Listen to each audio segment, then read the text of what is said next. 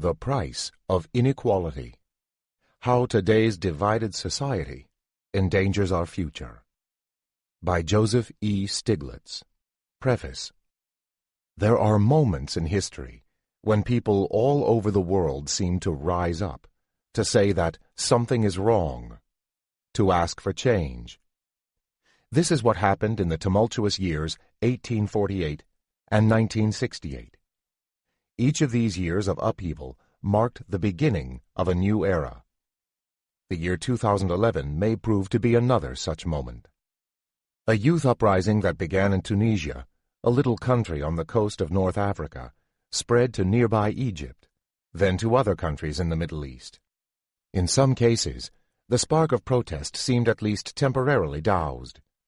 In others, though, small protests precipitated cataclysmic societal change, taking down long-established dictators such as Egypt's Hosni Mubarak and Libya's Muammar Gaddafi.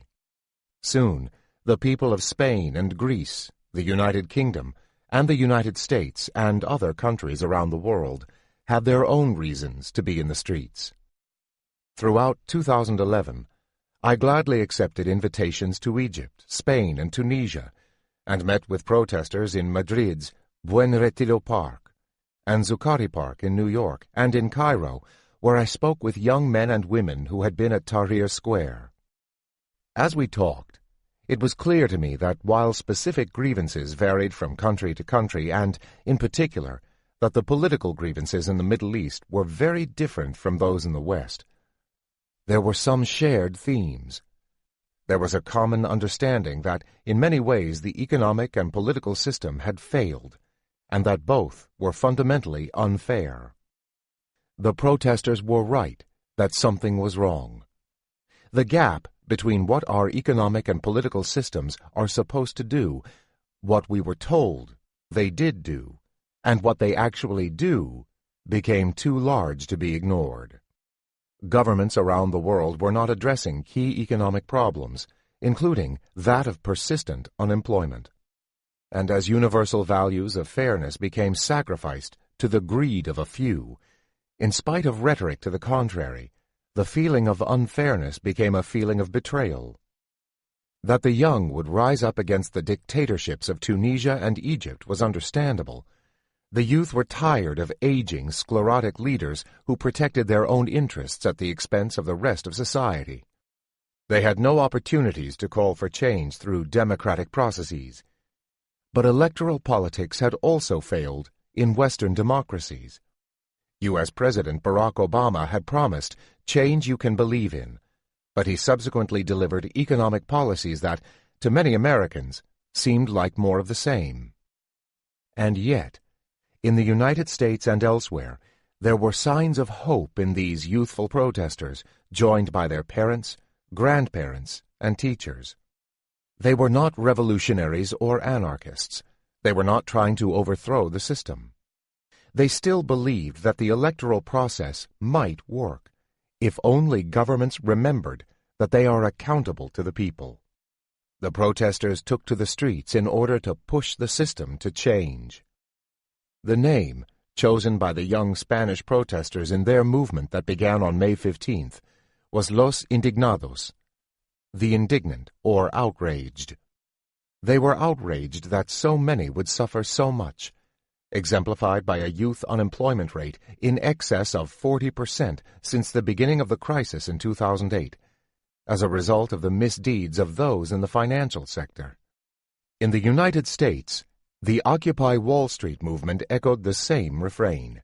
The unfairness of a situation in which so many lost their homes and their jobs, while the bankers enjoyed large bonuses, was grating. But the U.S. protests soon went beyond the focus on Wall Street to the broader inequalities in American society. Their slogan became the 99%.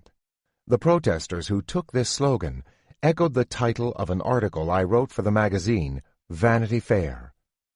Of the 1%, for the 1%, by the 1%. Which described the enormous increase in inequality in the United States and a political system that seemed to give disproportionate voice to those at the top. Three themes resonated around the world, that markets weren't working the way they were supposed to, for they were obviously neither efficient nor stable, that the political system hadn't corrected the market failures, and that the economic and political systems are fundamentally unfair. While this book focuses on the excessive inequality that marks the United States and some other advanced industrial countries today, it explains how the three themes are intimately interlinked.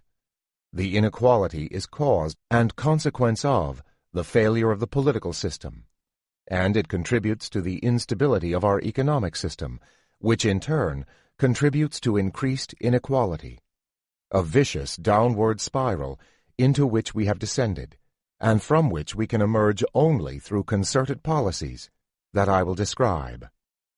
Before centering our attention on inequality, I want to set the scene by describing the broader failures of our economic system. The failure of markets. Markets have clearly not been working in the way that their boosters claim. Markets are supposed to be stable, but the global financial crisis showed that they could be very unstable, with devastating consequences. The bankers had taken bets that, without government assistance, would have brought them and the entire economy down. But a closer look at the system showed that this was not an accident. The bankers had incentives to behave this way. The virtue of the market is supposed to be its efficiency, but the market obviously is not efficient. The most basic law of economics, necessary if the economy is to be efficient, is that demand equals supply. But we have a world in which there are huge unmet needs, investments to bring the poor out of poverty, to promote development in less developed countries in Africa and other continents around the world, to retrofit the global economy to face the challenges of global warming. At the same time, we have vast underutilized resources, workers and machines that are idle and are not producing up to their potential. Unemployment, the inability of the market to generate jobs for so many citizens, is the worst failure of the market, the greatest source of inefficiency, and a major cause of inequality. As of March 2012, some 24 million Americans who would have liked a full-time job couldn't get one. In the United States, we are throwing millions out of their homes. We have empty homes and homeless people. But even before the crisis, the American economy had not been delivering what had been promised. Although there was growth in GDP, most citizens were seeing their standards of living erode. As Chapter 1 will discuss, for most American families, even before the onset of recession, incomes adjusted for inflation were lower than they had been a decade earlier. America had created a marvelous economic machine, but evidently one that worked only for those at the top. So much at stake. This book is about why our economic system is failing for most Americans, why inequality is growing to the extent it is, and what the consequences are.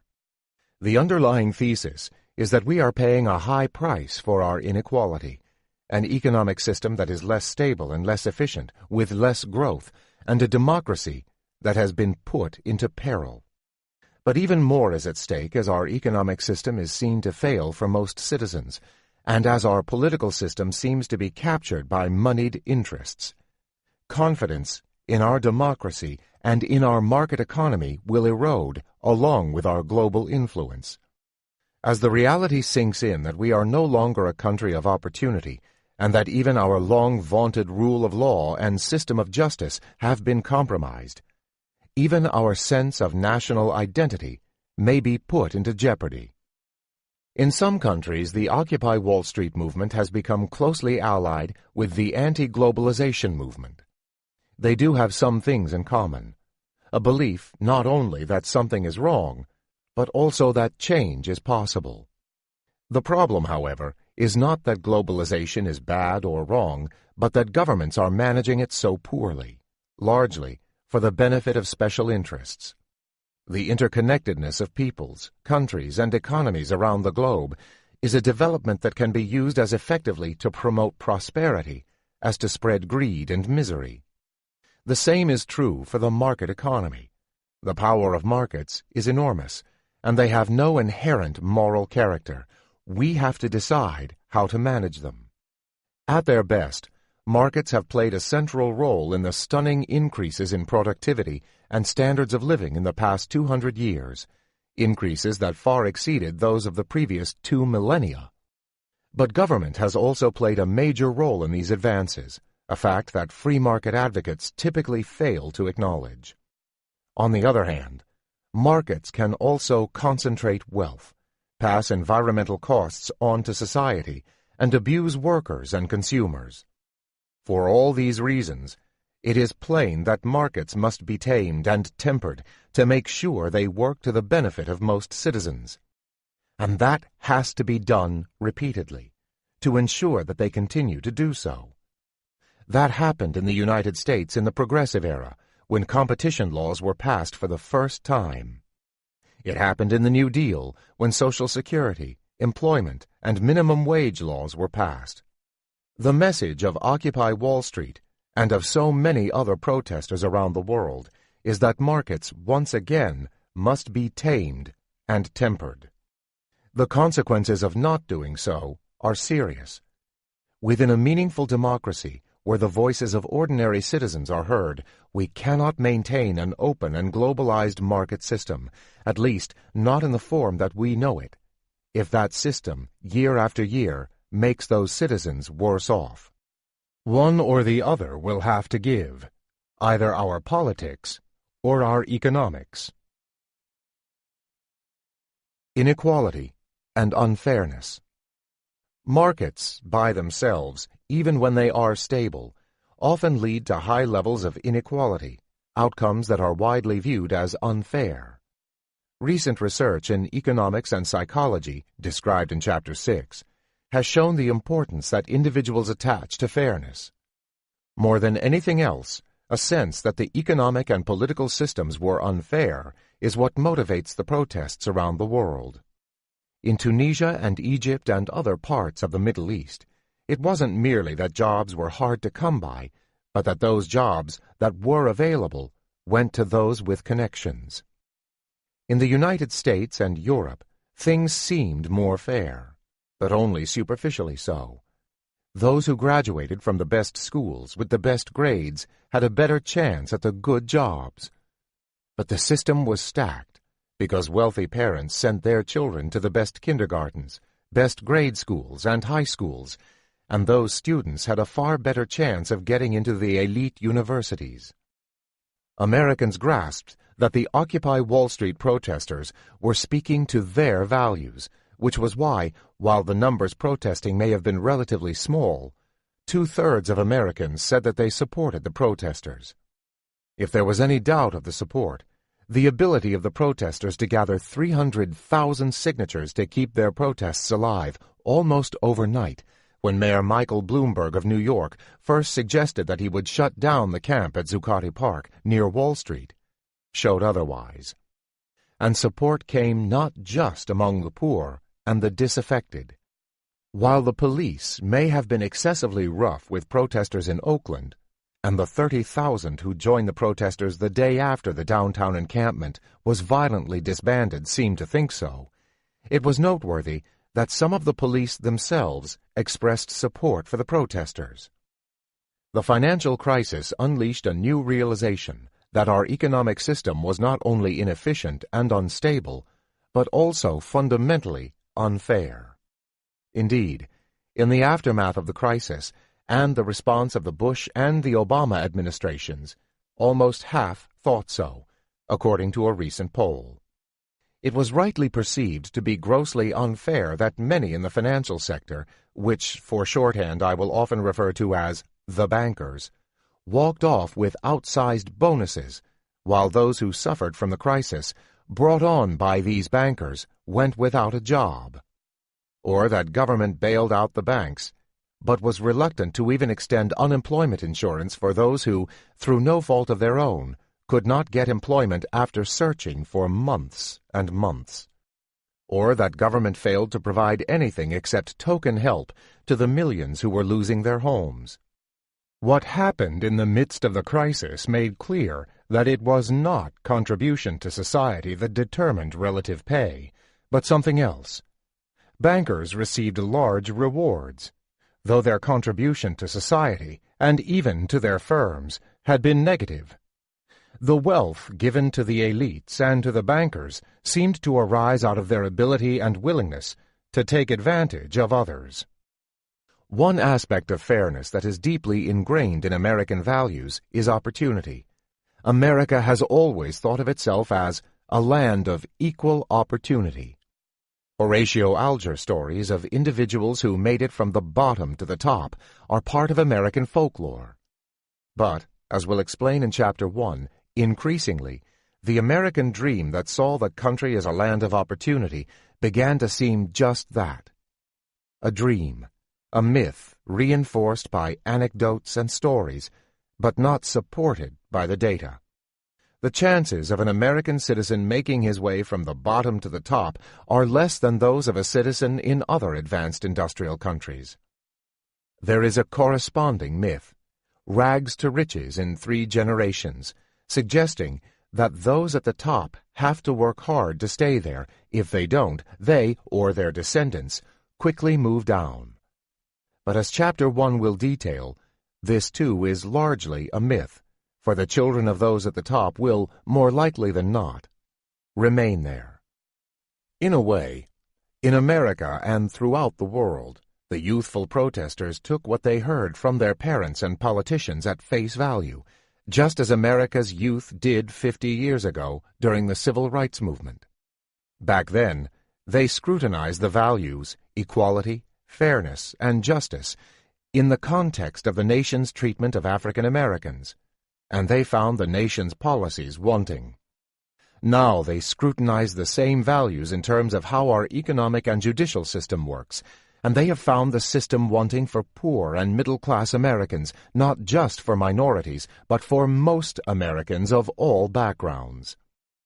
If President Obama and our court system had found those who brought the economy to the brink of ruin guilty of some malfeasance, then perhaps it would have been possible to say that the system was functioning. There was at least some sense of accountability. In fact, however, those who should have been so convicted were often not charged, and when they were charged, they were typically found innocent or at least not convicted. A few in the hedge fund industry have been convicted subsequently of insider trading, but this is a sideshow, almost a distraction. The hedge fund industry did not cause the crisis. It was the banks, and it is the bankers who have gone, almost to a person, free. If no one is accountable, if no individual can be blamed for what has happened, it means that the problem lies in the economic and political system. From social cohesion to class warfare. The slogan, "We are the 99%, may have marked an important turning point in the debate about inequality in the United States. Americans have always shied away from class analysis. America, we like to believe, is a middle-class country, and that belief helps bind us together. There should be no divisions between the upper and the lower classes, between the bourgeoisie and the workers. But if by a class-based society we mean one in which the prospects of those at the bottom to move up are low, America may have become even more class-based than old Europe, and our divisions have now become even greater than those there. Those in the 99% are continuing with the "we're all middle-class" tradition, with one slight modification. They recognize that we're actually not all moving up together. The vast majority is suffering together, and the very top, the 1%, is living a different life. The 99% marks an attempt to forge a new coalition, a new sense of national identity based not on the fiction of a universal middle class, but on the reality of the economic divides within our economy and our society.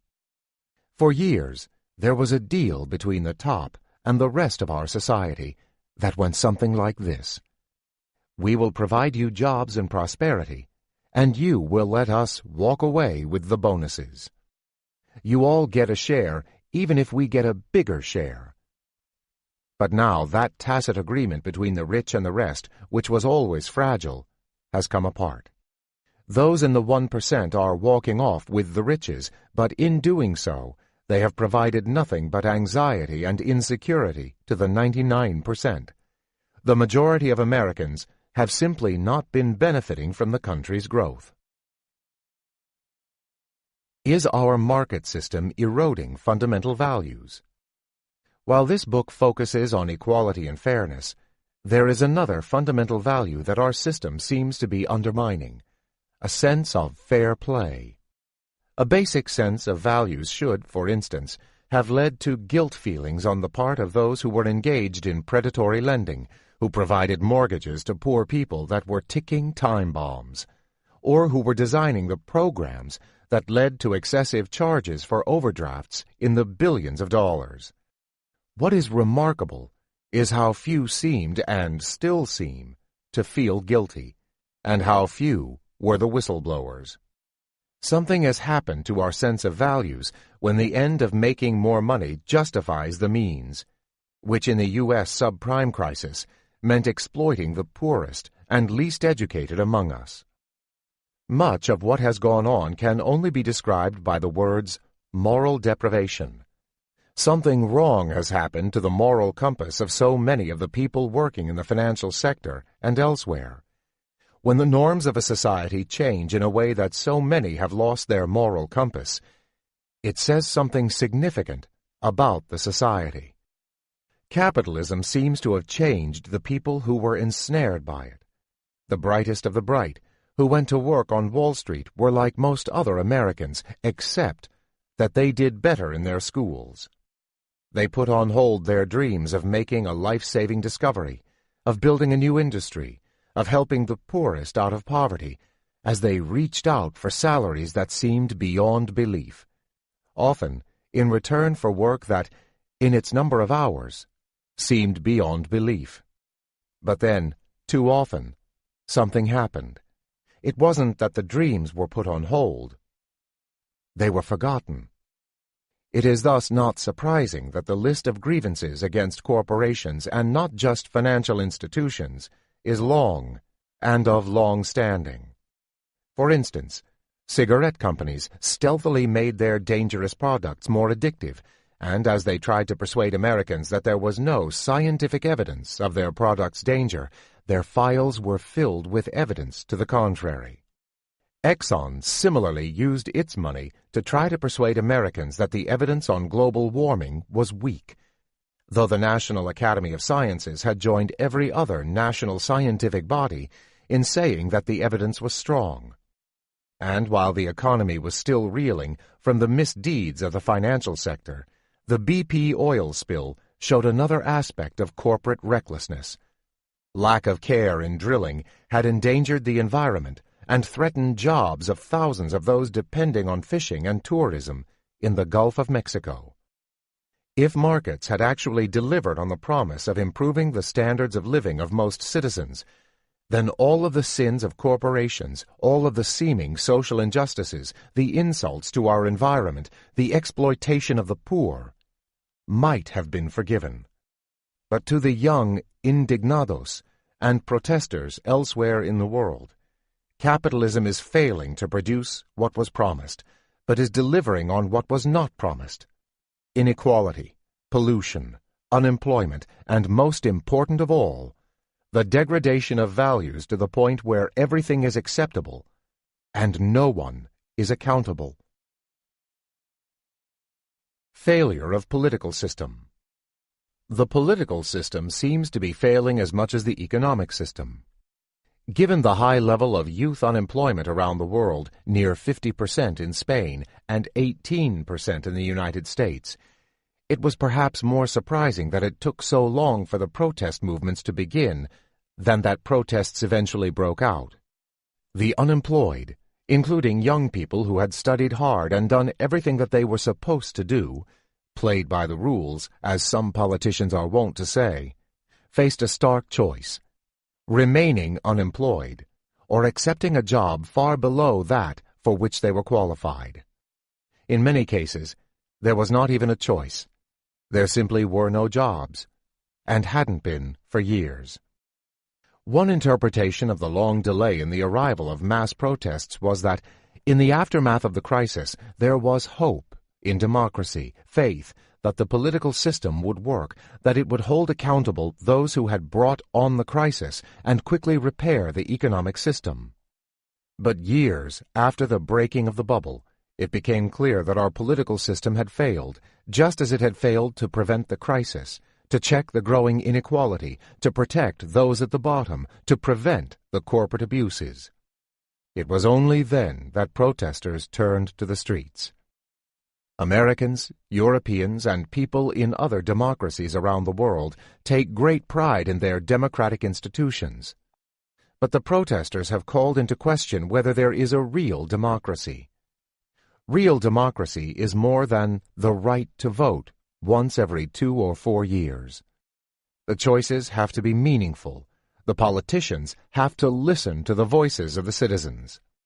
But increasingly, and especially in the United States, it seems that the political system is more akin to $1, 1 vote than to one person, 1 vote. Rather than correcting the market's failures, the political system was reinforcing them.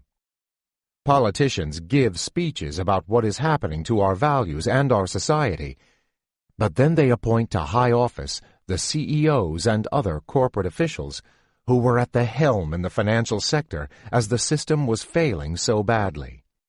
We shouldn't have expected the architects of the system that has not been working to rebuild the system to make it work, and especially work for most citizens.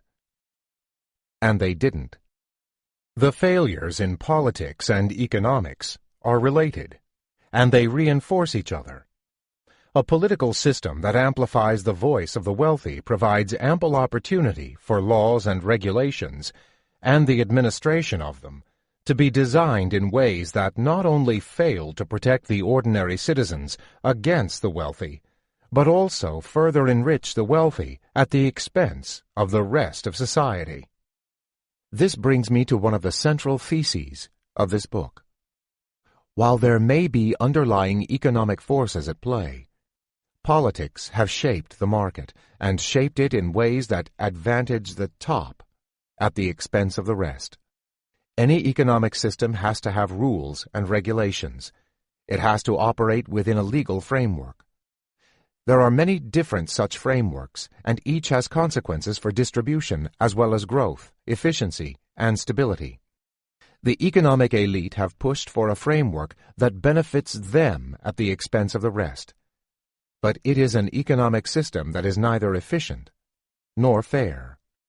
I explain how our inequality gets reflected in every important decision that we make as a nation, from our budget to our monetary policy, even to our system of justice, and show how these decisions themselves help perpetuate and exacerbate this inequality. Given a political system that is so sensitive to moneyed interests, growing economic inequality leads to a growing imbalance of political power, a vicious nexus between politics and economics. And the two together shape and are shaped by societal forces, social mores, and institutions that help reinforce this growing inequality. What the protesters are asking for, and what they are accomplishing. The protesters, perhaps more than most politicians, grasped what was going on. At one level, they are asking for so little, for a chance to use their skills, for the right to decent work at decent pay, for a fairer economy and society, one that treats them with dignity. In Europe and the United States, their requests are not revolutionary, but evolutionary. At another level, though, they are asking for a great deal, for a democracy where people, not dollars, matter, and for a market economy that delivers on what it is supposed to do. The two demands are related. Unfettered markets do not work well, as we have seen. For markets to work, the way markets are supposed to, there has to be appropriate government regulation, but for that to occur, we have to have a democracy that reflects the general interests, not the special interests or just those at the top. The protesters have been criticized for not having an agenda, but such criticism misses the point of protest movements. They are an expression of frustration with the political system and even, in those countries where there are elections, with the electoral process. They sound an alarm. In some ways, the protesters have already accomplished a great deal. Think tanks, government agencies, and the media have confirmed their allegations. The failures not just of the market system, but of the high and unjustifiable level of inequality. The expression, "we are the 99%, has entered into popular consciousness. No one can be sure where the movement will lead. But of this we can be sure. These young protesters have already altered public discourse and the consciousness of ordinary citizens and politicians alike." Concluding comments. In the weeks following the protest movements in Tunisia and Egypt, I wrote, in an early draft of my Vanity Fair article, "As we gaze out at the popular fervor in the streets, one question to ask ourselves is this: when will it come to America?" In important ways, our own country has become like one of these distant, troubled places. In particular, there is the stranglehold exercised on almost everything by that tiny sliver of people at the top, the wealthiest 1% of the population. It was to be but a few months before those protests reached the shores of this country. This book attempts to fathom the depths of one aspect of what has happened in the United States, how we became a society that was so unequal, with opportunities so diminished, and what those consequences are likely to be. The picture I paint today is bleak. We are only just beginning to grasp how far our country has deviated from our aspirations. But there is also a message of hope. There are alternative frameworks that will work better for the economy as a whole and, most importantly, for the vast majority of citizens. Part of this alternative framework entails a better balance between markets and the state, a perspective that is supported, as I shall explain, both by modern economic theory and by historical evidence. In these alternative frameworks, one of the roles that the government undertakes is to redistribute income, especially if the outcomes of market processes are too disparate. Critics of redistribution sometimes suggest that the cost of redistribution is too high. The disincentives, they claim, are too great, and the gains to the poor and those in the middle are more than offset by the losses to the top. It is often argued on the right that we could have more equality, but only at the steep price of slower growth and lower GDP. The reality, as I will show, is just the opposite. We have a system that has been working over time to move money from the bottom and the middle to the top. But the system is so inefficient that the gains to the top are far less than the losses to the middle and the bottom. We are, in fact, paying a high price for our growing and outsized inequality. Not only slower growth and lower GDP, but even more instability. And this is not to say anything about the other prices we are paying: a weakened democracy, a diminished sense of fairness and justice, and even, as I have suggested, a questioning of our sense of identity. A few words of caution. A few other prefatory remarks. I often use the term the 1% loosely to refer to the economic and political power of those at the top. In some cases, what I really have in mind is a much smaller group, the top 1/10 of 1%. In other cases, in discussing access to elite education, for instance, there is a somewhat larger gap, perhaps the top 5% or 10%. It may seem to listeners that I talk too much about the bankers and corporate CEOs, too much about the financial crisis of 2008 and its aftermath, especially, as I'll explain, since the problems of inequality in America are of longer standing. It is not just that they have become the whipping boys of popular opinion, they are emblematic of what has gone wrong. Much of the inequality at the top is associated with finance and corporate CEOs. But it's more than that. These leaders have helped shape our views about what is good economic policy, and unless and until we understand what is wrong with those views, and how, to too large an extent, they serve their interests at the expense of the rest, we won't be able to reformulate policies to ensure a more equitable, more efficient, more dynamic economy. Any popular book like this entails more sweeping generalizations than would be appropriate in more academic writing, which would be replete with qualifications and footnotes. For this I apologize in advance. So too I should emphasize that, in castigating bankers, I oversimplify. Many of the financiers that I know would agree with much that I have said. Some fought against the abusive practices and predatory lending. Some wanted to curb the banks' excessive risk-taking. Some believed that the banks should focus on their core businesses. There are even several banks that did just that. But it should be obvious that most important decision-makers did not, both before the crisis and after it.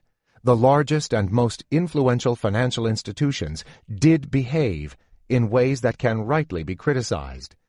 And someone has to take responsibility.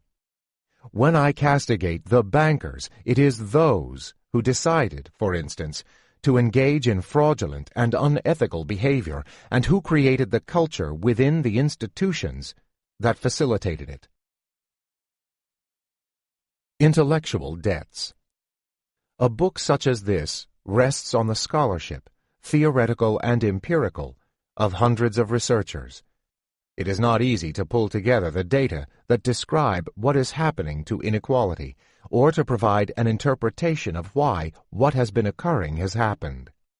Why is it that the rich are getting so much richer, that the middle is being hollowed out, and that the numbers in poverty are increasing?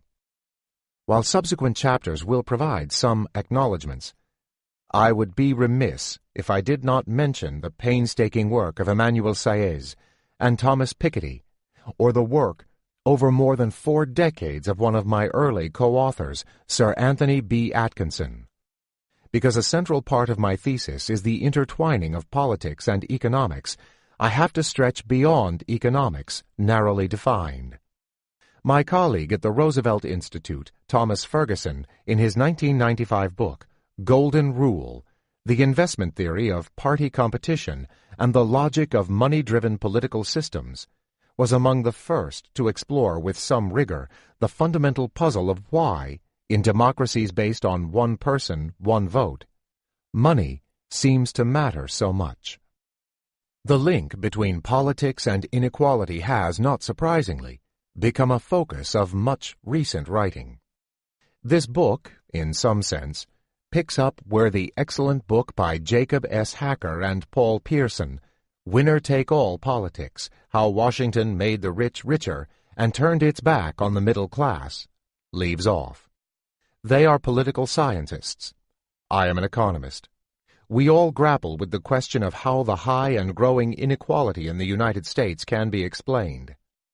I ask, how can we reconcile what has happened with standard economic theory? And though we approach the question through the lens of 2 different disciplines, we come to the same answer. To paraphrase President Clinton, it's the politics, stupid. Money speaks in politics as it does in the marketplace. That is so has long been evident and brought forth a bevy of books, such as Lawrence Lessig's Republic Lost, How Money Corrupts Congress, and A Plan to Stop It. It has also become increasingly clear that growing inequality is having a major effect on our democracy, as reflected in books such as Larry Bartell's Unequal Democracy, The Political Economy of the New Gilded Age, and Nolan McCarty, Keith T. Poole, and Howard Rosenthal's Polarized America, The Dance of Ideology and Unequal Riches. But how and why money should be so powerful in a democracy where each person has a vote, and most voters, by definition, are not in the 1%, has remained a mystery, on which I hope this book will shed a little light. Most importantly, I try to illuminate the nexus between economics and politics. While it has become evident that this growing inequality has been bad for our politics, as evidenced by the pack of books just mentioned, I explain how it is also very bad for our economy. A few personal notes. I return, in this book, to a subject that drew me into the study of economics a half-century ago. I was initially a physics major at Amherst College. I loved the elegance of the mathematical theories that described our world. But my heart lay elsewhere. In the social and economic upheaval of the time, the civil rights movement in the United States, and the fight for development and against colonialism in what was called then the Third World. Part of this yearning was rooted in my experience growing up in the heartland of industrial America, in Gary, Indiana. There I saw at first hand inequality, discrimination, unemployment, and recessions. As a 10-year-old, I wondered why the kindly woman who took care of me much of the day had only a 6th-grade education, in this country that seemed so affluent, and I wondered why she was taking care of me rather than her own children. In an era when most Americans saw economics as the science of money, I was, in some ways, an unlikely candidate to become an economist. My family was politically engaged, and I was told that money wasn't important, that money would never buy happiness, that what was important was service to others and the life of the mind. In the tumult of the 1960s, though, as I became exposed to new ideas at Amherst, I saw that economics was much more than the study of money. It was actually a form of inquiry that could address the fundamental causes of inequity, and to which I could effectively devote my proclivity for mathematical theories. The major subject of my doctoral dissertation at MIT was inequality, its evolution over time, and its consequences for macroeconomic behavior, and especially growth. I took some of the standard assumptions of what is called the neoclassical model and showed that under those assumptions there should be a convergence to equality among individuals. It was clear that something was wrong with the standard model, just as it was clear to me, having grown up in Gary, that something was wrong with a standard model that said the economy was efficient and there was no unemployment or discrimination. It was the realization that the standard model didn't describe well the world we lived in that set me off on a quest for alternative models in which market imperfections, and especially imperfections of information and irrationalities, would play such an important role. Ironically, as these ideas developed and gained currency within some parts of the economics profession, the opposite notion, that markets worked well or would if only the government kept out of the way, took hold within much of the public discourse. This book, like several of those that preceded it, is an attempt to set the record straight. Chapter 1. America's 1% Problem. The 2007-2008 financial crisis and Great Recession that followed cast vast numbers of Americans adrift amid the flotsam and jetsam of an increasingly dysfunctional form of capitalism. A half-decade later, 1 out of 6 Americans who would like a full-time job still couldn't find one. Some 8 million families had been told to leave their homes, and millions more anticipated seeing foreclosure notices in the not-too-distant future. Still more saw their lifetime savings seemingly evaporate. Even if some of the green shoots that the optimists kept seeing were, in fact, the harbinger of a real recovery, it would be years, 2018 at the earliest, before the economy returned to full employment. By 2012, many, however, had already given up hope. The savings of those who had lost their jobs in 2008 or 2009 had been spent. Unemployment checks had run out. Middle-aged people, once confident of a swift return to the workforce, came to realize they were in fact forcibly retired. Young people, fresh out of college with tens of thousands of dollars in debt, couldn't find any work at all. People who had moved in with friends and relatives at the start of the crisis had become homeless. Houses bought during the property boom were still on the market or sold at a loss. Many more stood empty. The grim underpinnings of the financial boom of the preceding decade lay exposed at last. One of the darkest sides to the market economy that came to light was the large and growing inequality that has left the American social fabric and the country's economic sustainability fraying at the edges.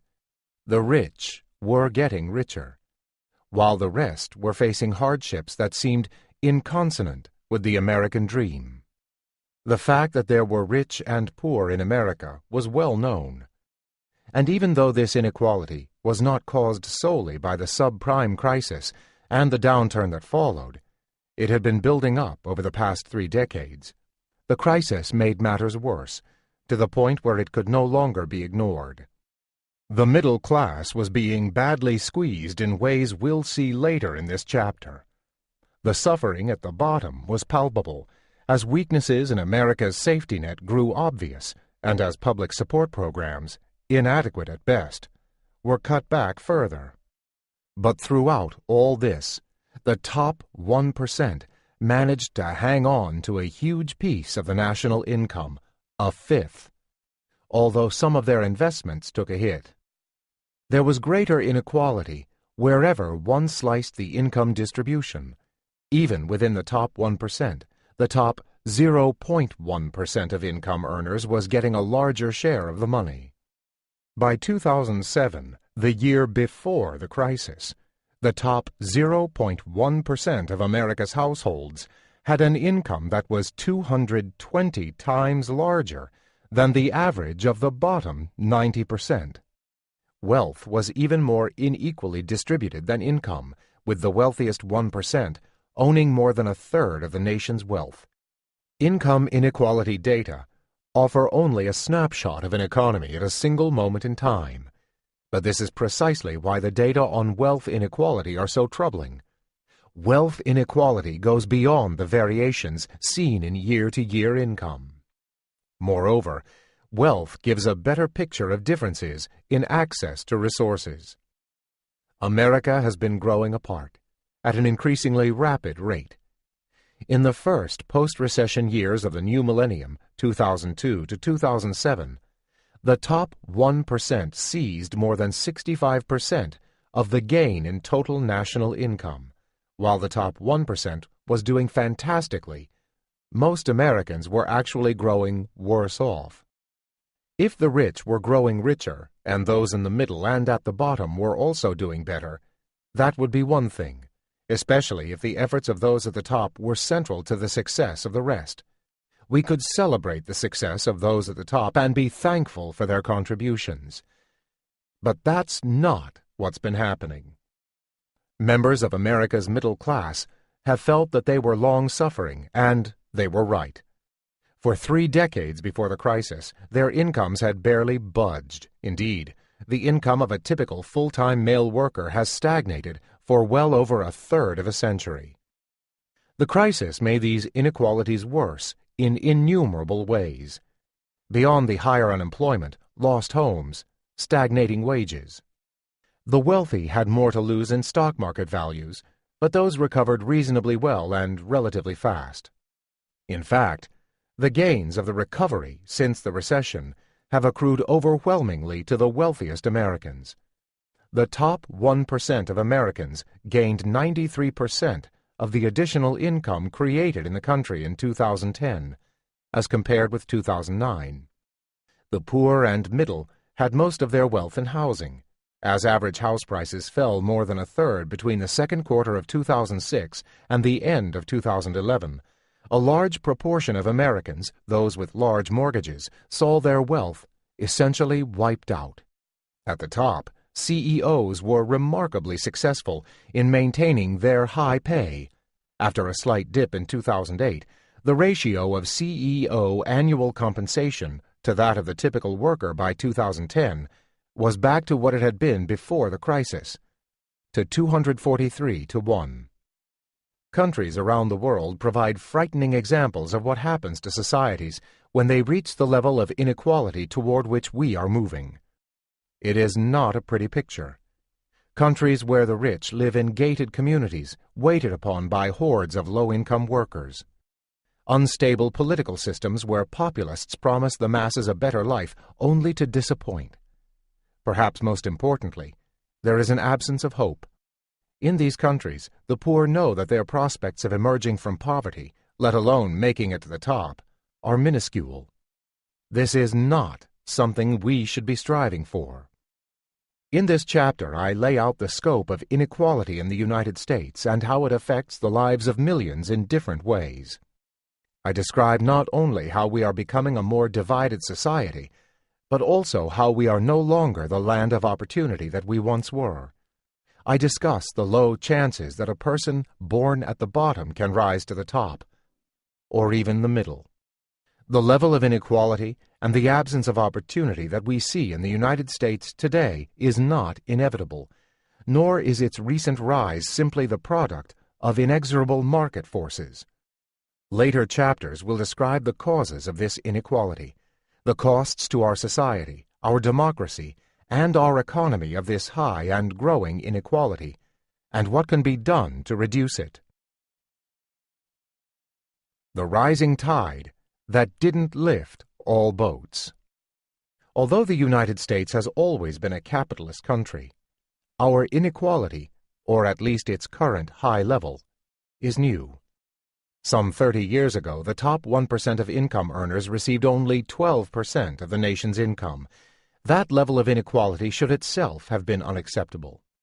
But since then, the disparity has grown dramatically, so that by 2007, the average after-tax income of the top 1% had reached $1.3 million, but that of the bottom 20% amounted to only $17,800.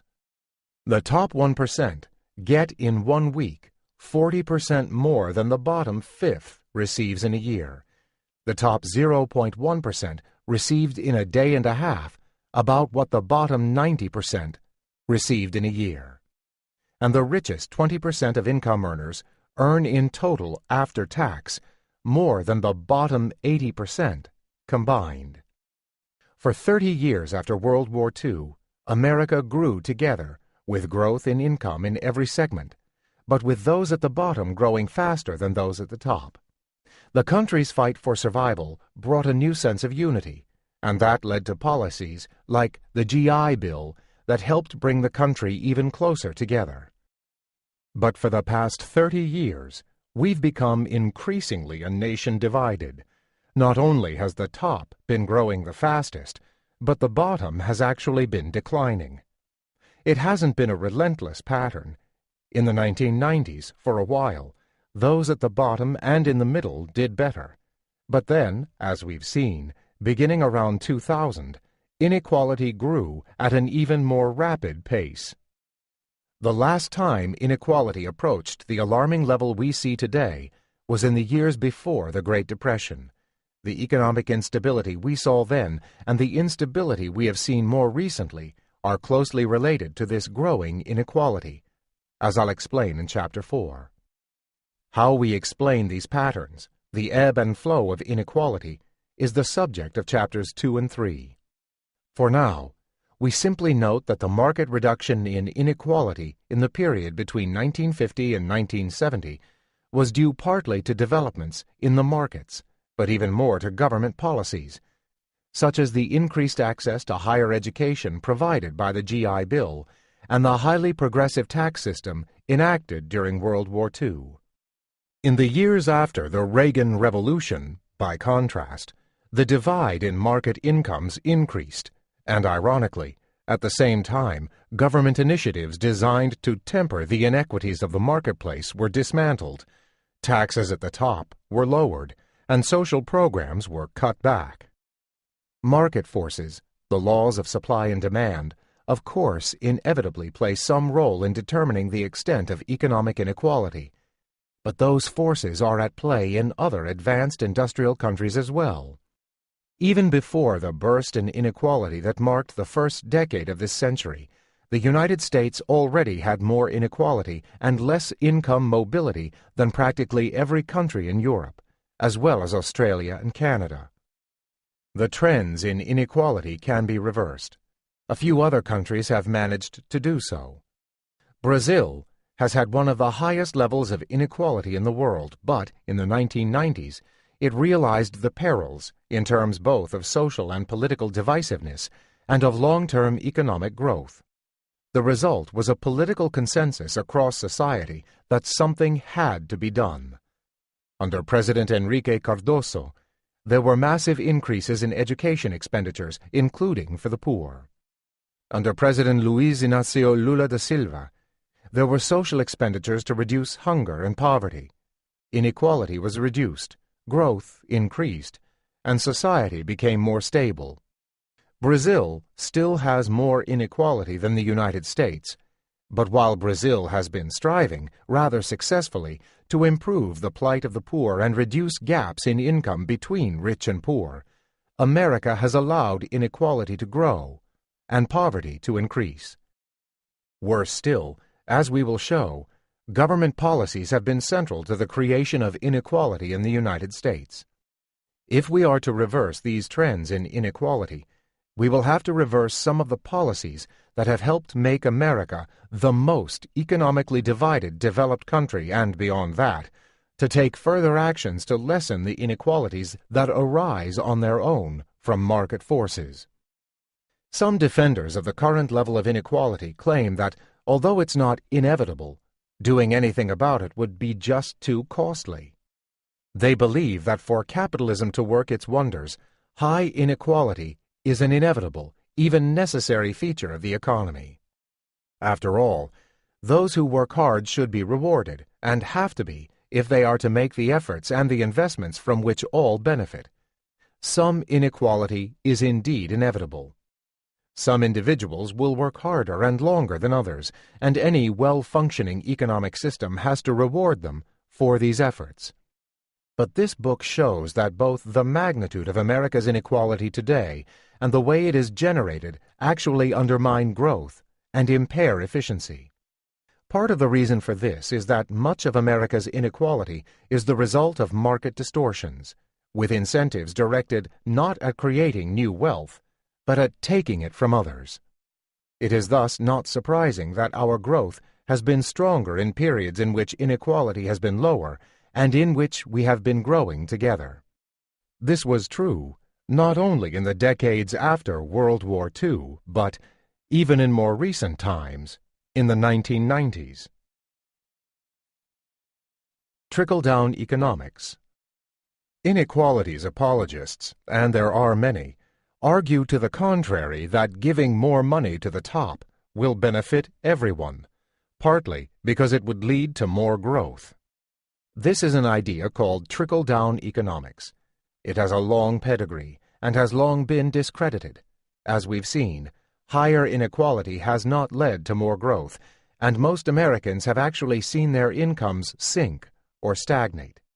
What America has been experiencing in recent years is the opposite of trickle-down economics. The riches accruing to the top have come at the expense of those down below. One can think of what's been happening in terms of slices of a pie. If the pie were equally divided, everyone would get a slice of the same size, so the top 1% would get 1% of the pie. In fact, they get a very big slice, about a fifth of the entire pie, but that means everyone else gets a smaller slice. Now, those who believe in trickle-down economics call this the politics of envy. One should not look at the relative size of the slices, but at the absolute size. Giving more to the rich leads to a larger pie, so, though the poor and middle get a smaller share of the pie, the piece of pie they get is enlarged. I wish that were so, but it's not. In fact, it's the opposite. As we noted, in the period of increasing inequality, growth has been slower, and the size of the slice given to most Americans has been diminishing. Young men aged 25 to 34 who are less educated have an even harder time. Those who have only graduated from high school have seen their real incomes decline by more than a quarter in the last 25 years. But even households of individuals with a bachelor's degree or higher have not done well. Their median income, adjusted for inflation, fell by a tenth from 2000 to 2010. Median income is the income such that half have an income greater than that number, half less. We'll show later that whereas trickle-down economics doesn't work, trickle-up economics may. All, even those at the top, could benefit by giving more to those at the bottom and the middle. A snapshot of America's inequality. The simple story of America is this. The rich are getting richer. The richest of the rich are getting still richer. The poor are becoming poorer and more numerous, and the middle class is being hollowed out. The incomes of the middle class are stagnating or falling, and the difference between them and the truly rich is increasing. Disparities in household incomes are related to disparities in wages and wealth, and income from capital, and inequality in both is increasing. Just as overall inequality has been growing, so have inequalities in wages and salaries. For instance, over the last 3 decades, those with low wages, in the bottom 90%, have seen a growth of only around 15% in their wages, while those in the top 1% have seen an increase of almost 150%, and the top 0.1% of more than 300%. Meanwhile, changes in the wealth picture are even more dramatic. For the quarter century before the crisis, while everyone was getting wealthier, the rich were getting wealthier at a more rapid pace. As we noted, however, much of the wealth of the bottom and the middle, resting on the value of their homes, was phantom wealth, based on bubble housing prices, and while everyone lost out in the midst of the crisis, those at the top quickly recovered, but the bottom and middle did not. Even after the wealthy lost some of their wealth as stock prices declined in the Great Recession, the wealthiest 1% of households had 225 times the wealth of the typical American, almost double the ratio in 1962 or 1983. Given the inequality in wealth, it's not surprising that those at the top get the lion's share of the income from capital. Before the crisis in 2007, some 57% went to the top 1%. Nor is it surprising that those in the top 1% have received an even larger share of the increase in capital income in the period after 1979, some 7/8, while those in the bottom 95% have gotten less than 3% of the increment. These broad-spectrum numbers, while alarming, can fail to capture the current disparities with sufficient force. For an even more striking illustration of the state of inequality in America, consider the Walton family. The 6 heirs to the Walmart empire command wealth of $69.7 billion, which is equivalent to the wealth of the entire bottom 30% of U.S. society. The numbers may not be as surprising as they seem, simply because those at the bottom have so little wealth. Polarization. America has always thought of itself as a middle-class country. No one wants to think of himself as privileged, and no one wants to think of his family as among the poor. But in recent years, America's middle class has become eviscerated, as the good middle-class jobs, requiring a moderate level of skills like auto workers' jobs, seemed to be disappearing relative to those at the bottom, requiring few skills, and those at the top, requiring greater skill levels. Economists refer to this as the polarization of the labor force. We'll discuss some of the theories explaining why this is happening and what can be done about it in Chapter 3. The collapse of the good jobs has happened during the last quarter century and, not surprisingly, wages for such jobs have gone down, and the disparity between wages at the top and those in the middle has increased. The polarization of the labor force has meant that, while more of the money is going to the top, more of the people are going toward the bottom. The Great Recession makes hard lives even harder. America's economic divide has grown so large that it's hard for those in the 1% to imagine what life at the bottom, and increasingly in the middle, is like. Consider for a moment a household with a single earner and 2 children. Assume that the earner is in good health and manages to work a full 40 hours a week. The average work week of American workers is only 34 hours. At a wage somewhat above the minimum, say around $8.50 per hour, so that after paying his Social Security tax, he gets $8 per hour, and thus receives $16,640 for his 2,080 hours. Assume he pays no income tax, but his employer charges him $200 a month for health insurance for his entire family and picks up the rest of the $550 per month cost of insurance. This brings his take-home pay to $14,240 a year. If he is lucky, he might be able to find a 2-bedroom apartment with utilities included for $700 a month. This leaves him with $5,840 to cover all other family expenses for the year. Like most Americans, he may consider a car a basic necessity. Insurance, gas, maintenance, and depreciation on the vehicle could easily take up some $3,000. The family's remaining funds are $2,840, under $3 a day per person, to cover basic expenses like food and clothing, not to mention things that make life worth living, like entertainment. If something goes wrong, there is simply no buffer. As America went into the Great Recession, something did go wrong. For our hypothetical family and millions of real Americans nationwide, jobs were lost. The value of their homes, their major asset, plummeted. And as government revenues fell, safety nets were cut back just when they were needed most. Even before the crisis, America's poor lived on the precipice. But with the Great Recession, that became increasingly true even of the middle class. The human stories of this crisis are replete with tragedies. One missed mortgage payment escalates into a lost house. Homelessness escalates into lost jobs and the eventual destruction of families. For these families, one shock may be manageable, the second is not. As some 50 million Americans lack health insurance, an illness can push the entire family close to edge. A second illness, the loss of a job, or an auto accident can push them over. Indeed, recent research has shown that by far the largest fraction of personal bankruptcies involve the illness of a family member.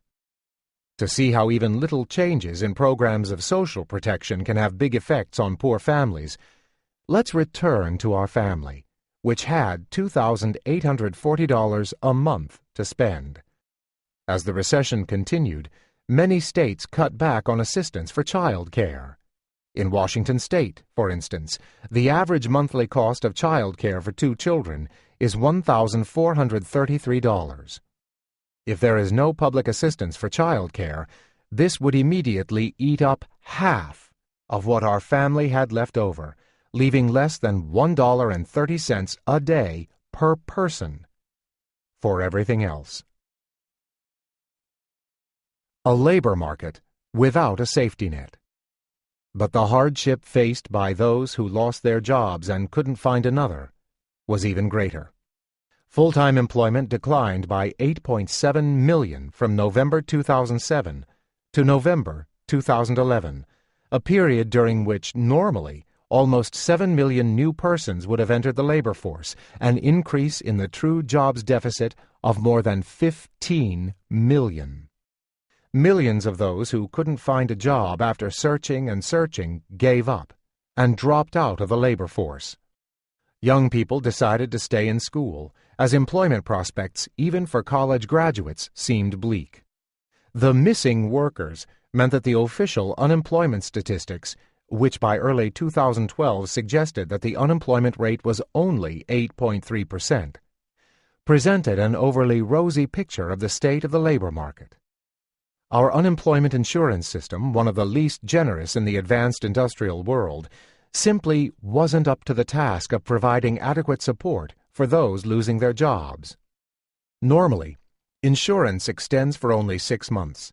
Before the crisis, a dynamic labor market at full employment meant that most of those who wanted a job could find one within a short time, even if the job wasn't up to their expectations or skills. But in the Great Recession, that was no longer true. Almost half of the jobless were long-term unemployed. The term of eligibility for unemployment insurance was extended, typically after a very hard congressional debate. But even so, millions are finding that they are still unemployed when the benefits expire. As the recession and the weak job market continued into 2010, a new segment of our society emerged: the 99ers, those who had been unemployed for more than 99 weeks, and even in the best states, even with federal assistance, they were left out in the cold. They looked for work, but there just weren't enough jobs to be had. There were 4 job seekers for every job. And given how much political capital had to be spent to extend unemployment insurance to 52, 72, or 99 weeks, few politicians even proposed to do anything about the 99ers. A poll by the New York Times late in 2011 revealed the extent of the inadequacies in our unemployment insurance system. Only 38% of the unemployed were then receiving unemployment benefits, and some 44% had never received any. Of those receiving assistance, 70% thought that it was very or somewhat likely that the benefits would run out before they got a job. For 3/4 of those on assistance, the benefits fell far short of their previous income. Not surprisingly, more than half of the unemployed had experienced emotional or health problems as a result of being jobless, but could not get treatment, since more than half of the unemployed had no health insurance coverage. Many of the unemployed who were middle-aged saw no prospect of ever finding another job. For those over 45, the average duration of unemployment is already approaching 1 year. The only positive note in the survey was the optimistic response that, overall, 70% thought it was very or somewhat likely that they would get a job in the next 12 months. American optimism, it seemed, still survived. Before the recession, the United States appeared in some ways to be performing better than other countries. While wages, say, in the middle, might not be growing, at least everyone who wanted a job could get one. This was the long-vaunted advantage of flexible labor markets. But the crisis showed that even this advantage seemed to be disappearing, as America's labor markets increasingly resembled those of Europe, with not merely high but long-lasting unemployment. The young are frustrated, but I suspect that upon learning what the current trend portends, they would be even more so. Those who remain unemployed for an extended period of time have lower lifetime employment prospects than those with similar qualifications who have been luckier in the job market. Even when they get a job, it will be at a lower wage than that of persons with similar qualifications. Indeed, the bad luck of entering the labor force in a year of high unemployment shows up in the lifelong earnings of these individuals. Economic insecurity. It is easy to understand the growing insecurity that so many Americans feel. Even the employed know that their jobs are at risk, and that with the high level of unemployment and the low level of social protection, their lives could suddenly take a turn for the worse. The loss of a job meant the loss of health insurance and perhaps even the loss of their home. Those with seemingly secure jobs faced an insecure retirement because in recent years the United States has changed how it manages pensions. Most retirement benefits used to be provided through defined benefit retirement schemes, where individuals could be sure of what they would get when they retired, with corporations bearing the risk of stock market fluctuations. But now, most workers have defined contribution schemes where the individual is left with the responsibility of managing his retirement accounts and bearing the risk of stock market fluctuations and inflation. There's the obvious danger.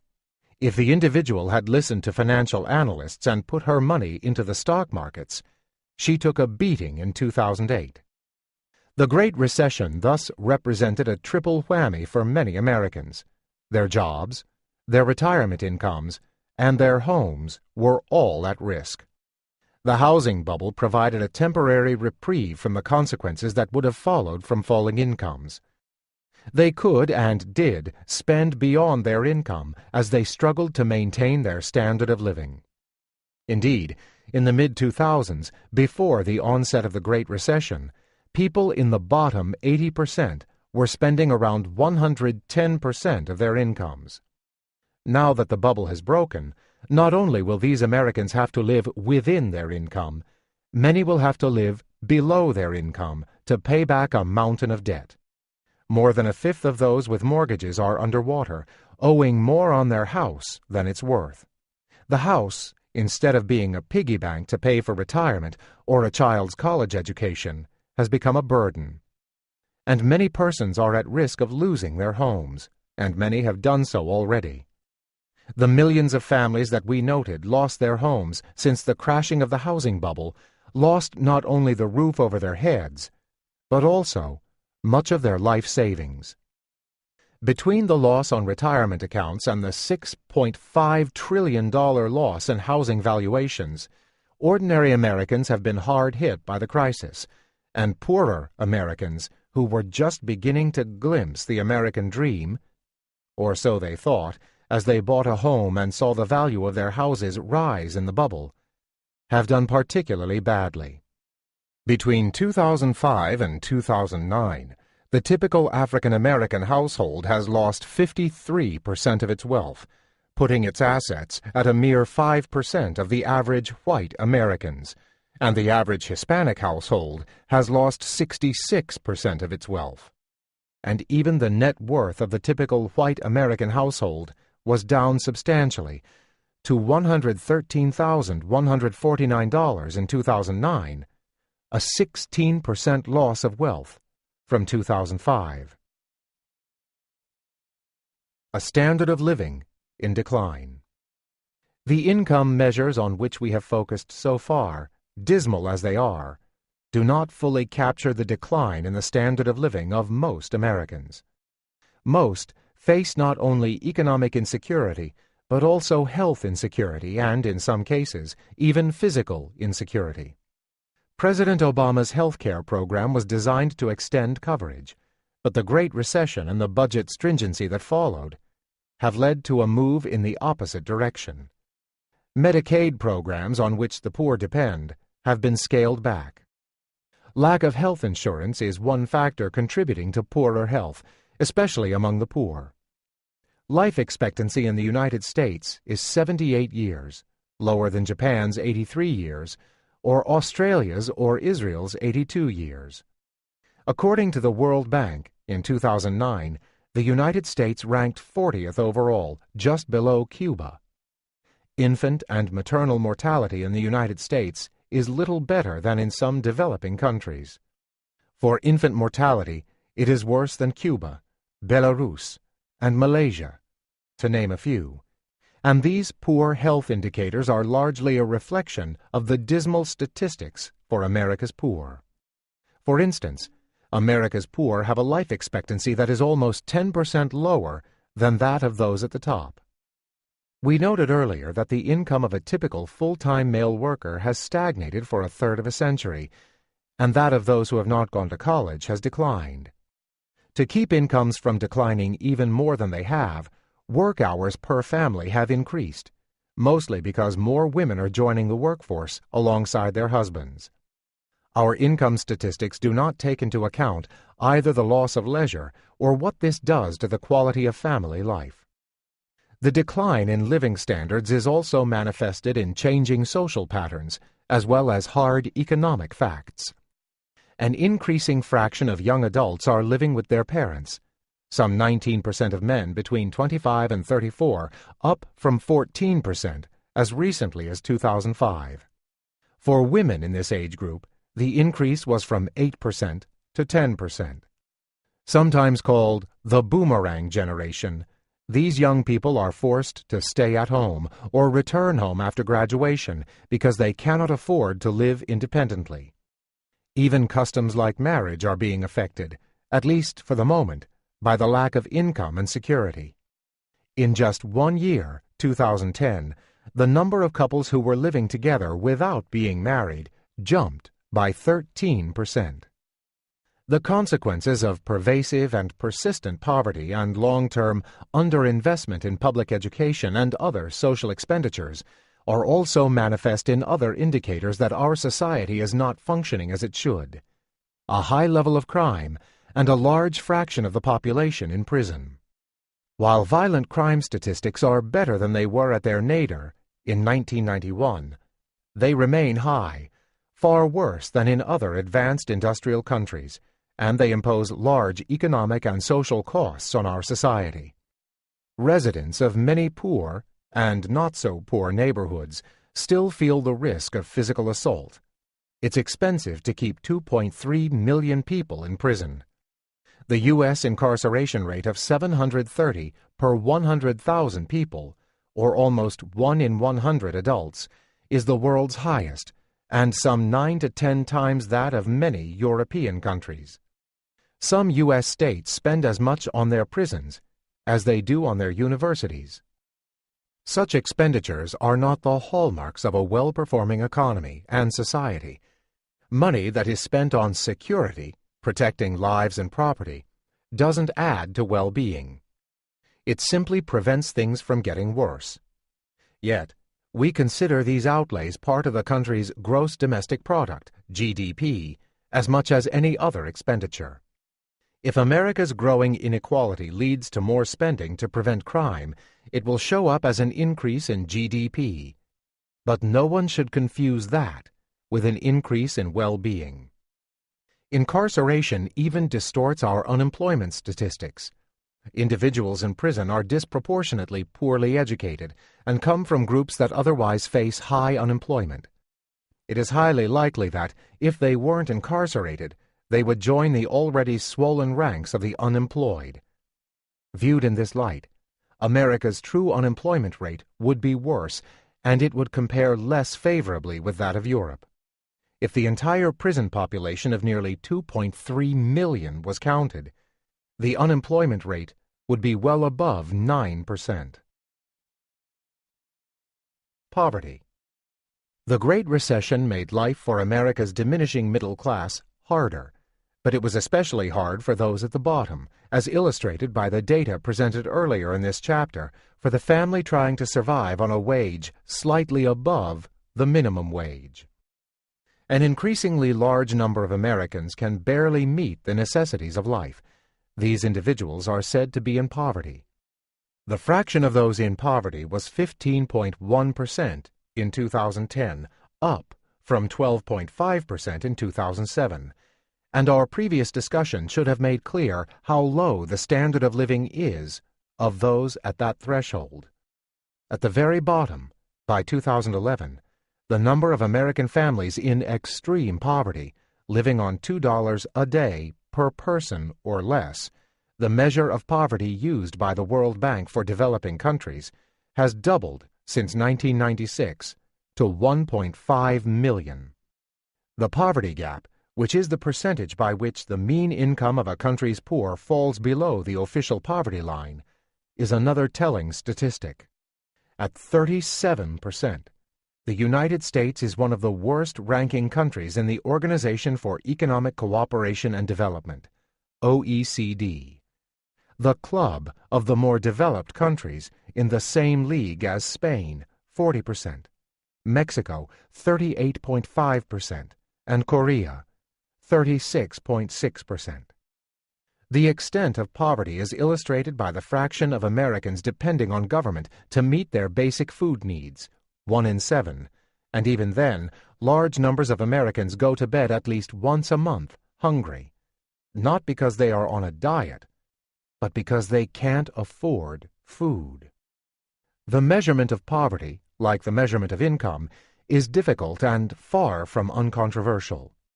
Until 2011, standard poverty measures focused on income before the effects of government programs are taken into account, and those are the numbers I just cited. This is what life would be like in the absence of government safety nets.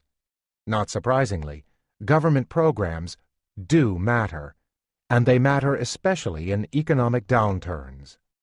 Many of the programs, like unemployment insurance, provide only short-term assistance. They are directed at those facing temporary hardship. With the reform of the welfare system in 1996, Personal Responsibility and Work Opportunity Reconciliation Act, welfare payments, too, became time-limited. Federal funds are generally limited to, at most, 5 years. Looking at these programs and simultaneously examining more carefully the different needs of various groups in society, those in the rural sector face lower housing costs, the elderly face higher medical costs, yields a more nuanced picture of poverty, one in which there are fewer rural poor, more urban poor, fewer poor children, and more poor elderly than in the older measures, which didn't take into account the different circumstances of different groups of the poor. Under this new measure, as well as by the old, the numbers in poverty have been increasing rapidly, by some 6% just from 2009 to 2010 alone, and the numbers in poverty under the new measure are even higher than under the old, so that almost 1 out of 6 Americans is now in poverty. It may be true that the poor always ye have with you, but that doesn't mean that there have to be so many poor, or that they should suffer so much. We have the wealth and resources to eliminate poverty. Social Security and Medicare have almost eliminated poverty among the elderly, and other countries, not as rich as the United States, have done a better job of reducing poverty and inequality. It is particularly disturbing that today almost a quarter of all children live in poverty. Not doing anything about their plight is a political choice that will have long-lasting consequences for our country. Opportunity. Belief in America's essential fairness, that we live in a land of equal opportunity, helps bind us together. That, at least, is the American myth, powerful and enduring. Increasingly, it is just that, a myth. Of course, there are exceptions, but for economists and sociologists, what matters are not the few success stories, but what happens to most of those at the bottom and in the middle. What are their chances of making it, say, to the top? What is the likelihood that their children will be better off than they? If America were really a land of opportunity, the life chances of success of, say, winding up in the top 10%, of someone born to a poor or less educated family would be the same as those of someone born to a rich, well-educated, and well-connected family. But that's simply not the case, and there is some evidence that it's getting less so. Indeed, according to the Economic Mobility Project, there is a stronger link between parental education and children's economic, educational, and socio-emotional outcomes in the United States than in any other country investigated, including those of Old Europe, the UK, France, Germany, and Italy, other English-speaking countries, Canada and Australia, and the Nordic countries, Sweden, Finland, and Denmark, where the results were more expected. A variety of other studies have corroborated these findings. This decline in opportunity has gone hand in hand with our growing inequality. In fact, that pattern has been observed across countries. Countries with more inequality systematically have less equality of opportunity. Inequality persists. But what's particularly disturbing about this relationship is what it bodes for the country's future. The growing inequality over recent years suggests that the level of opportunity in the future will be diminished and the level of inequality will be increased. unless we do something.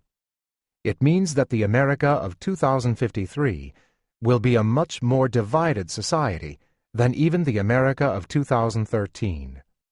All the social, political, and economic problems arising out of inequality that we discuss in subsequent chapters will be that much worse.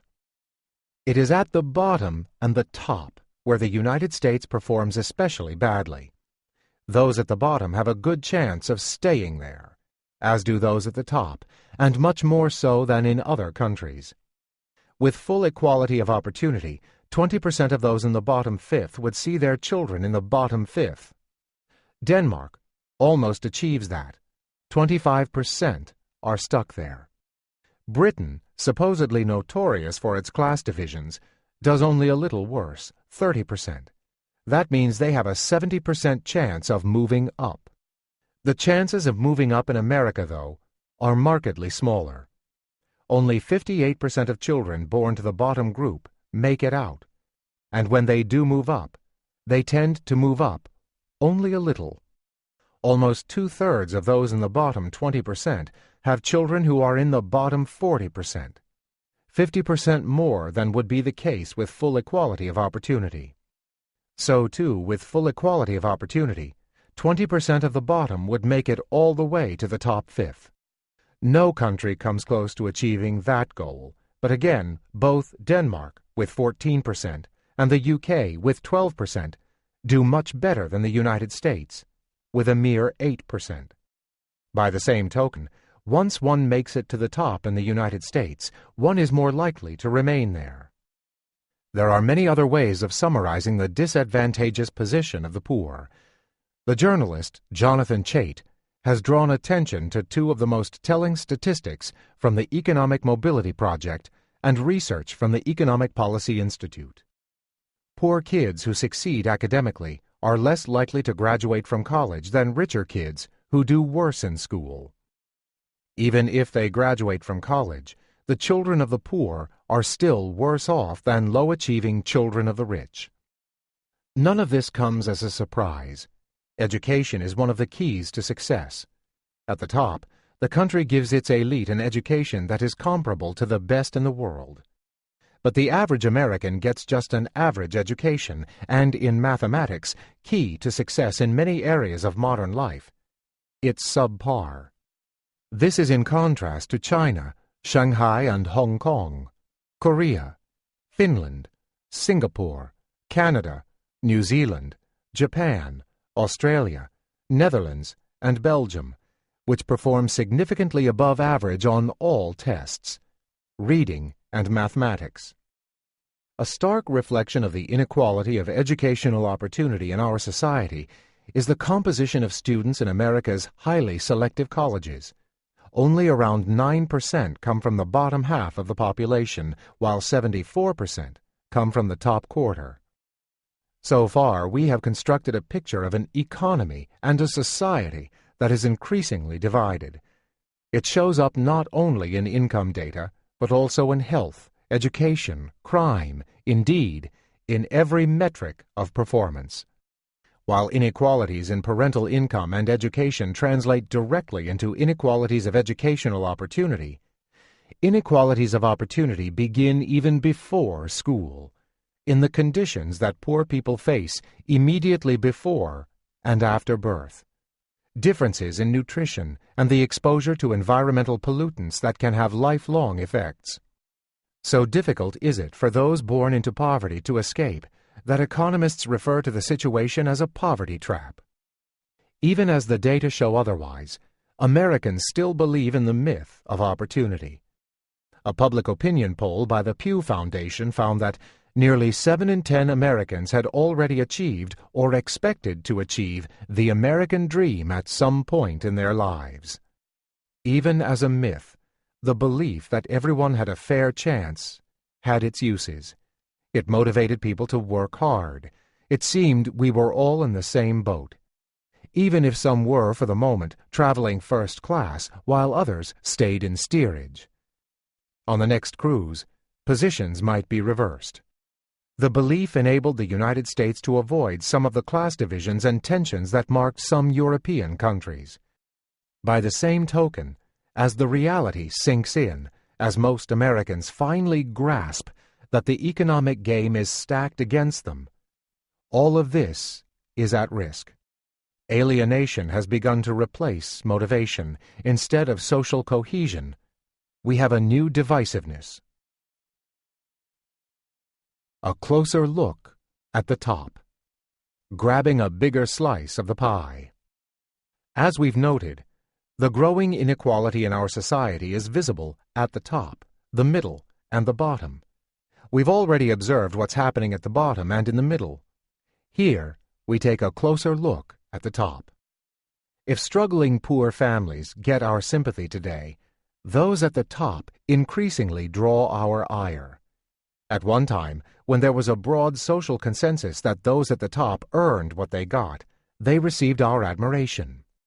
In the recent crisis, however, bank executives received outsized bonuses for outsized losses, and firms fired workers claiming they couldn't afford them, only to use the savings to increase executive bonuses still more. The result was that admiration at their cleverness turned to anger at their insensitivities. Numbers on compensation of corporate executives, including those who brought on the crisis, tell the story. We described earlier the huge gap between CEO pay and that of the typical worker, more than 200 times greater, a number markedly higher than in other countries. In Japan, for instance, the corresponding ratio is 16-1, and even markedly higher than it was in the United States a quarter-century ago. The old U.S. ratio of 30-1 now seems quaint by comparison.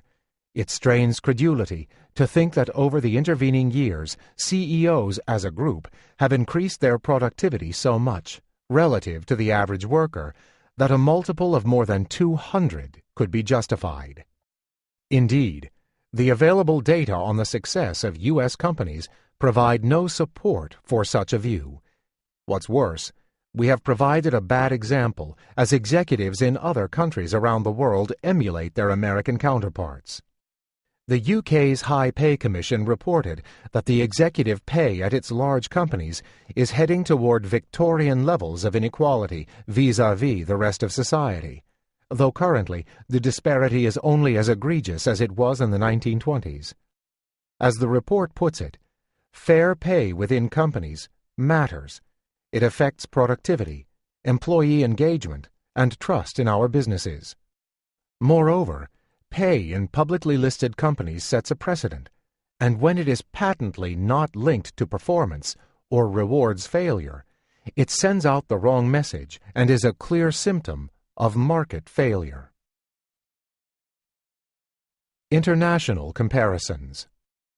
As we look out at the world, the United States not only has the highest level of inequality among the advanced industrial countries, but the level of its inequality is increasing in absolute terms relative to that in other countries. The United States was the most unequal of the advanced industrial countries in the mid-1980s, and it has maintained that position. In fact, the gap between it and many other countries has increased. From the mid-1980s, France, Hungary, and Belgium have seen no significant increase in inequality, while Turkey and Greece have actually seen a decrease in inequality. We are now approaching the level of inequality that marks dysfunctional societies. It is a club that we would distinctly not want to join, including Iran, Jamaica, Uganda, and the Philippines. Because we have so much inequality and because it is on the rise, what's happening to income, or GDP, per capita doesn't tell us much about what the typical American is experiencing. If Bill Gates and Warren Buffett's incomes go up, the average income for America goes up. More meaningful is what's happening to the median income, the income of the family in the middle, which, as we saw, has been stagnating or even falling in recent years. The UNDP, the UN Development Program, has developed a standard measure of human development, which aggregates measures of income, health, and education. It then adjusts those numbers to reflect inequality. Before adjustment for inequality, the United States looked reasonably good in 2011, fourth behind Norway, Australia, and Netherlands.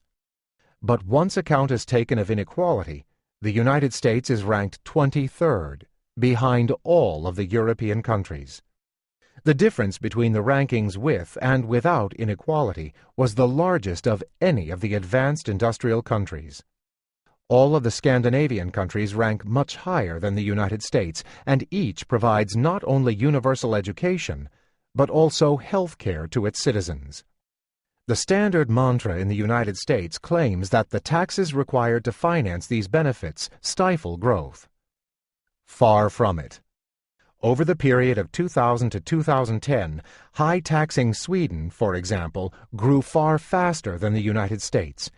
The country's average growth rates have exceeded those of the United States, 2.31% a year versus 1.85%. As a former finance minister of one of these countries told me, we have grown so fast and done so well because we had high taxes. Of course, what he meant was not that the taxes themselves led to higher growth, but that the taxes financed public expenditures, investments in education, technology, and infrastructure, and the public expenditures were what had sustained the high growth, more than offsetting any adverse effects from the higher taxation. Gini coefficient. One standard measure of inequality is the Gini coefficient. If income were shared in proportion to the population, the bottom 10% getting roughly 10% of the income, the bottom 20% getting 20%, and so forth, then the Gini coefficient would be 0. There would be no inequality. On the other hand, if all the income went to the top person, the Gini coefficient would be 1. In some sense, perfect inequality. More equal societies have Gini coefficients of 0.3 or below. These include Sweden, Norway, and Germany. The most unequal societies have Gini coefficients of 0.5 or above. These include some countries in Africa, notably South Africa with its history of grotesque racial inequality, and Latin America, long recognized for their divided and often dysfunctional societies and polities. America hasn't made it yet into this elite company, but it's well on the way. In 1980, our Gini coefficient was just touching 0.4. Today, it's 0.47. According to UN data, we are slightly more unequal than Iran and Turkey, and much less equal than any country in the European Union. We end this international comparison by coming back to a theme we raised earlier. Measures of income inequality don't fully capture critical aspects of inequality. America's inequality may in fact be far worse than those numbers suggest. In other advanced industrial countries, families don't have to worry about how they will pay the doctor's bill or whether they can afford to pay their parents' health care. Access to decent health care is taken as a basic human right. In other countries, the loss of a job is serious, but at least there is a better safety net. In no other country are so many persons worried about the loss of their home. For Americans at the bottom and in the middle, economic insecurity has become a fact of life. It is real, it is important, but it's not captured in these metrics. If it were, the international comparisons would cast what's been happening in America in an even worse light. Concluding comments. In the years before the crisis, many Europeans looked to America as a model and asked how they could reform their economy to make it perform as well as that of the United States. Europe had its problems too, caused mainly by countries joining together to form a currency union without making the necessary political and institutional arrangements to make it work, and they will pay a high price for that failure. But setting that aside, they, and people in countries around the world, now know that GDP per capita does not provide a good picture of what's happening to most citizens in society, and in a fundamental sense, then, of how well the economy is doing.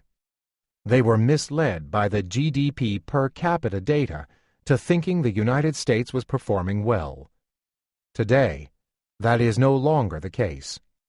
Of course, economists who looked beneath the surface knew back in 2008 that America's debt-driven growth was not sustainable. And even when all appeared to be going well, the income of most Americans was declining, even as the outsized gains of those at the top were distorting the overall picture.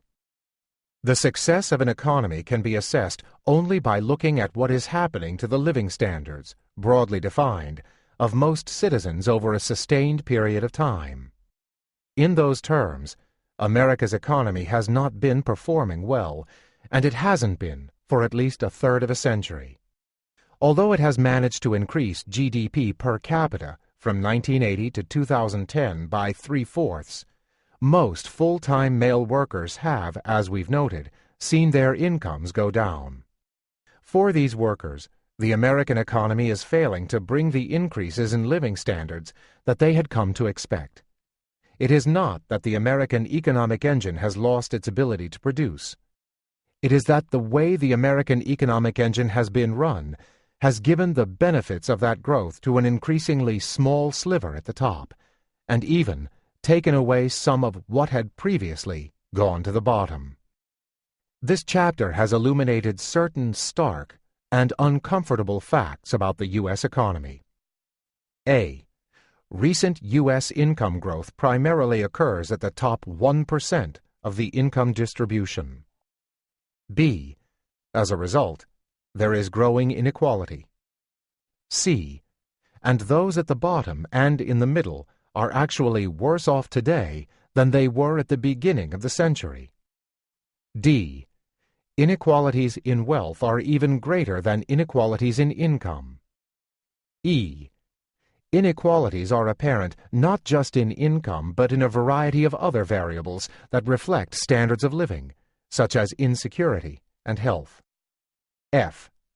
Life is particularly harsh at the bottom, and the recession made it much worse. G. There has been a hollowing out of the middle class. H. There is little income mobility. The notion of America as a land of opportunity is a myth. I. And America has more inequality than any other advanced industrialized country. It does less to correct these inequities, and inequality is growing more than in many other countries. The American right finds the facts described in this chapter inconvenient. The analysis runs counter to some cherished myths that it would like to propagate that America is a land of opportunity, that most people have been benefiting from the market economy, especially in the era since Reagan deregulated the economy and downsized government. Members of the right would like to deny the facts, but the accumulation of data makes it hard to do so. They especially can't deny that those at the bottom and in the middle are doing poorly, and that those at the top are grabbing an increasing fraction of the nation's income, so much of a larger share that what's left over for the rest is diminished, and that the chances that those at the bottom or in the middle will make it to the top are far lower than the chances that those at the top will remain there. Nor can the right really deny the fact that government can help ameliorate poverty. It has done so especially effectively among the elderly. And that means that cutbacks in government programs, including Social Security, unless they are very carefully designed, are likely to increase poverty. In response, the right offers 4 retorts. The first is that in any year, someone will be down and out, and someone else will enjoy a bonanza. What really matters is lifetime inequality. Those with the lowest incomes will, by and large, have higher incomes in later years, so lifetime inequality is less than these data suggest. Economists have taken a hard look at differences in lifetime income and, unfortunately, the wish of the right doesn't conform to today's reality. Lifetime inequality is very large, almost as great as income at each moment of the time, and has increased enormously in recent years. The right also sometimes claims that poverty in America is not real poverty, After all, most of those in poverty have amenities that are not available to the poor in other countries. They should be grateful for living in America. They have TVs, indoor plumbing, heating most of the time, and access to free schools. But as a National Academy of Sciences panel found, one cannot ignore the relative deprivation. Basic standards of sanitation in America's cities lead naturally to indoor plumbing. Cheap Chinese TVs mean that even the poor can afford them, and indeed, even in poor Indian and Chinese villages there is in general access to TV. In today's world, this is not a mark of affluence. But the fact that people may be enjoying a small TV doesn't really mean that they aren't facing stark poverty. Nor does it mean that they are participating in the American dream. The third response is to quibble about the statistics. Some might claim that inflation may be overestimated, so growth in incomes may be underestimated. But if anything, I suspect that the numbers underestimate the travails facing the typical American family, as family members work longer hours to maintain their standard of living for the family. Family life often suffers. Earlier in this chapter, we described the increasing level of insecurity that the poor and the middle class in America face, and this, too, is not reflected in the income statistics. Plausibly, true inequality may be far larger than the measures of inequality of income would suggest. Indeed, as we noted earlier, when the Census Bureau recently took a more careful look at the poverty statistics, it found that the poverty rate for 2010 went up from 15.2% to 16%. The final retort by the right makes reference to an economic and moral justification of inequality, accompanied by a claim that attempting to do anything about it will simply kill the golden goose and so weaken America's economy that even the poor will suffer. As Mitt Romney put it, inequality is the kind of thing that should be discussed quietly and privately. The poor in this land of opportunity have only themselves to blame. In later chapters we'll address these arguments. We'll show that, for the most part, not only should we not blame the poor for their plight, but also that the claim of those at the top, that they earned their money on their own, doesn't have much merit. We'll see that the 1% are by and large not those who earned their incomes by great social contributions, the great thinkers who have transformed our understanding of the world, or the great innovators who have transformed our economy. We'll also explain why creating a more equal society can create a more dynamic economy. The trauma of the Great Recession, with large numbers of people losing their jobs and homes, has triggered a chain reaction, affecting not just the lives of the individuals concerned, but also society as a whole. We now see that, for most Americans, the economy wasn't really performing as it should, even before the recession. We can no longer ignore America's growing inequality and its grave economic, political, and social consequences. But if we are to understand what to do about it, we have to understand the economic, political, and social forces that give rise to it. Chapter 2. Rent-Seeking and the Making of an Unequal Society. American inequality didn't just happen, it was created. Market forces played a role, but it was not market forces alone. In a sense, that should be obvious. Economic laws are universal, but our growing inequality, especially the amounts seized by the upper 1%, is a distinctly American achievement. That outsized inequality is not predestined offers reason for hope, but in reality, it is likely to get worse. The forces that have been at play in creating these outcomes are self-reinforcing. By understanding the origins of inequality, we can better grasp the costs and benefits of reducing it. The simple thesis of this chapter is that even though market forces help shape the degree of inequality, government policies shape those market forces. Much of the inequality that exists today is a result of government policy, both what the government does and what it does not do. Government has the power to move money from the top to the bottom and the middle, or vice versa. We noted in the last chapter that America's current level of inequality is unusual, compared with other countries and compared with what it was in the past, even in the United States. It's unusually large, and it has been increasing unusually fast. It used to be said that watching for changes in inequality was like watching grass grow. It's hard to see the changes in any short span of time. But that's not true now. Even what's been happening in this recession is unusual. Typically, when the economy weakens, wages and employment adjust slowly, so as sales fall, profits fall more than proportionately. But in this recession, the share of wages has actually fallen, and many firms are making good profits. Addressing inequality is of necessity multifaceted. We have to rein in the excesses at the top, strengthen the middle, and help those at the bottom. Each goal requires a program of its own, but to construct such programs we have to have a better understanding of what has given rise to each facet of this unusual inequality. Distinct as the inequality we face today is, inequality itself is not something new. The concentration of economic and political power was in many ways more extreme in the pre-capitalist societies of the West. At that time, religion both explained and justified the inequality. Those at the top of society were there because of divine right. To question that was to question the social order, or even to question God's will. However, for modern economists and political scientists, as also for the ancient Greeks, this inequality was not a matter of a preordained social order.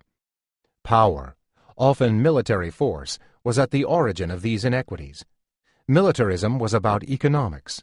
The conquerors had the right to extract as much as they could from the conquered.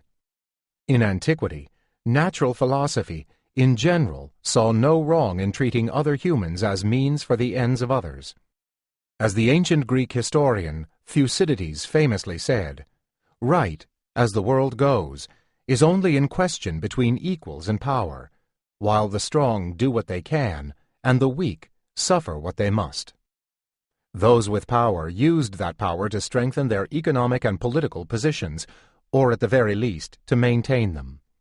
They also attempted to shape thinking, to make acceptable differences in income that would otherwise be odious. As the notion of divine right became rejected in the early nation-states, those with power sought other bases for defending their positions. With the Renaissance and the Enlightenment, which emphasized the dignity of the individual, and with the Industrial Revolution, which led to the emergence of a vast urban underclass, it became imperative to find new justifications for inequality, especially as critics of the system, like Marx, talked about exploitation. The theory that came to dominate, beginning in the second half of the 19th century, and still does, was called marginal productivity theory. Those with higher productivities earned higher incomes that reflected their greater contribution to society. Competitive markets, working through the laws of supply and demand, determine the value of each individual's contributions. If someone has a scarce and valuable skill, the market will reward him amply because of his greater contribution to output. If he has no skills, his income will be low. Technology, of course, determines the productivity of different skills. In a primitive agriculture economy, physical strength and endurance is what mattered. In a modern high-tech economy, brain power is of more relevance. Technology and scarcity, working through the ordinary laws of supply and demand, play a role in shaping today's inequality. But something else is at work, and that something else is government. A major theme of this book is that inequality is the result of political forces as much as of economic ones. In a modern economy, government sets and enforces the rules of the game. What is fair competition, and what actions are deemed anti-competitive and illegal? Who gets what in the event of bankruptcy when a debtor can't pay all that he owes? What are fraudulent practices and forbidden? Government also gives away resources, both openly and less transparently, and, through taxes and social expenditures, modifies the distribution of income that emerges from the market, shaped as it is by technology and politics. Finally, government alters the dynamics of wealth by, for instance, taxing inheritances and providing free public education. Inequality is determined not just by how much the market pays a skilled worker relative to an unskilled worker, but also by the level of skills that an individual has acquired. In the absence of government support, many children of the poor would not be able to afford basic health care and nutrition, let alone the education required to acquire the skills necessary for enhanced productivity and higher wages. Government can affect the extent to which an individual's education and inherited wealth depends on that of his parents. More formally, economists say that inequality depends on the distribution of endowments, of financial and human capital. The way the American government performs these functions determines the extent of inequality in our society. In each of these arenas, there are subtle decisions that benefit some group at the expense of others. The effect of each decision may be small, but the cumulative effect of large numbers of decisions, made to benefit those at the top, can be very significant. Competitive forces should limit outsized profits, but if governments do not ensure that markets are competitive, there can be large monopoly profits. Competitive forces should also limit disproportionate executive compensation, but in modern corporations, the CEO has enormous power, including the power to set his own compensation, subject, of course, to his board. But in many corporations, he even has considerable power to appoint the board, and with a stacked board, there is little check. Shareholders have minimal say. Some countries have better corporate governance laws, the laws that circumscribe the power of the CEO, for instance, by insisting that there be independent members in the board or that shareholders have a say in pay. If the country does not have good corporate governance laws that are effectively enforced, CEOs can pay themselves outsized bonuses. Progressive tax and expenditure policies, which tax the rich more than the poor and provide systems of good social protection, can limit the extent of inequality. By contrast, programs that give away a country's resources to the rich and well-connected can increase inequality. Our political system has increasingly been working in ways that increase the inequality of outcomes and reduce equality of opportunity. This should not come as a surprise. We have a political system that gives inordinate power to those at the top, and they have used that power not only to limit the extent of redistribution, but also to shape the rules of the game in their favor and to extract from the public what can only be called large gifts. Economists have a name for these activities. They call them rent-seeking, getting income not as a reward to creating wealth, but by grabbing a larger share of the wealth that would otherwise have been produced without their effort. We'll give a fuller definition of the concept of rent-seeking later in the chapter. Those at the top have learned how to suck out money from the rest in ways that the rest are hardly aware of. That is their true innovation. Jean-Baptiste Colbert, the advisor to King Louis XIV of France, reportedly said, "The art of taxation consists in so plucking the goose as to obtain the largest amount of feathers with the least possible amount of hissing." So, too, for the art of rent-seeking. To put it baldly, there are two ways to become wealthy: to create wealth or to take wealth away from others. The former adds to society. The latter typically subtracts from it, for in the process of taking it away, wealth gets destroyed. A monopolist who overcharges for his product takes money from those whom he is overcharging and, at the same time, destroys value. To get his monopoly price, he has to restrict production. Unfortunately, even genuine wealth creators often are not satisfied with the wealth that their innovation or entrepreneurship has reaped. Some eventually turn to abusive practices like monopoly pricing or other forms of rent extraction to garner even more riches. To take just one example, The railroad barons of the 19th century provided an important service in constructing the railroads, but much of their wealth was the result of their political influence, getting large government land grants on either side of the railway.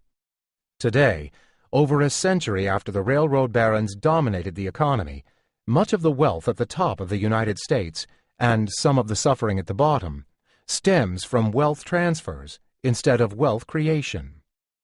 Of course, not all the inequality in our society is a result of rent-seeking or of governments tilting the rules of the game in favor of those at the top.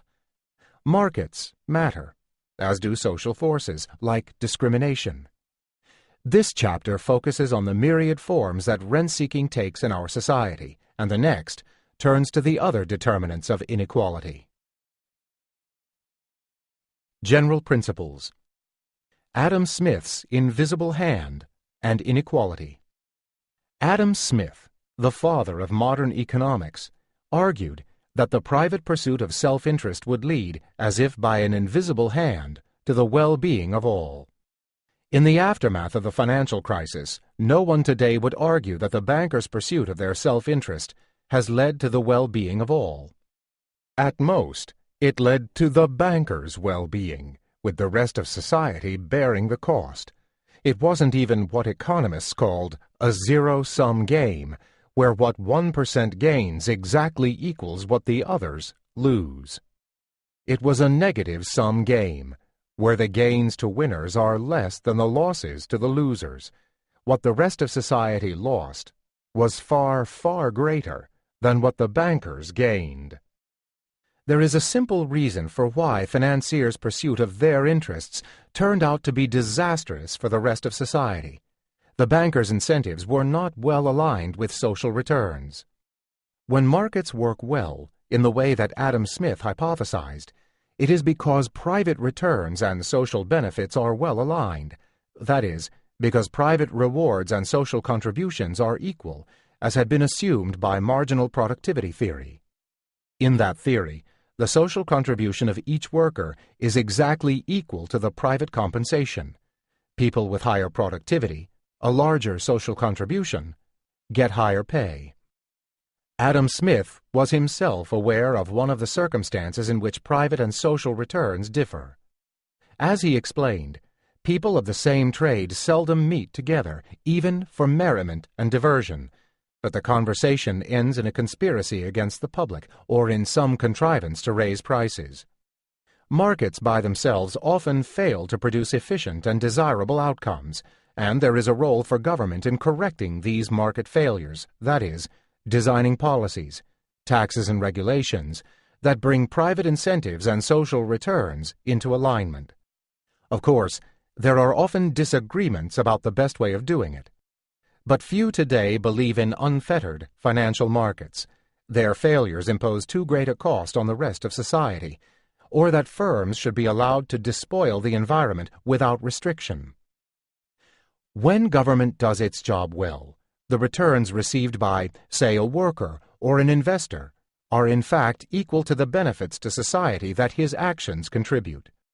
When these are not aligned, we say there is a market failure. That is, markets fail to produce efficient outcomes. Private rewards and social returns are not well aligned when competition is imperfect. When there are externalities, where one party's actions can have large negative or positive effects on others for which he does not pay or reap the benefit. When there exist imperfections or asymmetries of information, where someone knows something relevant to a market trade that someone else doesn't know. Or where risk markets or other markets are absent. One can't, for instance, buy insurance against many of the most important risks that one faces. Since one or more of these conditions exist in virtually every market, there is in fact little presumption that markets are in general efficient. This means that there is an enormous potential role for government to correct these market failures. Government never corrects market failures perfectly, but it does a better job in some countries than in others. Only if the government does a reasonably good job of correcting the most important market failures will the economy prosper. Good financial regulation helped the United States and the world avoid a major crisis for 4 decades after the Great Depression. Deregulation in the 1980s led to scores of financial crises in the succeeding 3 decades, of which America's crisis in 2008-2009 was only the worst. But those government failures were no accident. The financial sector used its political muscle to make sure that the market failures were not corrected, and that the sector's private rewards remained well in excess of their social contributions, one of the factors contributing to the bloated financial sector and to the high levels of inequality at the top. Shaping markets. We'll describe next some of the ways that private financial firms act to ensure that markets don't work well. For instance, as Smith noted, there are incentives for firms to work to reduce market competition. Moreover, firms also strive to make sure that there are no strong laws prohibiting them from engaging in anti-competitive behavior or, when there are such laws, that they are not effectively enforced. The focus of business people is, of course, not to enhance societal well-being, broadly understood, or even to make markets more competitive.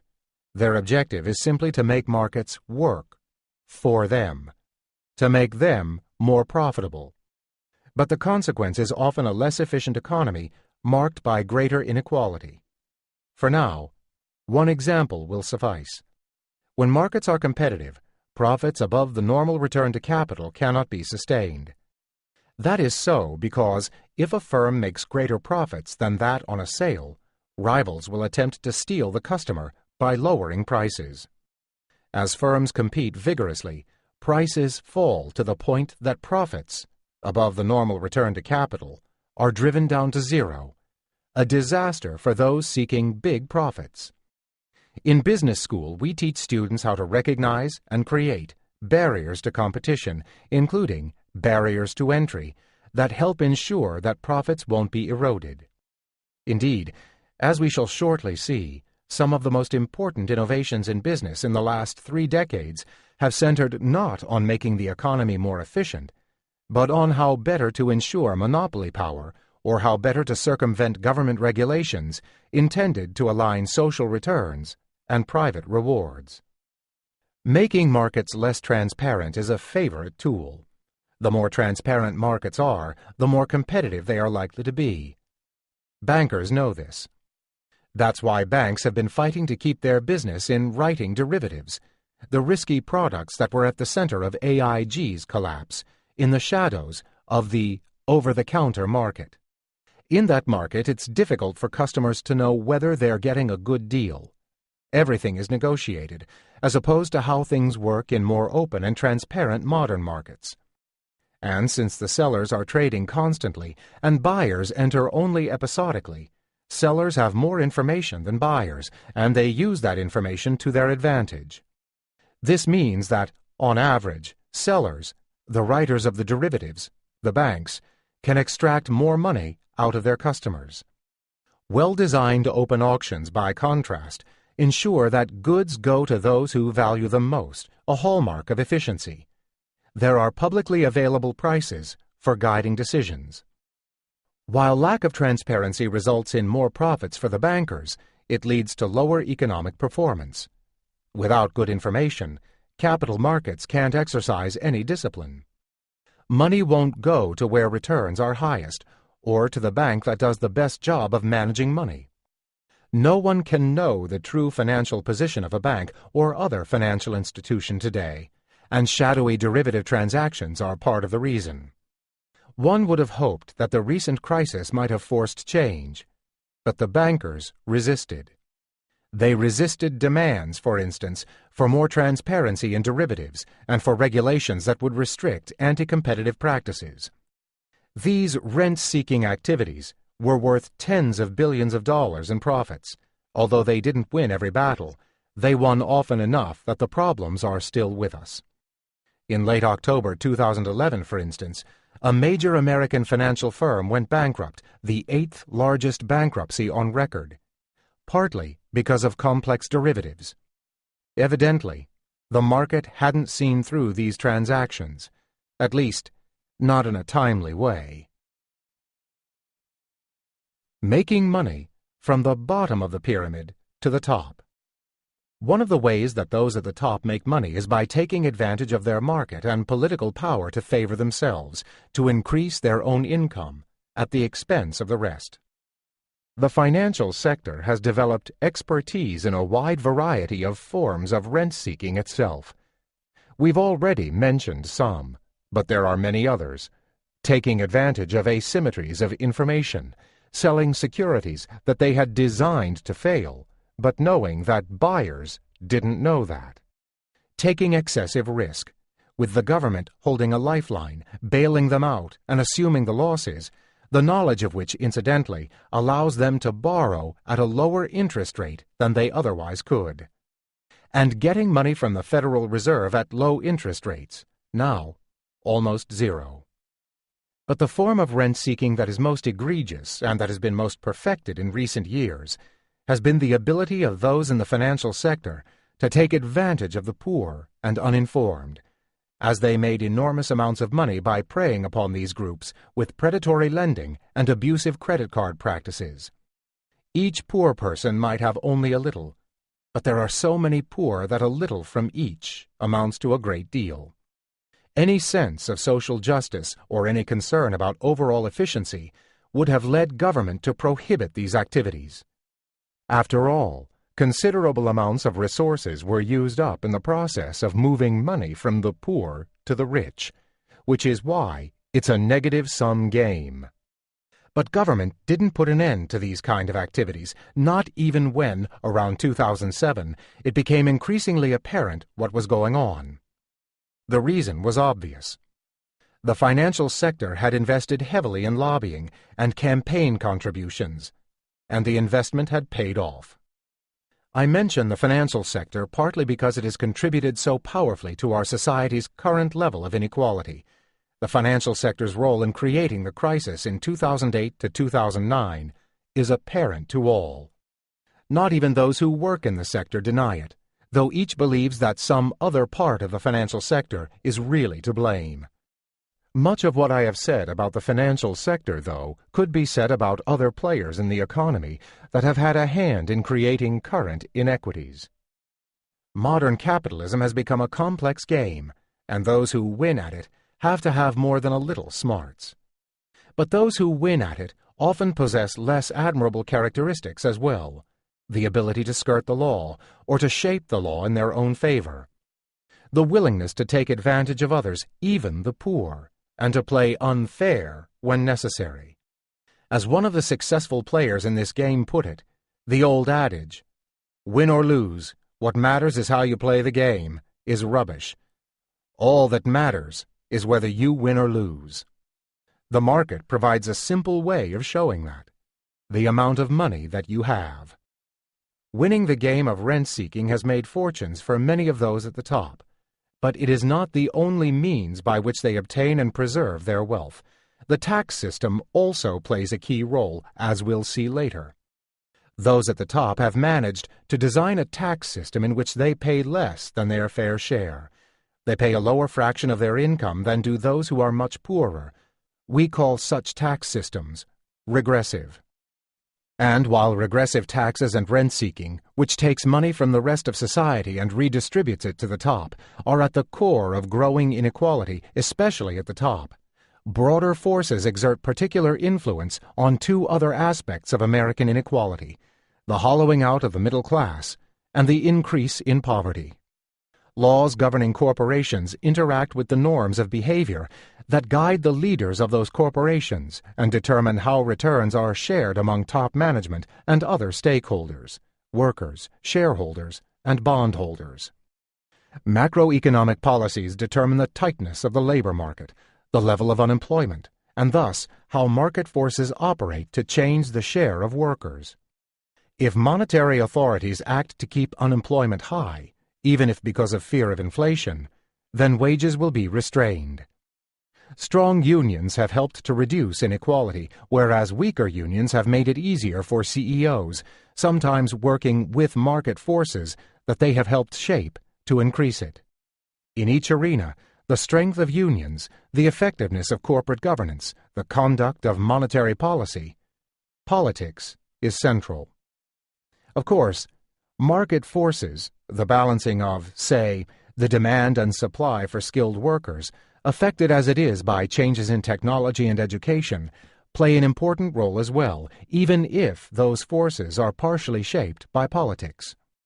But instead of these market forces and politics balancing each other out, with the political process dampening the increase in inequality in periods when market forces might have led to growing disparities, instead of government tempering the excesses of the market, in America today, the two have been working together to increase income and wealth disparities. Rent-seeking.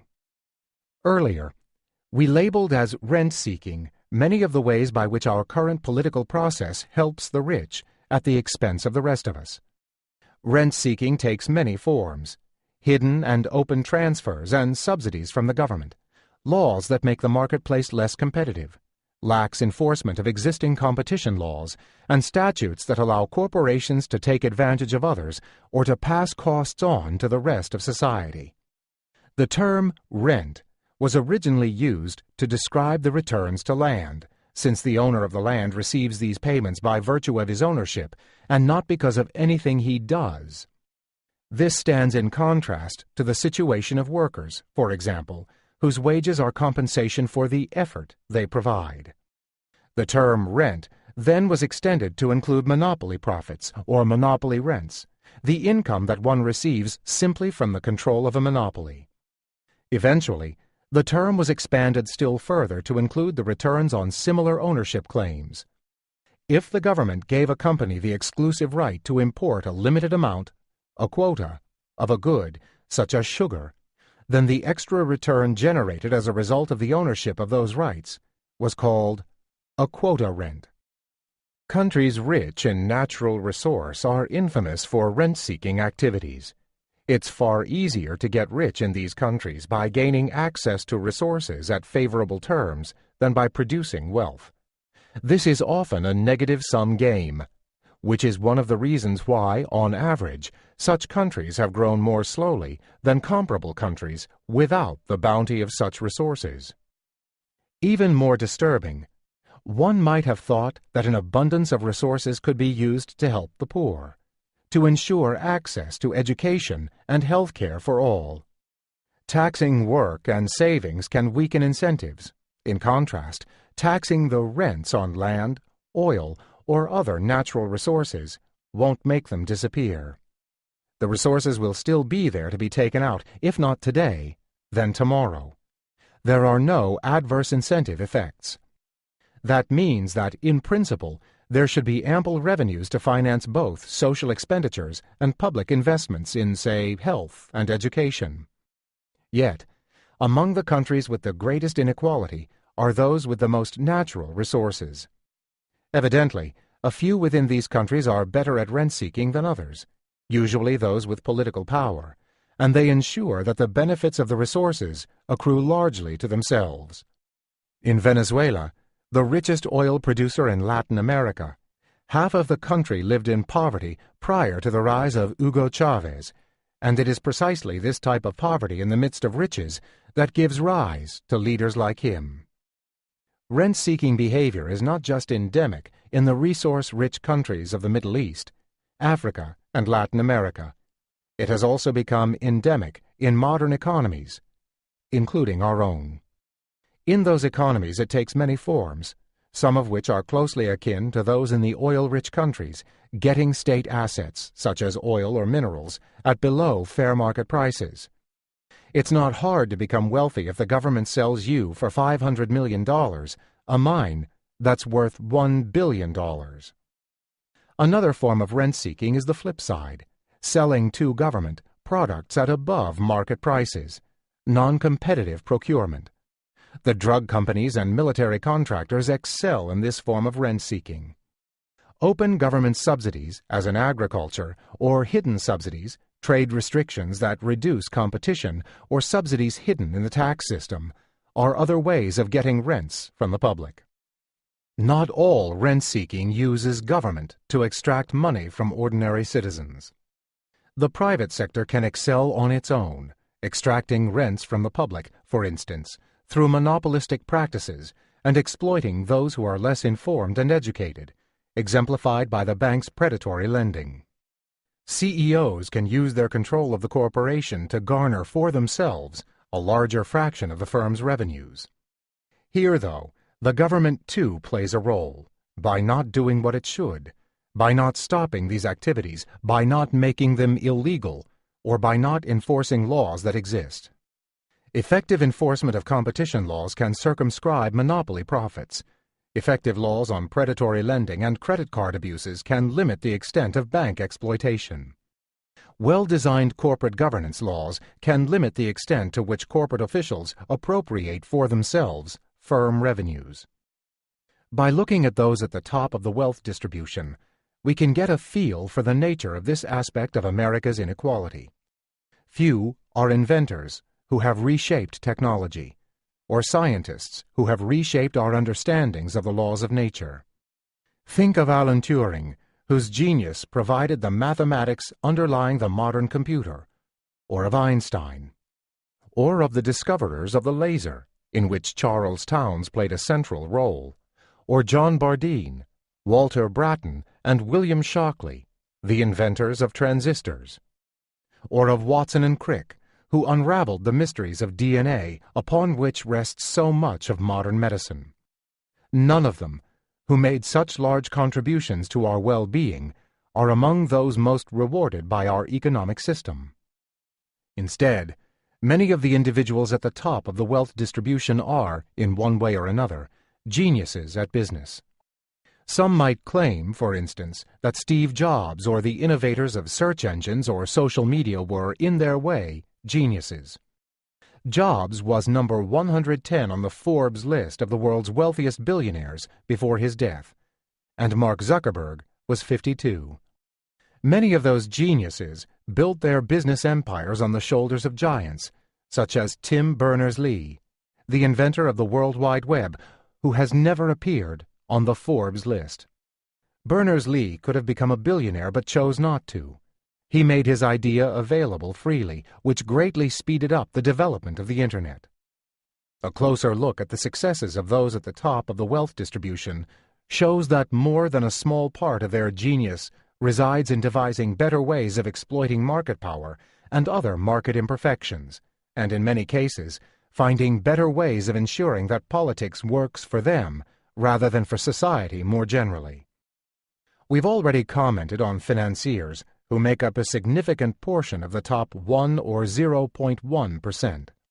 While some gained their wealth by producing value, others did so in no small part by one of the myriad forms of rent-seeking that we described earlier.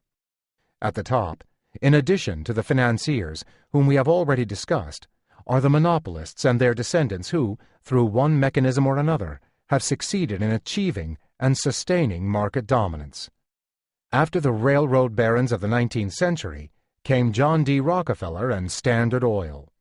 The end of the 20th century saw Bill Gates and Microsoft's domination of the PC software industry. Internationally, there is the case of Carlos Slim, a Mexican businessman who was ranked by Forbes as the wealthiest person in the world in 2011. Thanks to his dominance of the telephone industry in Mexico, Slim is able to charge prices that are a multiple of those in more competitive markets. He made his breakthrough when he was able to acquire a large share in Mexico's telecommunications system after the country privatized it, a strategy that lies behind many of the world's great fortunes. As we've seen, it's easy to get rich by getting a state asset at a deep discount. Many of Russia's current oligarchs, for example, obtained their initial wealth by buying state assets at below market prices and then ensuring continuing profits through monopoly power. In America, most of our government giveaways tend to be more subtle. We design rules for, say, selling government assets that are in effect partial giveaways, but less transparently so than what Russia did. In the preceding chapter, we identified another important group of the very wealthy.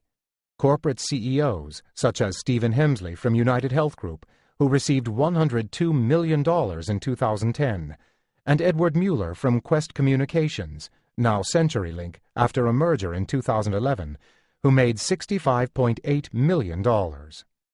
CEOs have successfully garnered a larger and larger fraction of corporate revenues. As we'll explain later, it is not a sudden increase in their productivity that allowed these CEOs to amass such riches in the last couple of decades, but rather an enhanced ability to take more from the corporation that they are supposed to be serving, and weaker qualms about, and enhanced public toleration of, doing so. A large group of rent seekers consists of the top-flight lawyers, including those who became wealthy by helping others engage in their rent-seeking in ways that skirt the law, but do not, usually, land them in prison. They help write the complex tax laws in which loopholes are put, so their clients can avoid taxes, and they then design the complex deals to take advantage of these loopholes. They helped design the complex and non-transparent derivatives market. They helped design the contractual arrangements that generate monopoly power, seemingly within the law. And for all this assistance in making our markets work, not the way markets should, but as instruments for the benefit of those at the top, they get amply rewarded. Monopoly rents. Creating sustainable monopolies. To economists, large fortunes pose a problem. The laws of competition, as I have noted, say that profits, beyond the normal return to capital, are supposed to be driven to zero and quickly.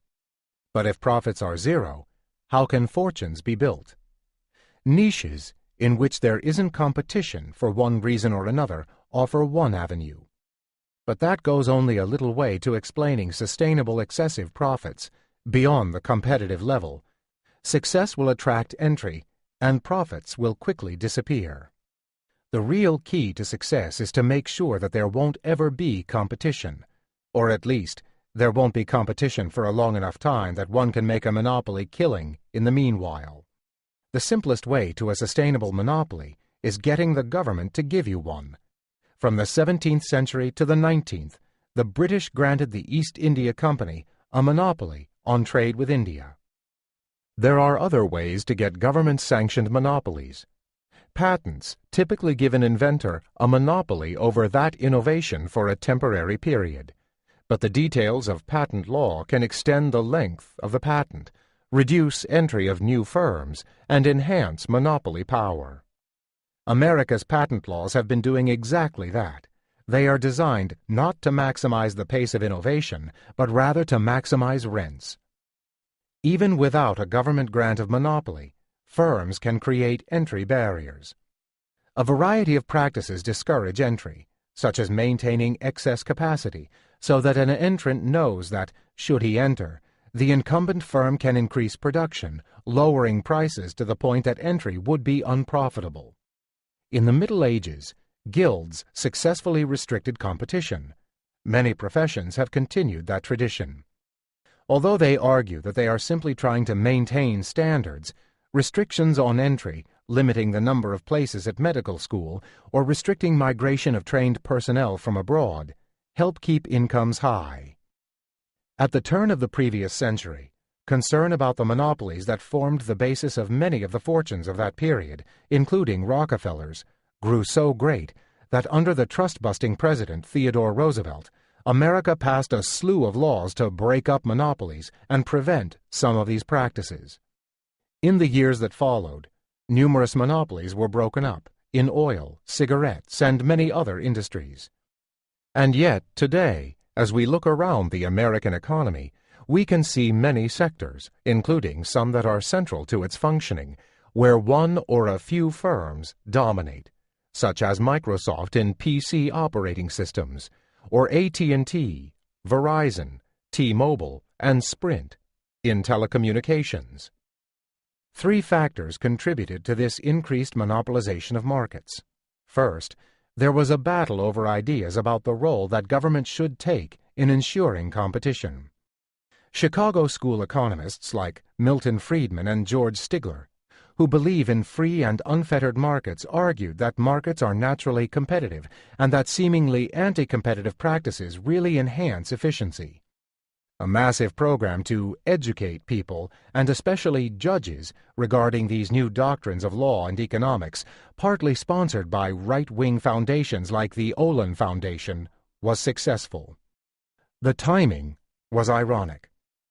American courts were buying into notions that markets were naturally competitive and placing a high burden of proof on anyone claiming otherwise, just as the economics discipline was exploring theories that explain why markets often were not competitive, even when there were seemingly many firms. For instance, a new and powerful branch of economics called game theory explained how collusive behavior could be maintained tacitly over extended periods of time. Meanwhile, new theories of imperfect and asymmetric information showed how information imperfections impaired competition, and new evidence substantiated the relevance and importance of these theories. The influence of the Chicago School should not be underestimated, even when there are blatant infractions like predatory pricing, where a firm lowers its price to force out a competitor and then uses its monopoly power to raise prices. They've been hard to prosecute. Chicago School economics argues that markets are presumptively competitive and efficient. If entry were easy, the dominant firm would gain nothing from driving out a rival, because the firm that is forced out would be quickly replaced by another firm. But in reality, entry is not so easy, and predatory behavior does occur. A second factor giving rise to increased monopoly is related to changes in our economy. The creation of monopoly power was easier in some of the new growth industries. Many of these sectors were marked by what are called network externalities. An obvious example is the computer operating system. Just as it's very convenient for everyone to speak the same language, it's very convenient for everyone to use the same operating system. Increasing interconnectivity across the world naturally leads to standardization. Those with a monopoly over the standard that is chosen benefit. As we have noted, competition naturally works against the accumulation of market power. When there are large monopoly profits, competitors work to get a share. That's where the third factor that has increased monopoly power in the United States comes in. Businesses found new ways of restricting entry, of reducing competitive pressures. Microsoft provides the example par excellence. Because it enjoyed a near monopoly on PC operating systems, it stood to lose a lot if alternative technologies undermined its monopoly. The development of the Internet and the web browser to access it represented just such a threat.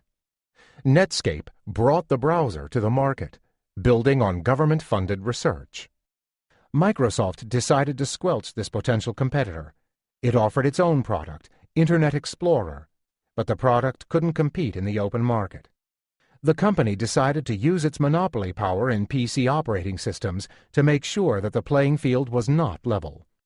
It deployed a strategy known as FUD, fear, uncertainty, and doubt, creating anxiety about compatibility among users by programming error messages that would randomly appear if Netscape was installed on a Windows computer.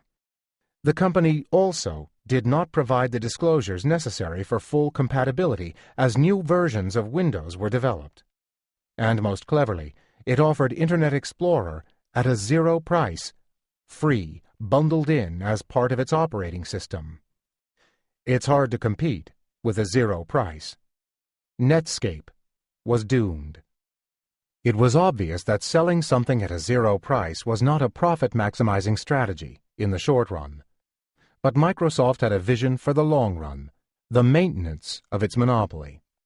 For that, it was willing to make short-run sacrifices.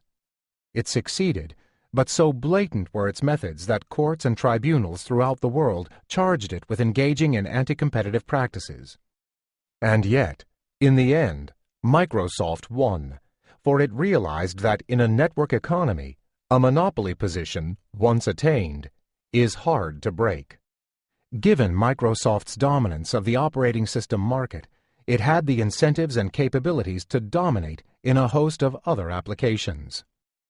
No wonder, then, that Microsoft's profits have been so enormous, an average of $7 billion per year over the last quarter century, $14 billion over the past 10 years, increasing in 2011 to $23 billion, and reaping wealth for those who bought shares early enough. The conventional wisdom has it that, in spite of its dominant position and huge resources, Microsoft has not been a real innovator. It did not develop the first widely used word processor, the first spreadsheet, the first browser, the first media player, or the first dominant search engine. Innovation lay elsewhere. This is consistent with theory and historical evidence. Monopolists are not good innovators. Looking at the U.S. economy, we see in many sectors large numbers of firms, and therefore infer that there must be competition. But that's not always the case. Take the example of banks. While there are hundreds of banks, the Big Four share between them almost half of the country's banking assets, a marked increase from the degree of concentration 15 years ago. In most smaller communities, there are at most one or two. When competition is so limited, prices are likely to be far in excess of competitive levels. That's why the sector enjoys profits estimated to be more than $115 billion a year, much of which is passed along to its top officials and other bankers, helping create one of the major sources of inequality at the top. In some products, such as over-the-counter credit default swaps, CDSs, 4 or 5 very large banks totally dominate, and such market concentration always gives rise to the worry that they collude, albeit tacitly. But sometimes the collusion is not even tacit, it is explicit. The banks set a critical rate, called the London Interbank Offered Rate, or LIBOR. Mortgages and many financial products are linked to LIBOR. It appears that the banks worked to rig the rate, enabling them to make still more money from others who were unaware of these shenanigans. Of course, even when laws that prohibit monopolistic practices are on the books, these have to be enforced.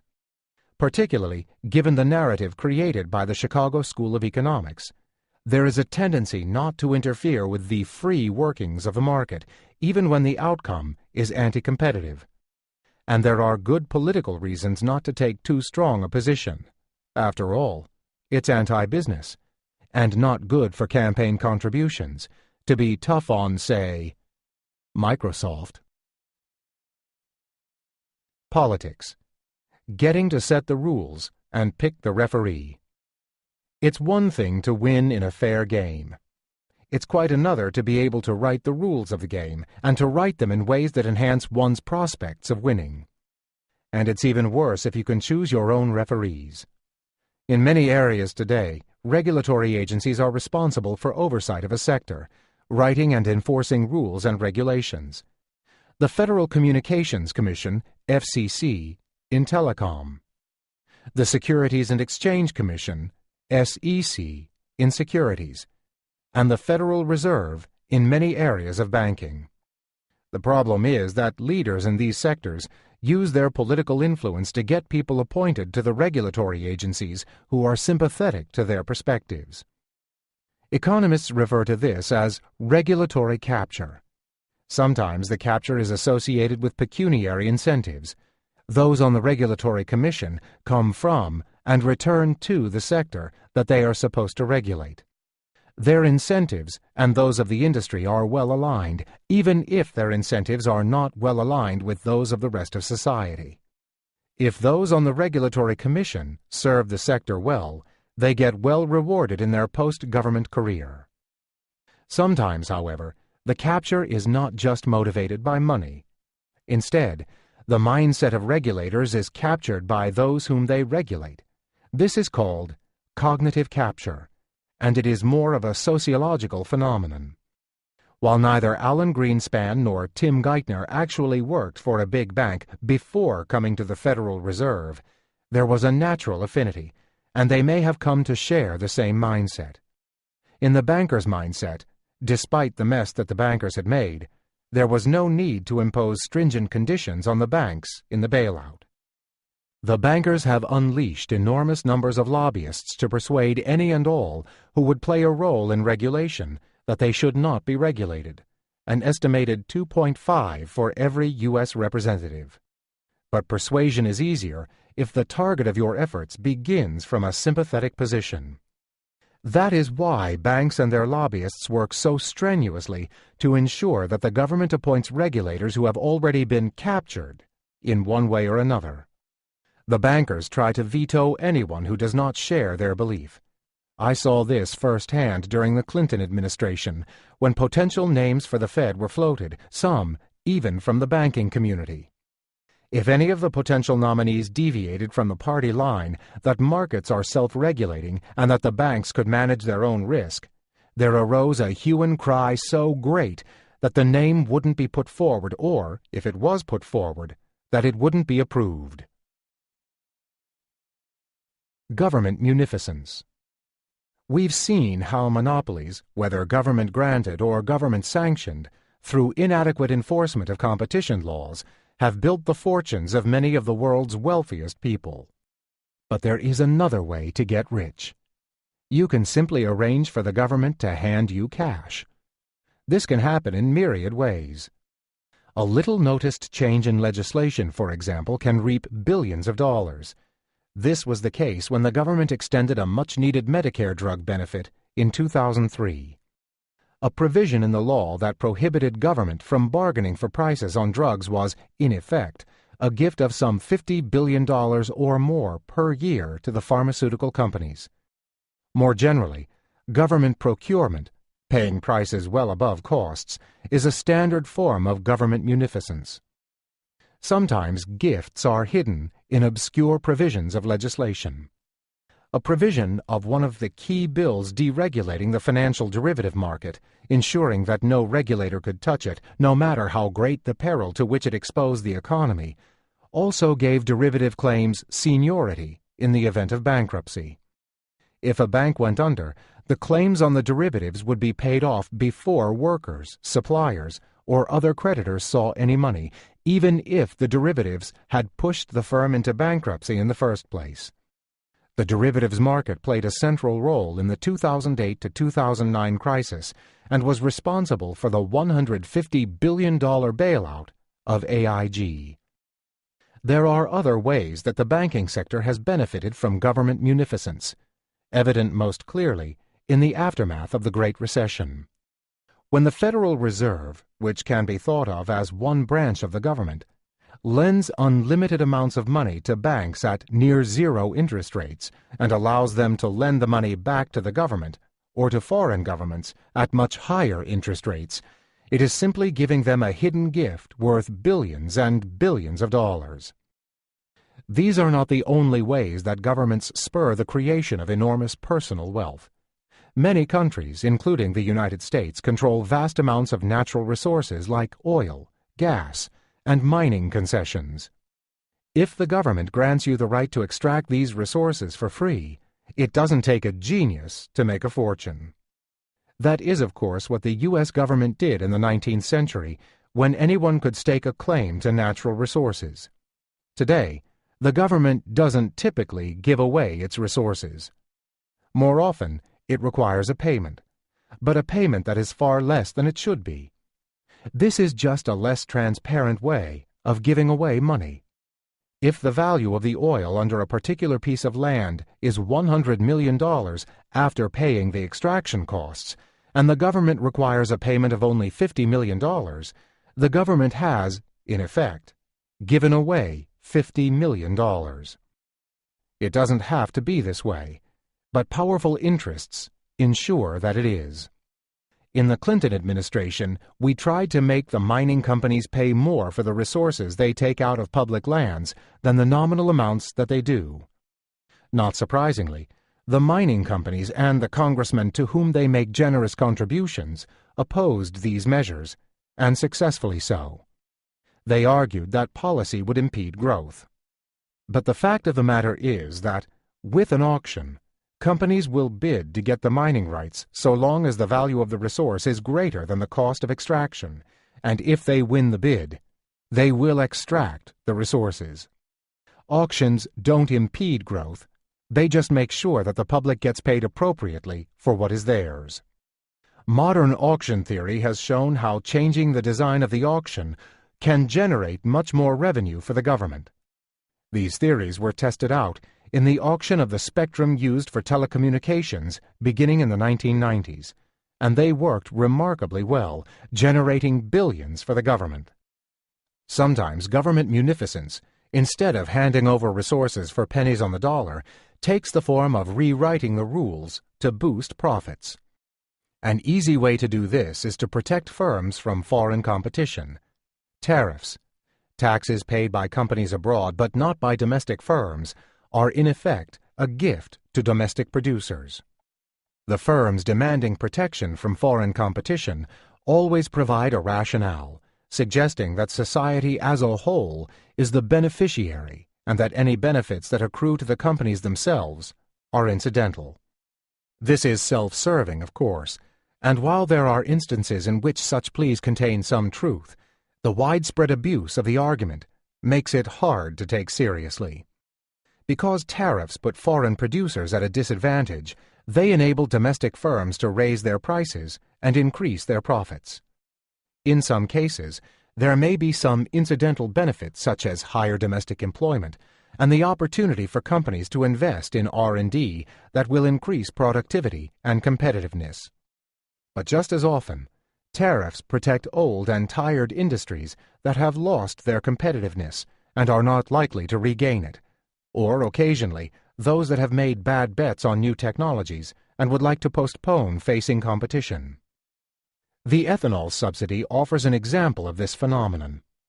A plan to reduce our dependence on oil by replacing it with the energy of the sun embedded in one of America's great products, its corn, seemed irresistible. But converting plant energy into a form that can provide energy for cars instead of people is hugely expensive.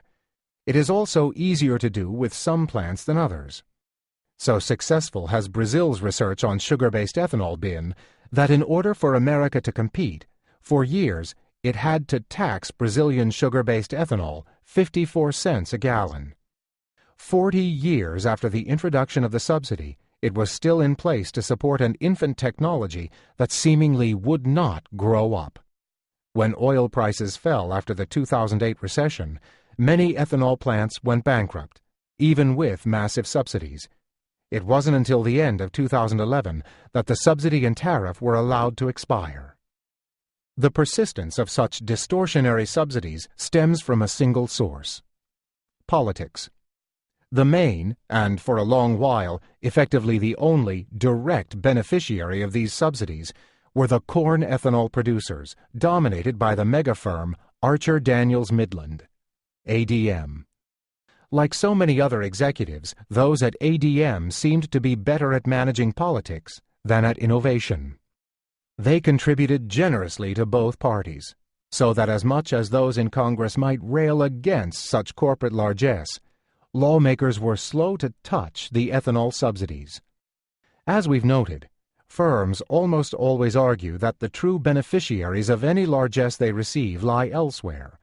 In this case, ethanol advocates argued that the real beneficiaries were America's corn farmers. But that was, for the most part, not the case, especially in the early days of the subsidy. Of course, why American corn farmers who were already the recipients of massive government handouts, receiving almost half of their income from Washington rather than from the soil, should receive still further assistance is hard to understand, and hard to reconcile with principles of a free market economy. In fact, the vast preponderance of government money subsidizing agriculture does not go, as many believe, to poor farmers, or even family farms. The design of the program reveals its true objective: to redistribute money from the rest of us to the rich and corporate farms. Sadly, government munificence toward corporations does not end with the few examples we have given, but to describe each and every instance of government-approved rent-seeking would require another book. Chapter 3. Markets and Inequality. The preceding chapter emphasized the role of rent-seeking in creating America's high level of inequality. Another approach to explaining inequality emphasizes abstract market forces. In this view, it's just the bad luck of those in the middle and at the bottom that market forces have played out the way they have, with ordinary workers seeing their wages decline and skilled bankers seeing their incomes soar. Implicit in this perspective is the notion that one interferes with the wonders of the market at one's peril. Be cautious in any attempt to correct the market. The view I take is somewhat different. I begin with the observation made in chapters 1 and 2. Other advanced industrial companies with similar technology and per capita income differ greatly from the United States in inequality of pre-tax income before transfers, in inequality of after-tax and transfer income, in inequality of wealth, and in economic mobility. These countries also differ greatly from the United States in the trends in these four variables over time. If markets were the principal driving force, why do seemingly similar advanced industrial countries differ so much? Our hypothesis is that market forces are real, but that they are shaped by political processes. Markets are shaped by laws, regulations, and institutions. Every law, every regulation, every institutional arrangement has distributive consequences, and the way we have been shaping America's market economy works to the advantage of those at the top and to the disadvantage of the rest. There is another factor determining societal inequality, one that we discuss in this chapter. Government, as we have seen, shapes market forces. But so do societal norms and social institutions. Indeed, politics, to a large extent, reflects and amplifies societal norms. In many societies, those at the bottom consist disproportionately of groups that suffer, in one way or another, from discrimination. The extent of such discrimination is a matter of societal norms. We'll see how changes in social norms, concerning, for instance, what is fair compensation, and in institutions like unions, have helped shape America's distribution of income and wealth. But these social norms and institutions, like markets, don't exist in a vacuum. They too are shaped, in part, by the 1%. The laws of supply and demand. Standard economic analysis looks to demand and supply to explain wages and wage differences, and to shifts in demand and supply curves to explain changing patterns of wages and income inequality. In standard economic theory, wages of unskilled workers, for example, are determined so as to equate demand and supply. If demand increases more slowly than supply, then wages fall. The analysis of changes in inequality then focuses on two questions. A. What determines shifts in demand and supply curves? And B. What determines individuals' endowments, that is, the fraction of the population with high skills or large amounts of wealth? Immigration, legal and illegal alike, can increase the supply. Increasing the availability of education may reduce the supply of unskilled labor and increase the supply of skilled labor. Changes in technology can lead to reduced demands for labor in some sectors or reduced demands for some types of labor, and increases in the demand for labor of other types. In the background of the global financial crisis were major structural changes in the economy. One was a shift in the U.S. job market structures over some 20 years, especially the destruction of millions of jobs in manufacturing, the very sector that had helped create a broad middle class in the years after World War II. This was partly a result of technological change, advances in productivity that outpaced increases in demand.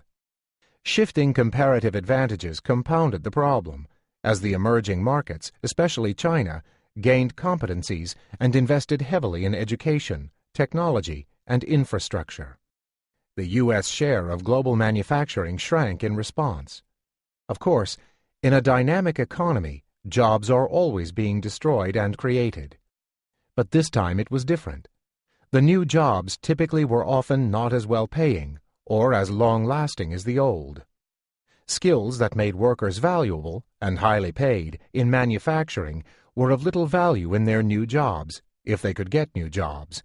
And, not surprisingly, their wages reflected the changed status, as they went from being a skilled manufacturing worker to being an unskilled worker in some other sector of the economy. American workers were, in a sense, victims of their own success. Their increased productivity did them in. As the displaced manufacturing workers fought for jobs elsewhere, wages in other sectors suffered.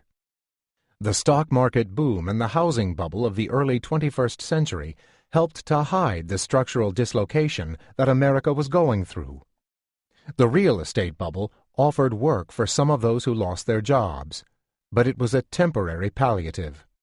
The bubble fueled a consumption boom that allowed Americans to live beyond their means. Without this bubble, the weakening of incomes of so many in the middle class would have been readily apparent. This sectoral shift was one of the key factors in the increase in inequality in the United States. It helps explain why ordinary workers are doing so badly. With their wages so low, it's not a surprise that those at the top who get the lion's share of the profits are doing so well. A second structural shift stemmed from changes in technology that increased the demand for skilled workers and replaced many unskilled workers with machines. This was called skill-biased technological change. It should be obvious that innovations or investments that reduce the need for unskilled labor, for example, investments in robots, weaken the demand for unskilled labor and lead to lower unskilled wages. Those who attribute the decline of wages at the bottom and in the middle to market forces then see it as the normal working of the balance of these forces, and unfortunately, if technological change continues as it has, these trends may persist. Market forces haven't always played out this way, and there is no theory that says that they necessarily should. Over the past 60 years, supply and demand for skilled and unskilled labor have shifted in ways that at first decreased and then increased wage disparities. In the aftermath of World War II, large numbers of Americans received a higher education thanks to the GI Bill. College graduates formed only 6.4% of the labor force in 1940, but the percentage had doubled to 13.8% by 1970. But the growth of the economy and the demand for high-skilled jobs kept pace with the increase in supply, so the return to education remained strong. Workers with a college education still received 1.59 times what a high school graduate received, almost unchanged from the ratio in 1940, 1.65. The diminished relative supply of unskilled workers meant that even these workers benefited, so wages across the board increased. America enjoyed broadly shared prosperity, and in fact at times, incomes at the bottom increased faster than those at the top. But then U.S. educational attainment stopped improving, especially relative to the rest of the world. The fraction of the U.S. population graduating from college increased much more slowly, which meant the relative supply of skilled workers, which had increased at an average annual rate of almost 4% from 1960 to 1980, instead increased at the much smaller rate of 2.25% over the next quarter century. By 2008, the U.S. high school graduation rate was 76%, compared with 85% for the EU. Among the advanced industrial countries, the United States is only average in college completion.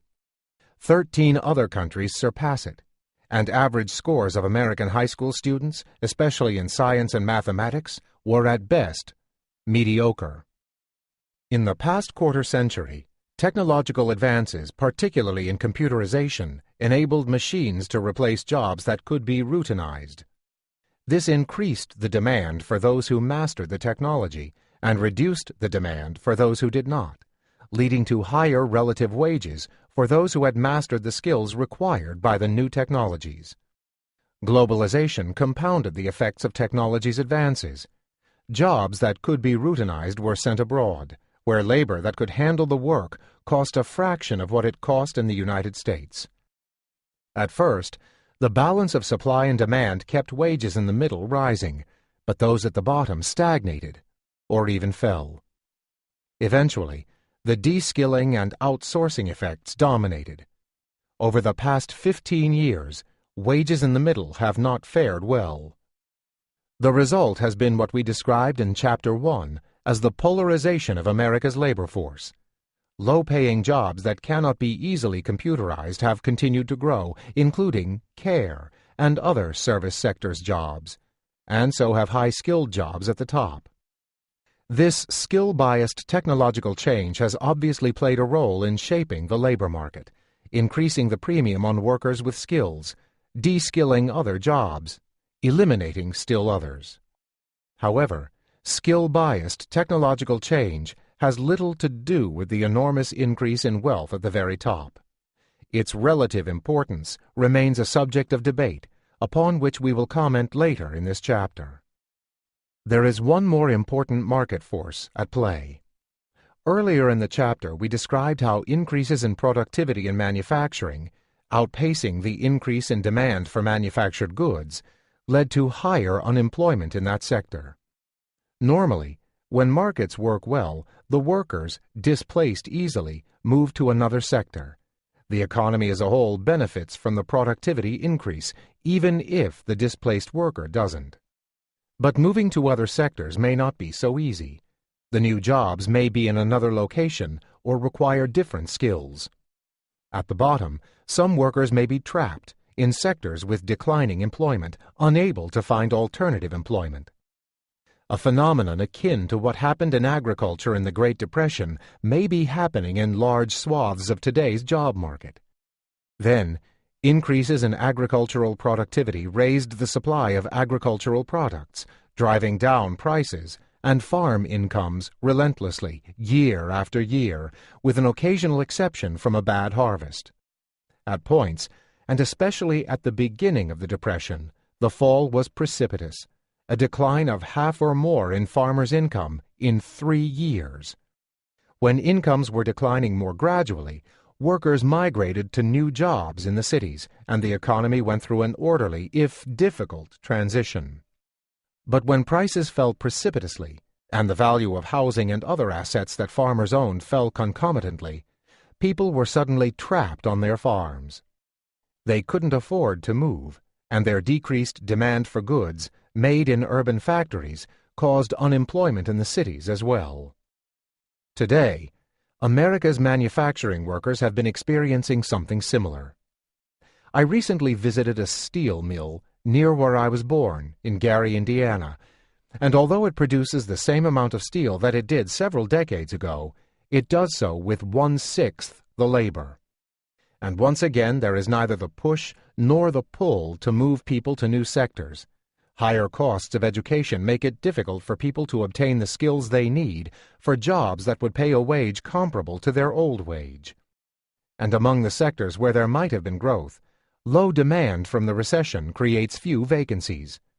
The result is stagnant or even declining real wages. As recently as 2007, the base wage of an auto worker was around $28 an hour. Now, under a 2-tier wage system agreed upon with the United Automobile Workers Union, new hires can expect to earn only about $15 an hour. Back to the role of government. This broad narrative of what has happened to the market and the contribution of market forces to increasing inequality ignores the role that government plays in shaping the market. Many of the jobs that have not been mechanized and are not likely to be soon are public sector jobs in teaching, public hospitals, and so on. If we had decided to pay our teachers more, we might have attracted and retained better teachers, and that might have improved overall long-term economic performance. It was a public decision to allow public sector wages to sink below those of comparable private sector workers. The most important role of government, however, is setting the basic rules of the game, through laws such as those that encourage or discourage unionization, corporate governance laws that determine the discretion of management, and competition laws that should limit the extent of monopoly rents. As we have already noted, Almost every law has distributive consequences, with some groups benefiting, typically at the expense of others. And these distributive consequences are often the most important effects of the policy or program. Bankruptcy laws provide an example. Later, in Chapter 7, I describe how reforms in our bankruptcy laws are creating partially indentured servants. That reform, together with the law prohibiting the discharge of student debt in bankruptcy, is causing immiseration for large parts of America. Like the effects on distribution, the effects on efficiency have been adverse. The bankruptcy reform reduced the incentives of creditors to assess creditworthiness or to ascertain whether the individual is likely to get a return from the education commensurate with its costs. It increased the incentives for predatory lending, since lenders could be more certain of recovering the loans, no matter how onerous the terms and how unproductive the uses to which the money was put. In later chapters, we'll also see other examples of how government helps shape market forces, in ways that help some at the expense of others. And too often, the ones who are helped are those at the top. It is, of course, not just laws that have large distributive effects, but also policies. We've considered several policies in the previous chapter, for example, on the enforcement of laws against anti-competitive practices. In Chapter 9, we'll look at monetary policies, which affect the level of unemployment and the stability of the economy. We'll see how they have been set in ways that weakened the income of workers and enhanced that of capital. Finally, public policy affects the direction of innovation. It is not inevitable that innovation be skill-biased. Innovation could, for instance, be biased toward the saving of natural resources. Later in this book, we'll describe alternative policies that might succeed in redirecting innovation. Globalization. One aspect of the market forces theory has been the center of attention now for more than a decade: globalization, or the closer integration of the economies of the world. Nowhere do politics shape market forces more than in the globalization arena. Much as in the lowering of transportation and communication costs has promoted globalization, changes in the rules of the game have been equally important. These include reducing impediments to the flow of capital across borders and trade barriers. For instance, reducing tariffs on imported Chinese goods that allow them to compete with American ones on an almost even playing field. Both trade globalization, the movement of goods and services, and capital markets globalization, international financial market integration, have contributed to growing inequality, but in different ways. Financial liberalization. Over the past 3 decades, U.S. financial institutions have argued strongly for the free mobility of capital. Indeed, they have become the champions of the rights of capital over the rights of workers, or even political rights. Rights simply specify what various economic players are entitled to. The rights workers have sought include, for instance, the right to band together, to unionize, to engage in collective bargaining, and to strike. Many non-democratic governments severely restrict these rights, but even democratic governments circumscribe them. So, too, the owners of capital may have rights. The most fundamental right of the owners of capital is that they not be deprived of their property.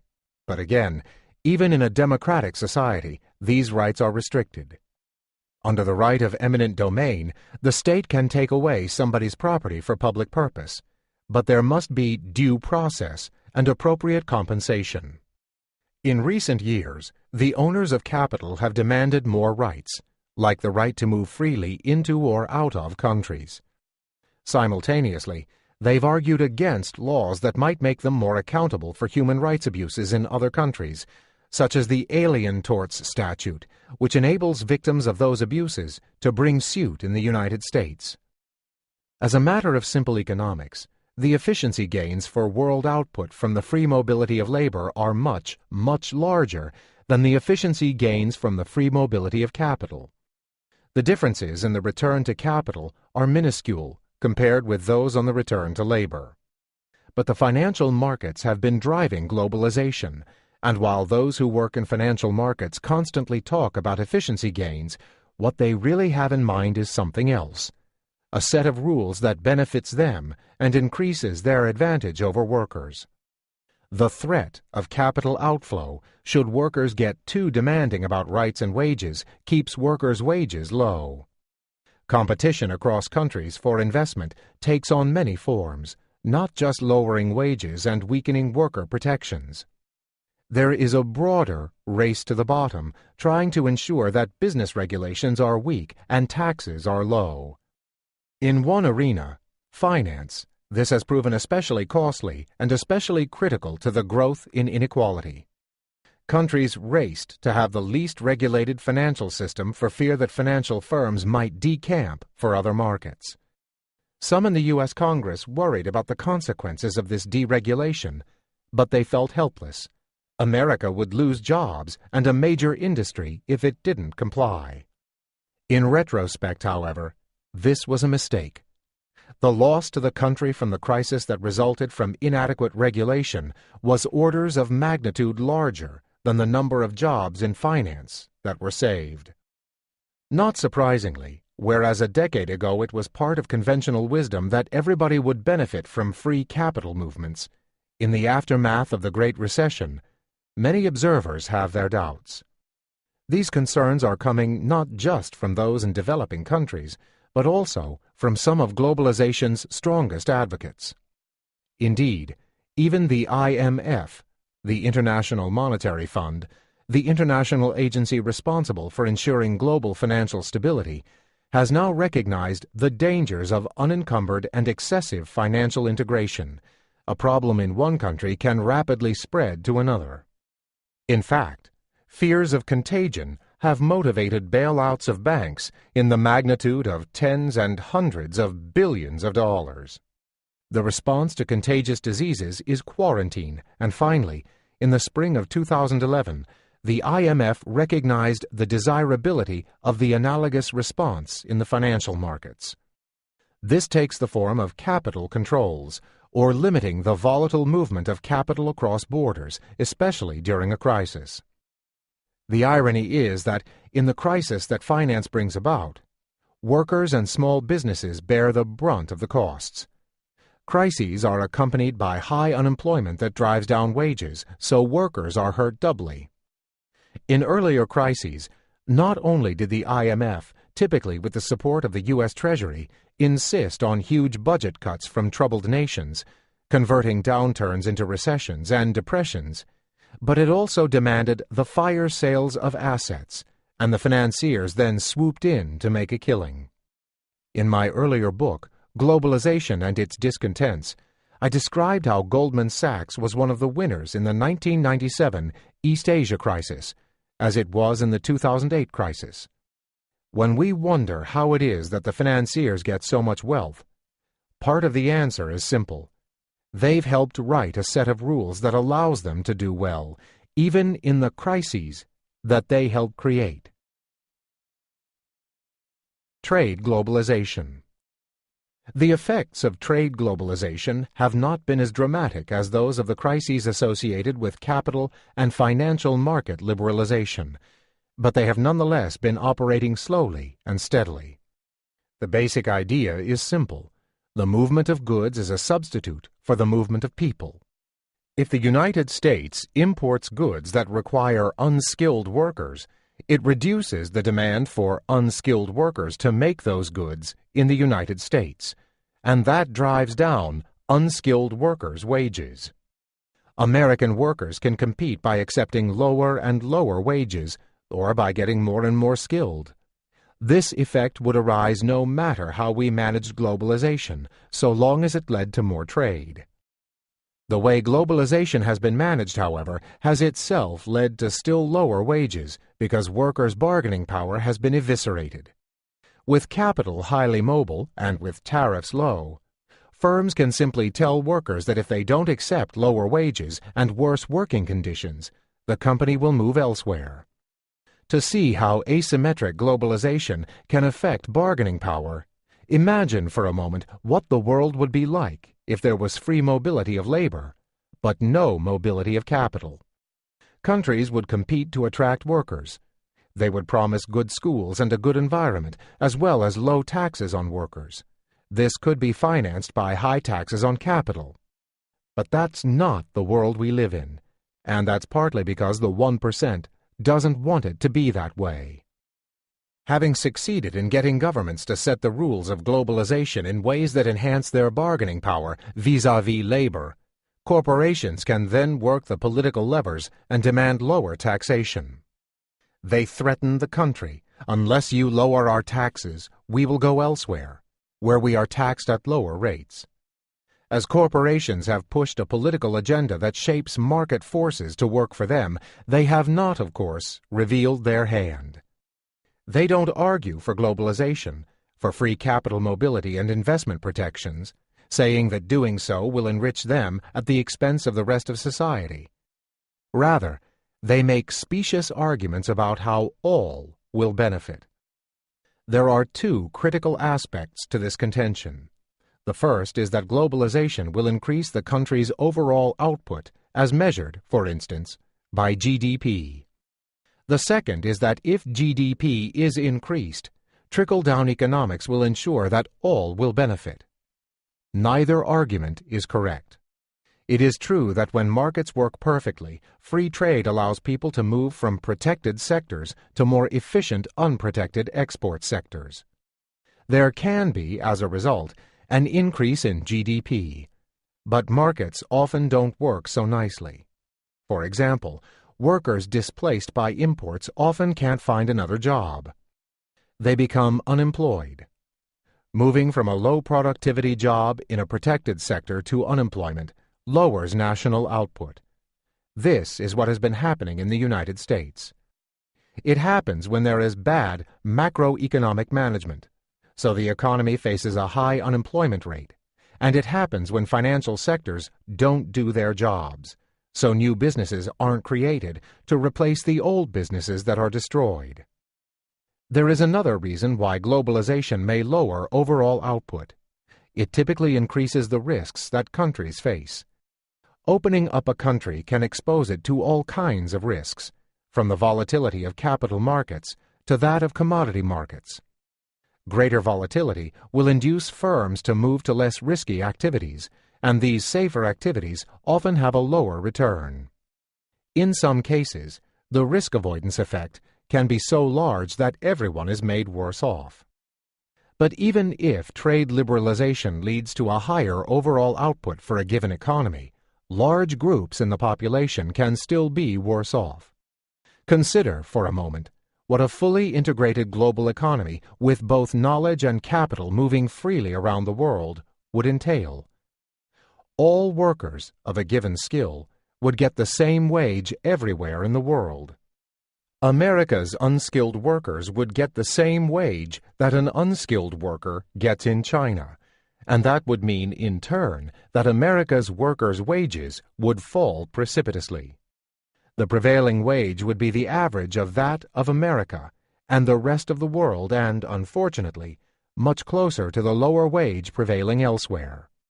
Not surprisingly, advocates of full liberalization who typically believe that markets function well don't advertise this outcome. In fact, unskilled workers in the United States have already taken a beating. As globalization proceeds, there will be further downward pressures on their wages. I don't think markets work so well that wages will be fully equalized, but they will move in that direction and far enough to be of serious concern. The problem is particularly severe today in the United States and Europe. At the same time that labor-saving technological change has reduced the demand for many of the good middle-class blue-collar jobs, globalization has created a global marketplace, putting the same workers in direct competition with comparable workers abroad. Both factors depress wages. How, then, can globalization's advocates claim that everybody will be better off? What the theory says is that everybody could be better off. That is, the winners could compensate the losers. But it doesn't say that they will, and they usually don't. In fact, globalization's advocates often claim that globalization means that they can't and shouldn't do this.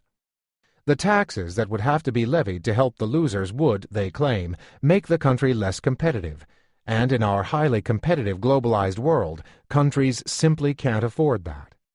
In effect, globalization hurts those at the bottom not only directly, but also indirectly, because of the induced cutbacks in social expenditures and progressive taxation. The result is that, in many countries, including the United States, globalization is almost surely contributing significantly to our growing inequality. I have emphasized that the problems concern globalization as it has been managed. Countries in Asia benefited enormously through export-led growth, and some, such as China, took measures to ensure that significant portions of that increased output went to the poor. Some went to provide for public education, and much was reinvested in the economy to provide more jobs. In other countries, there have been big losers as well as winners. Poor corn farmers in Mexico have seen their incomes decline as subsidized American corn drives down prices on world markets. In many countries, poorly functioning macroeconomies have meant that the pace of job destruction has exceeded that of job creation, and that's been the case in the United States and Europe since the financial crisis. Among the winners from globalization in the United States and some European countries, as it's been managed, are the people at the top. Among the losers are those at the bottom, and increasingly, even those in the middle. Beyond market forces, changes in our society. So far, we have discussed the role that market forces, politics, and rent-seeking play in creating the high level of inequality in our society. Broader societal changes are also important, changes both in norms and in institutions. These too are shaped by and help shape politics. The most obvious societal change is the decline of unions, from 20.1% of wage and salary-earning U.S. workers in 1980 to 11.9% in 2010. This has created an imbalance of economic power and a political vacuum. Without the protection afforded by a union, workers have fared even more poorly than they would have otherwise. Market forces have also limited the effectiveness of the unions that remain. The threat of job loss by the moving of jobs abroad has weakened their power. A bad job without decent pay is better than no job. But just as the passage of the Wagner Act during Franklin Delano Roosevelt's presidency encouraged unionization, Republicans at both the state and federal levels, in the name of labor flexibility, have worked to weaken them. President Reagan's breaking of the air traffic controllers strike in 1981 represented a critical juncture in the breaking of the strength of unions. Part of the conventional wisdom in economics of the past 3 decades is that flexible labor markets contribute to economic strength. I would argue, in contrast, that strong worker protections correct what would otherwise be an imbalance of economic power. Such protection leads to a higher quality labor force with workers who are more loyal to their firms and more willing to invest in themselves and in their jobs. It also makes for a more cohesive society and better workplaces. That the American labor market performed so poorly in the Great Recession and that American workers have done so badly for 3 decades should cast doubt on the mythical virtues of a flexible labor market. But in the United States, unions have been seen as a source of rigidity and thus of labor market inefficiency. This has undermined support for unions both inside and outside of politics. Inequality may be at once cause and consequence of a breakdown in social cohesion over the past 4 decades. The pattern and magnitude of changes in labor compensation as a share of national income are hard to reconcile with any theory that relies solely on conventional economic factors. For instance, In manufacturing, for more than 3 decades, from 1949 to 1980, productivity and real hourly compensation moved together. Suddenly, in 1980, they began to drift apart, with real hourly compensation stagnating for almost 15 years before starting to rise, again almost at the pace of productivity, until the early 2000s, when compensation again began essentially stagnating. One of the interpretations of these data is that, in effect, during the periods when wages grew so much slower than productivity, corporate managers seized a larger share of the rents associated with corporations. The extent to which this occurs is affected not just by economics and societal forces, the ability and willingness of CEOs to garner for themselves a larger fraction of the corporate revenues, but also by politics and how they shape the legal framework. Corporate governance. Politics, and in particular how politics shapes the laws governing corporations, is a major determinant of the fraction of a corporation's revenues that its top executives take for themselves. U.S. laws provide them considerable discretion. This meant that when social mores changed in ways that made large disparities in compensation more acceptable, executives in the United States could enrich themselves at the expense of workers or shareholders more easily than could executives in other countries.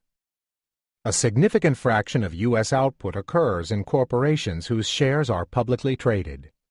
Corporations have numerous advantages: legal protection afforded by limited liability, advantages of scale, often long-established reputations, that allow them to earn excess returns over what they would otherwise have to pay to raise capital.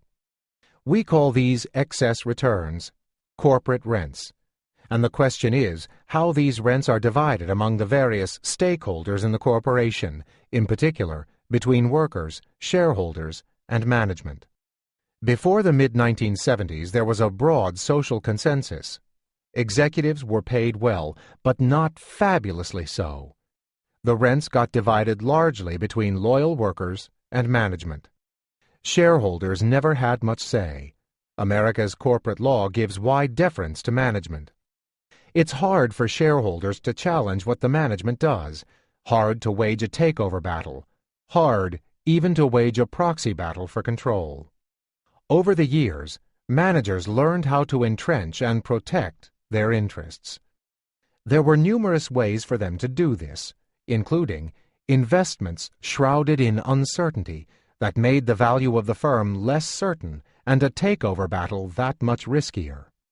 Poison pills that decreased the value of the firm in the event of a takeover, and golden parachutes that guaranteed managers a lifetime of comfort should the firm be taken over.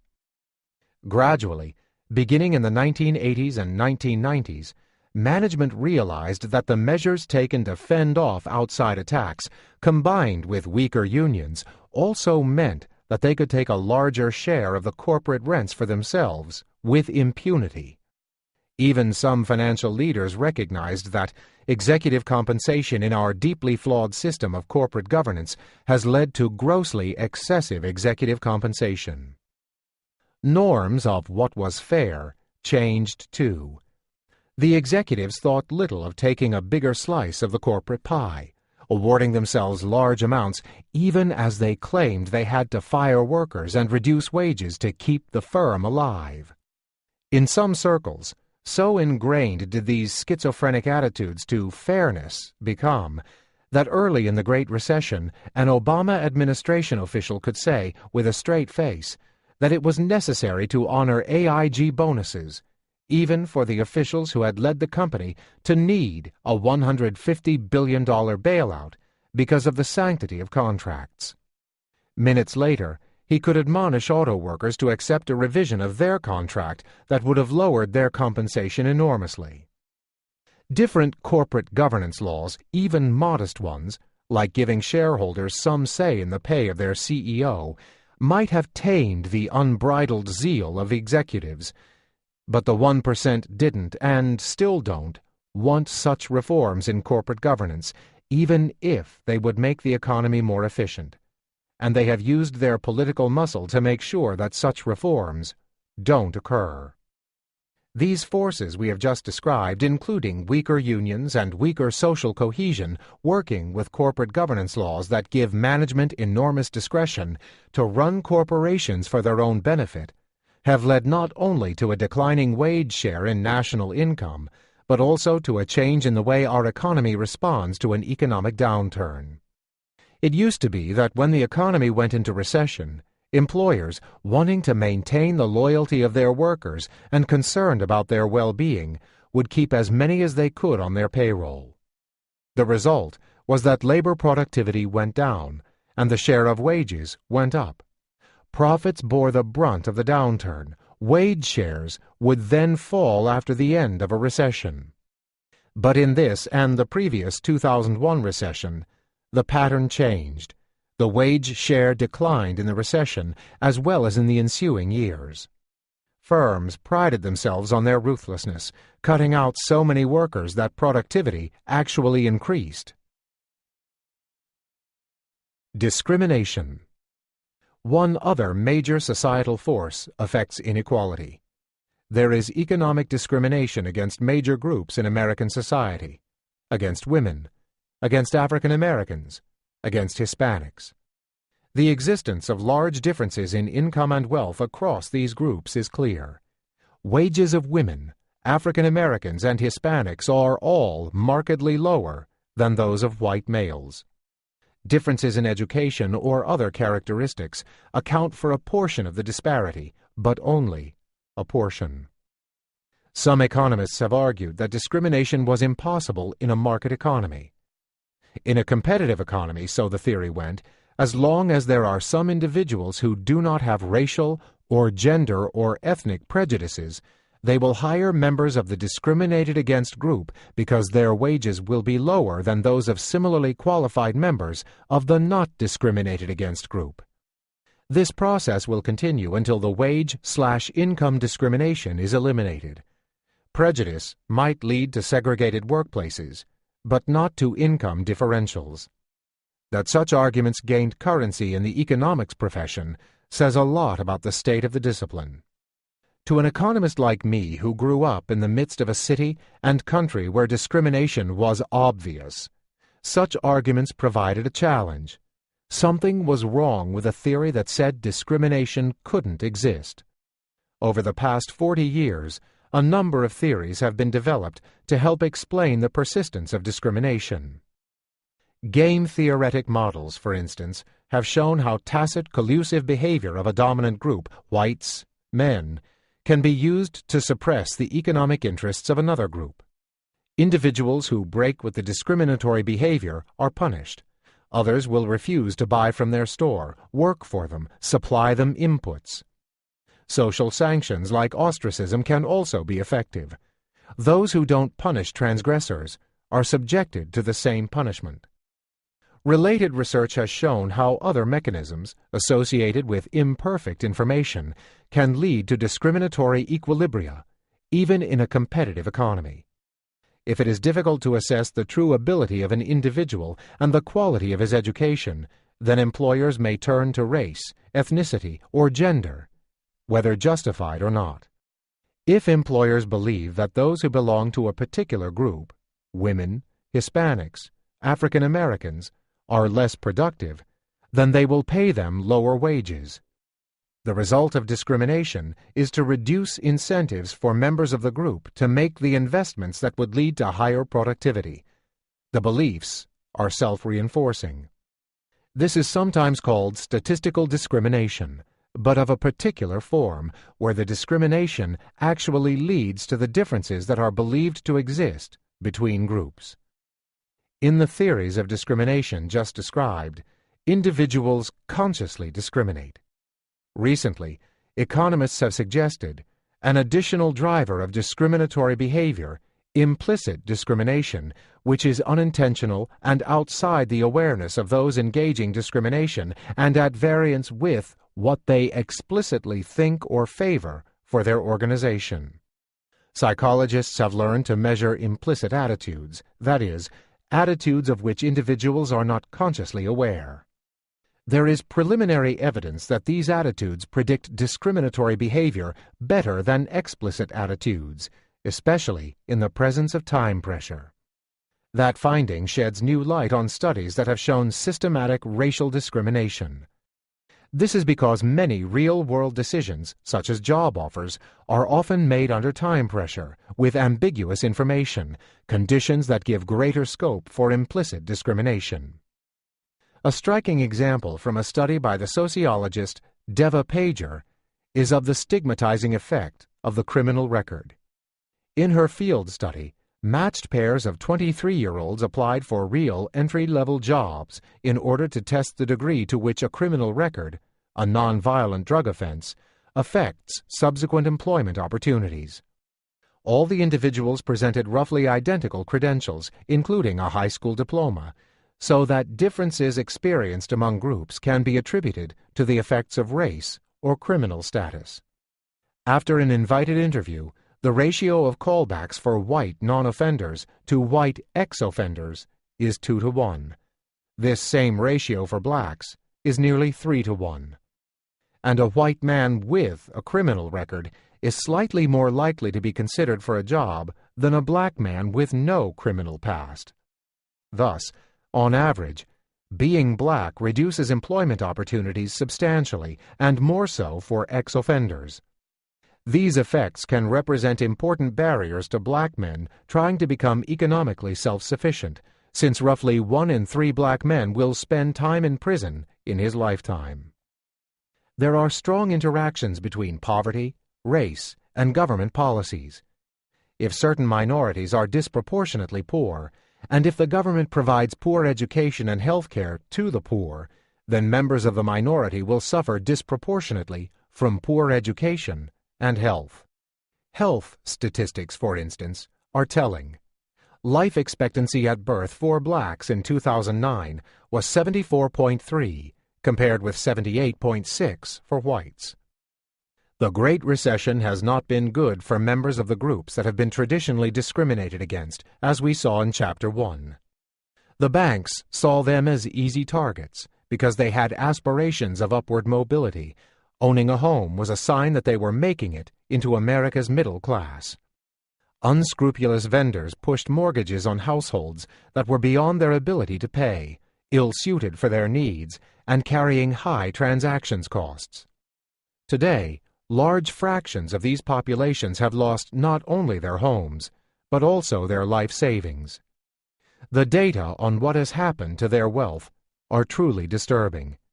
In the aftermath of the crisis, the typical black household had a net worth of only $5,677, a 20th of that of a typical white household. Our economic system rewards profits no matter how they're made, and in a money-centric economy it's not surprising to see moral scruples put to the side. Occasionally, our system holds those who have behaved wrongly accountable, though only after a long and expensive legal battle.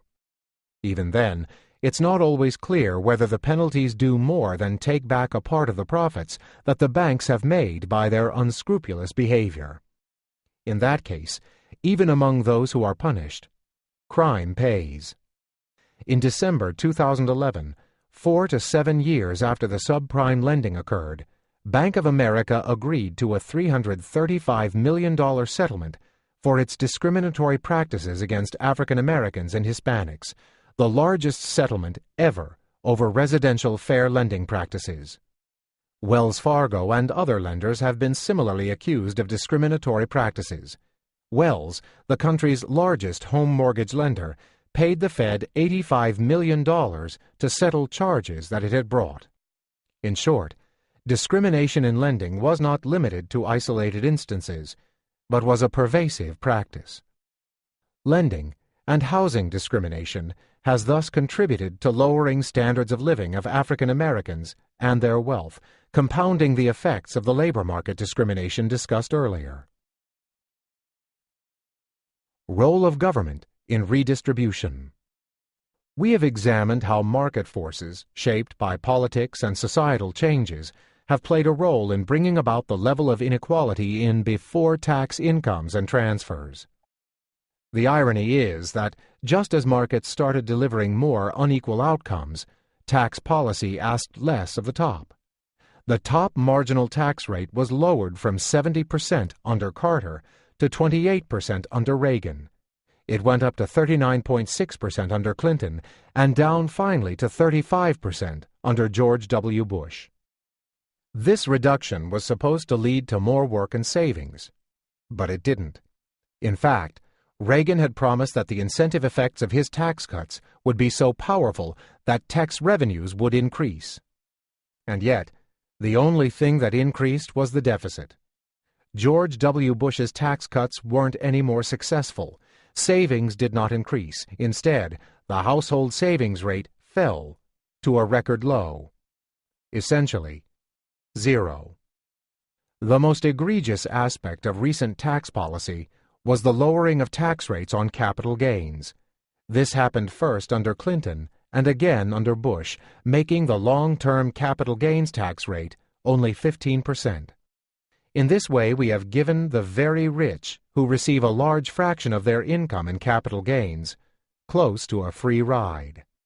It doesn't make sense that investors, let alone speculators, should be taxed at a lower rate than someone who works hard for his living. Yet, that's what our tax system does. And capital gains are not taxed until they are realized, that is, until the asset is sold. So there is an enormous benefit from this deferral of taxes, especially when interest rates are high. Furthermore, if the assets are passed on at death, the capital gains made during the individual's lifetime escape taxation.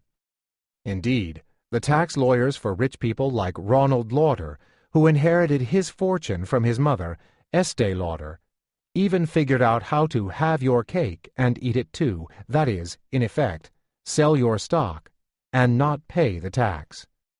Their plan and other similar tax avoidance schemes involves complicated transactions including short selling, selling borrowed stock, and derivatives. Though this particular loophole was eventually closed, tax lawyers for the rich are always seeking to outsmart the IRS. The inequality in dividends is greater than that in wages and salaries, and the inequality in capital gains is greater than that in any other form of income. So giving a tax break to capital gains is, in effect, giving a tax break to the very rich. The bottom 90% of the population gets less than 10% of all capital gains. Under 7% of households earning less than $100,000 receive any capital gains income, and for these households, capital gains and dividend income combined make up an average of 1.4% of their total income. Salaries and wages accounted for only 8.8% of the income of the top 400, capital gains for 57%, and interest and dividends for 16%. So 73% of their income was subject to low rates. Indeed, the top 400 taxpayers garner close to 5% of the country's entire dividends. They posted an average of $153.7 million in gains each, a total of $61.5 billion in gains in 2008, $228.6 million each, for a total of $91.4 billion in 2007. Lowering the tax on capital gains from the ordinary rate of 35% to 15% thus gave each of these 400 on average a gift of $30 million in 2008 and $45 million in 2007, and it lowered overall tax revenues by $12 billion in 2008 and $18 billion in 2007. The net effect is that the super rich actually pay on average a lower tax rate than those less well off, and the lower tax rate means that their riches increase faster. The average tax rate in 2007 on the top 400 households was only 16.6%, considerably lower than the 20.4% for taxpayers in general. It increased slightly in 2008, the last year for which data are available, to 18.1%. While the average tax rate has decreased little since 1979, going from 22.2% to 20.4%, that of the top 1% has fallen by almost a quarter, from 37% to 29.5%. Most countries have adopted estate taxes, not just to raise revenue from those who are more able to afford it, but also to prevent the creation of inherited dynasties.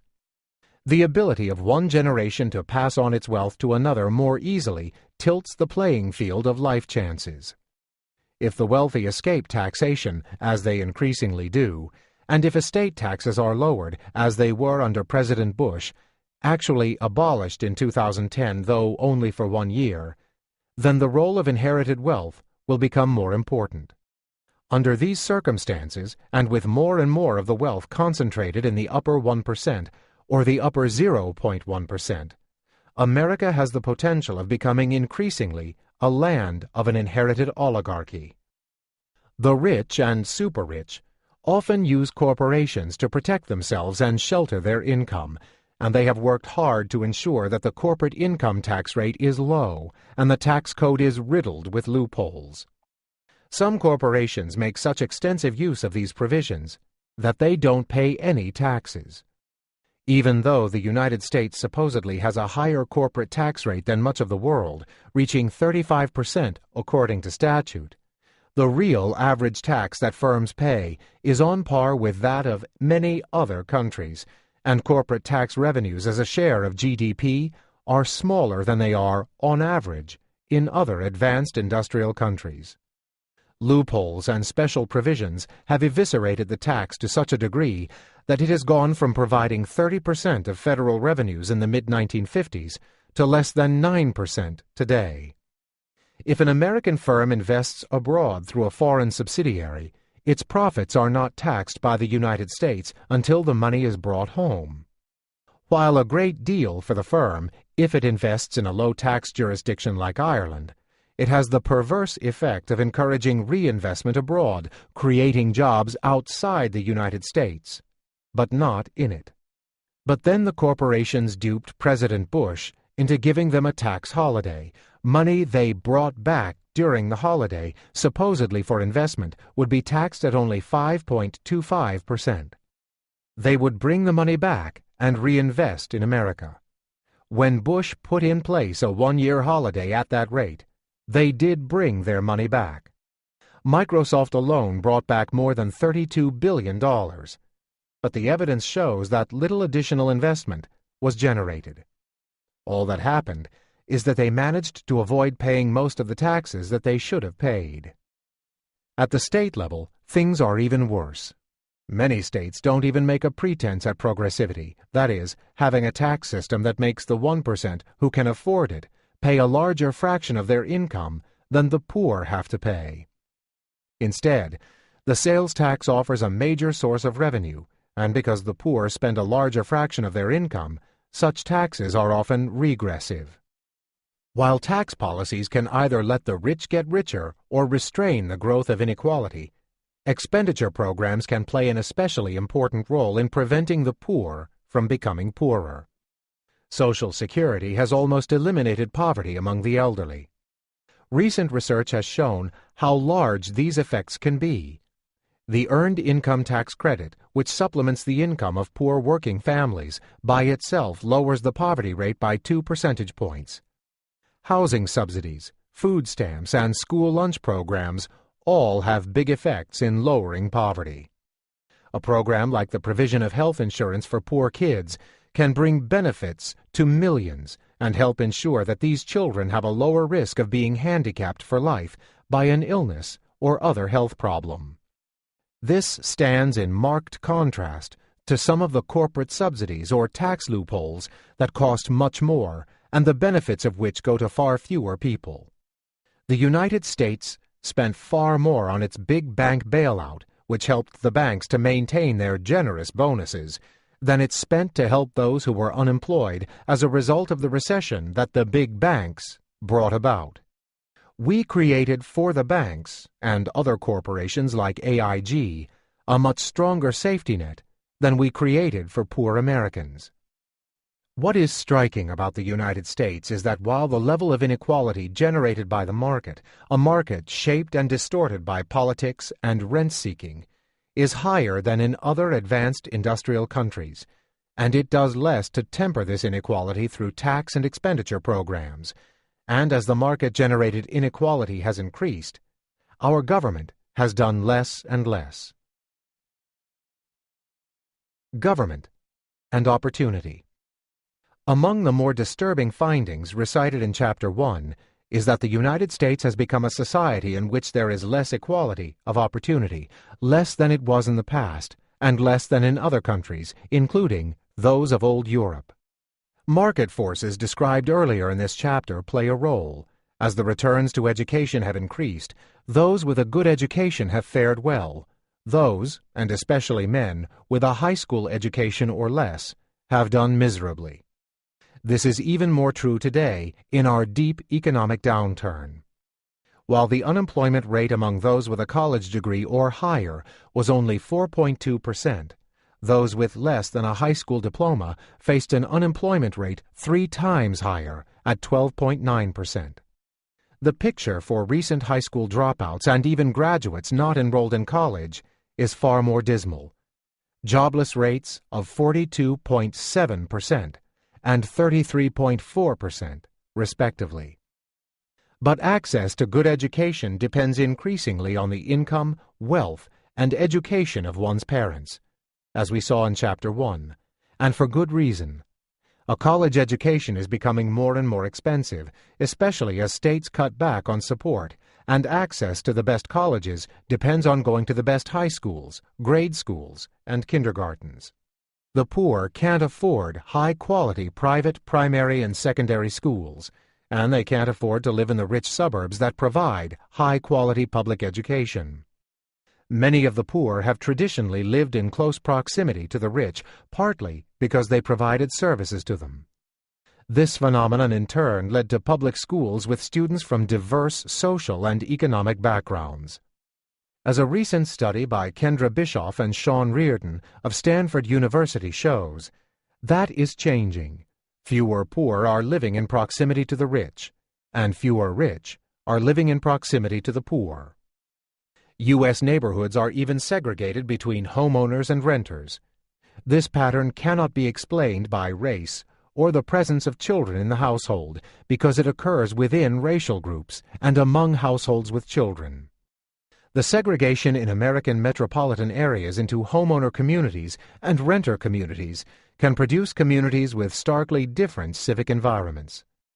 Community quality depends on residents' efforts to prevent crime and improve local governance, and the payoff to an individual making that effort is greater for homeowners than for renters, and generally greater for those who live in communities where many other residents make similar efforts to render local government more responsive to community members.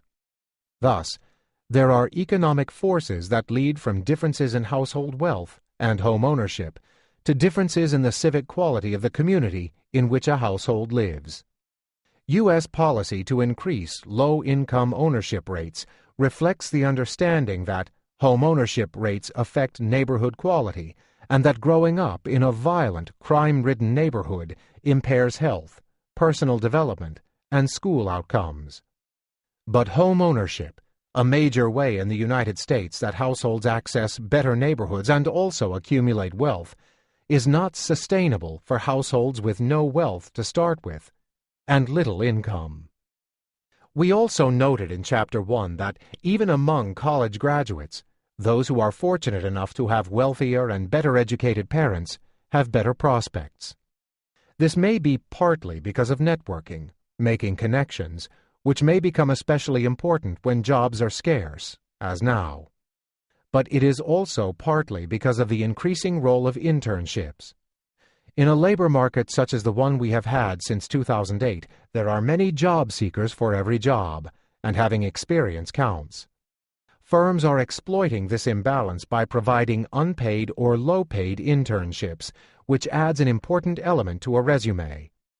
But not only are the rich in a better position to get the internship, they are in a better position to afford unpaid work for a year or two.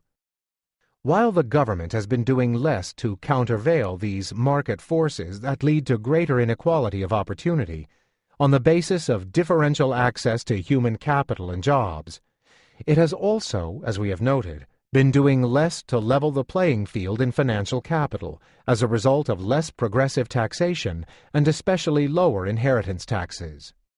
In short, we have created an economic and social system and a politics in which, going forward, current inequalities are not only likely to be perpetuated, but to be exacerbated.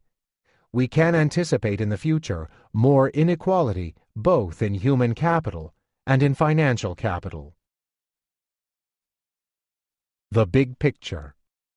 Earlier in this chapter, and in Chapter 2, we discussed how the rules of the game have helped create the riches of those at the top and have contributed to the miseries of those at the bottom. Government today plays a double role in our current inequality. It is partly responsible for the inequality in before-tax distribution of income, and it has taken a diminished role in correcting this inequality through progressive tax and expenditure policies. As the wealthy get wealthier, they have more to lose from attempts to restrict rent-seeking and redistribute income in order to create a fairer economy, and they have more resources with which to resist such attempts. It might seem strange that as inequality has increased, we have been doing less to diminish its impact. But it's what one might have expected. It's certainly what one sees around the world. The more egalitarian societies work harder to preserve their social cohesion. In the more unequal societies, government policies and other institutions tend to foster the persistence of inequality. This pattern has been well documented. Justifying inequality. We began the chapter by explaining how those at the top have often sought to justify their income and wealth, and how marginal productivity theory, the notion that those who got more did so because they had made a greater contribution to society, had become the prevailing doctrine, at least in economics.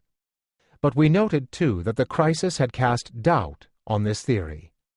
Those who perfected the new skills of predatory lending, who helped create derivatives, described by the billionaire Warren Buffett as financial weapons of mass destruction, or who devised the reckless new mortgages that brought about the subprime mortgage crisis, walked away with millions, sometimes hundreds of millions, of dollars. But even before that, it was clear that the link between pay and social contribution was, at best, weak. As we noted earlier, the great scientists who have made discoveries that provided the basis of our modern society have typically reaped for themselves no more than a small fraction of what they have contributed, and received a mere pittance compared with the rewards reaped by the financial wizards who brought the world to the brink of ruin. But there is a deeper philosophical point. One can't really separate out any individual's contributions from those of others. Even in the context of technological change, most inventions entail the synthesis of pre-existing elements rather than invention de novo. Today, at least in many critical sectors, a large fraction of all advances depend on basic research funded by the government. Gar Alperovitz and Lou Daly concluded in 2009 that if much of what we have comes to us as the free gift of many generations of historical contribution, there is a profound question as to how much can reasonably be said to be earned by any one person now or in the future. So, too, the success of any business person depends not just on this inherited technology, but on the institutional setting, the rule of law, the existence of a well-educated workforce, and the availability of good infrastructure, transportation, and communications. Is inequality necessary to give people incentives? Another argument is often proffered by those who defend status quo, that we need the current high level of inequality to give people incentives to work, save, and invest. This confuses two positions. One is that we should have no inequality. The other is that we would be better off if we had less inequality than we have today. I, and as far as I know, most progressives, do not argue for full equality. We realize that that would weaken incentives. The question is, how seriously would incentives be weakened if we had a little bit less inequality? In the next chapter, I will explain why, to the contrary, less inequality would actually enhance productivity. Of course, much of what is called incentive pay isn't really that. It's just a name given to justify the huge inequality and to delude the innocent to think that without such inequality, our economic system wouldn't work. That was made evident when, in the aftermath of the financial debacle of 2008, the banks were so embarrassed about calling what they paid their executives performance bonuses that they felt compelled to change the name to retention bonuses, even if the only thing being retained was bad performance. Under incentive compensation schemes, pay is supposed to increase with performance. What the bankers did was common practice. When there was a decline in measured performance according to the yardsticks that were supposed to be used to determine compensation, the compensation system changed. The effect was that, in practice, pay was high when performance was good, and pay was high when performance was bad. Parsing out the sources of inequality. Economists are prone to quibble about the relative importance of various factors leading to America's growing inequality. Increasing inequality in wages and capital income, and an increasing share of income going to those forms of income that are more unequally distributed, contributed to greater inequality in market income and, as we saw earlier in the chapter, less progressive tax and expenditure policies contributed to an even larger increase in after-tax and transfer income. The explanation for the increase in dispersion of wages and salaries has been particularly contentious. Some focus on changes in technology, skill-biased technological change. Others on social factors, the weakening of unions, the breakdown of social norms restraining executive pay. Still others focus on globalization. Some focus on the increasing role of finance. Strong vested interests inform each of these explanations. Those fighting to open up markets see globalization as playing a minor role. Those arguing for stronger unions see the weakening of unions as central. Some of the debates have to do with the different aspects of inequality that are being focused upon. The increasing role of finance may have little to do with the polarization of wages in the middle, but a great deal to do with the increases of income and wealth at the top. At different times, different forces have played different roles. Globalization has probably played a more important role since, say, 2000 than it did in the preceding decade. Still, there is a growing consensus among economists that it is hard to parse out cleanly and precisely the roles of different forces.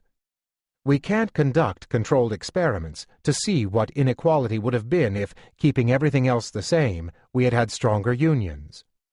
Moreover, the forces interact. The competitive forces of globalization, the threat of jobs moving elsewhere, has been important in weakening unions. To me, much of this debate is beside the point. The point is that inequality in America and some other countries around the world has grown to where it can no longer be ignored. Technology, skill-biased technological change may be central to certain aspects of our current inequality problem, especially to the polarization of the labor market. But even if that is the case, we don't have to sit idly by and accept the consequences. Greed may be an inherent part of human nature, but that doesn't mean there is nothing we can do to temper the consequences of unscrupulous bankers who would exploit the poor and engage in anti-competitive practices. We can and should regulate banks, forbid predatory lending, make them accountable for their fraudulent practices, and punish them for abuses of monopoly power. So, too, stronger unions and better education might mitigate the consequences of skill-biased technological change. And it's not even inevitable that technological change continues in this direction.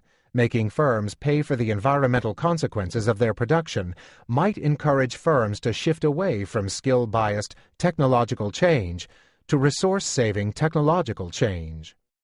Low interest rates may encourage firms to robotize, replacing unskilled jobs that can easily be routinized. So, alternative macroeconomic and investment policies could slow the pace of the de-skilling of our economy.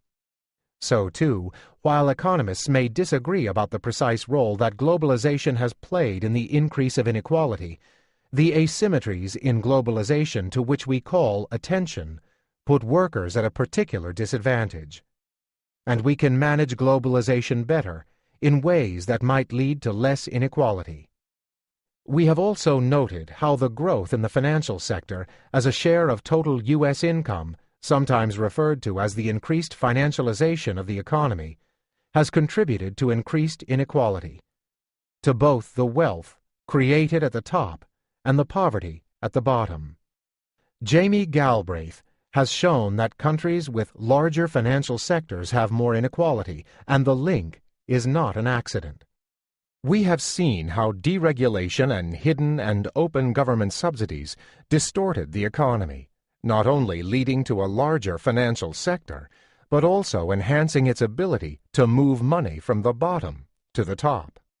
We don't have to know precisely the fraction of inequality that should be attributed to the increased financialization of the economy to understand that a change in policies is needed. Each of the factors that have contributed to inequality has to be addressed, with a special emphasis on those that simultaneously contribute directly to the weakening of our economy, such as the persistence of monopoly power and of distortionary economic policies. Inequality has become ingrained in our economic system, and it will take a comprehensive agenda described more fully in Chapter 10 to uproot it. Alternative models of inequality. In this chapter, we have explained that there are alternative theories of inequality, in some of which inequality seems more justified, the income of those at the top more deserved, and the costs of checking the inequality and redistribution greater than others. The achievement model of income determination focuses on the efforts of each individual. And if inequality were largely the result of differences in effort, it would be hard to fault it, and it would seem unjust and inefficient not to reward it. The Horatio Alger stories that we described in Chapter 1 belong to this tradition. In the more than 100 tales of rags to riches, it was by dint of the individual's own efforts that the hero of each tale pulled himself out of poverty. They may contain a grain of truth, but it is only a grain. We saw in Chapter 1 that the major determinant of an individual's success was his initial conditions, the income and education of his parents. Luck also plays an important role. The central thesis of this chapter, and the preceding one, is also that inequality is not just the result of the forces of nature, of abstract market forces. We might like the speed of light to be faster, but there is nothing we can do about it. But inequality is, to a very large extent, the result of government policies that shape and direct the forces of technology and markets and broader societal forces. There is, in this, a note of both hope and despair. Hope, because it means that this inequality is not inevitable, and that by changing policies we can achieve a more efficient and a more egalitarian society. Despair, because the political processes that shape these policies are so hard to change. There is one source of inequality, especially at the bottom, about which this chapter has had little to say. As this book goes to press, we are still in the worst economic downturn since the Great Depression. Macro mismanagement in all of its guises is a major source of inequality. The unemployed are more likely to join those in poverty, the more so the longer the economic downturn. The bubble gave a few of the poor an illusion of wealth, but only for a moment. As we have seen, when the bubble burst, it wiped out the wealth of those at the bottom, creating new levels of wealth inequality and heightening the fragility of those at the bottom. Chapter 9 will lay out how the macroeconomic and especially monetary policies that the United States and many other countries pursued reflected the interests and ideologies of the top. Another theme of this book is that of adverse dynamics, vicious circles.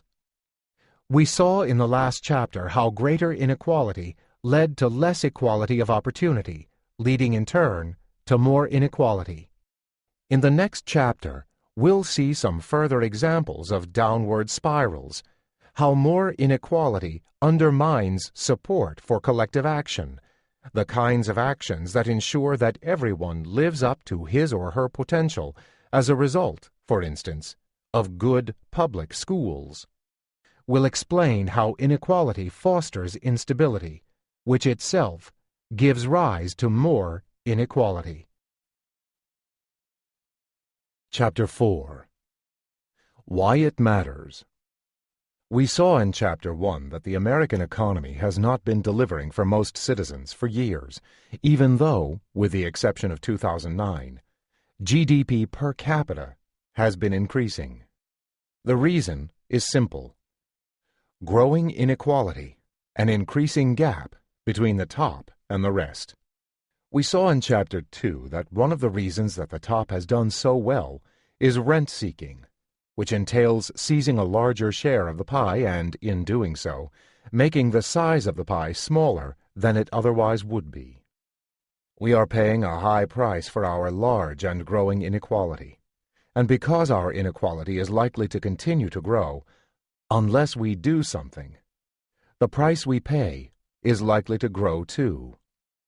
Those in the middle, and especially those at the bottom, will pay the highest price. But our country as a whole, our society, our democracy, also will pay a very high price. Widely unequal societies do not function efficiently, and their economies are neither stable nor sustainable in the long term. When one interest group holds too much power, it succeeds in getting policies that benefit itself, rather than policies that would benefit society as a whole.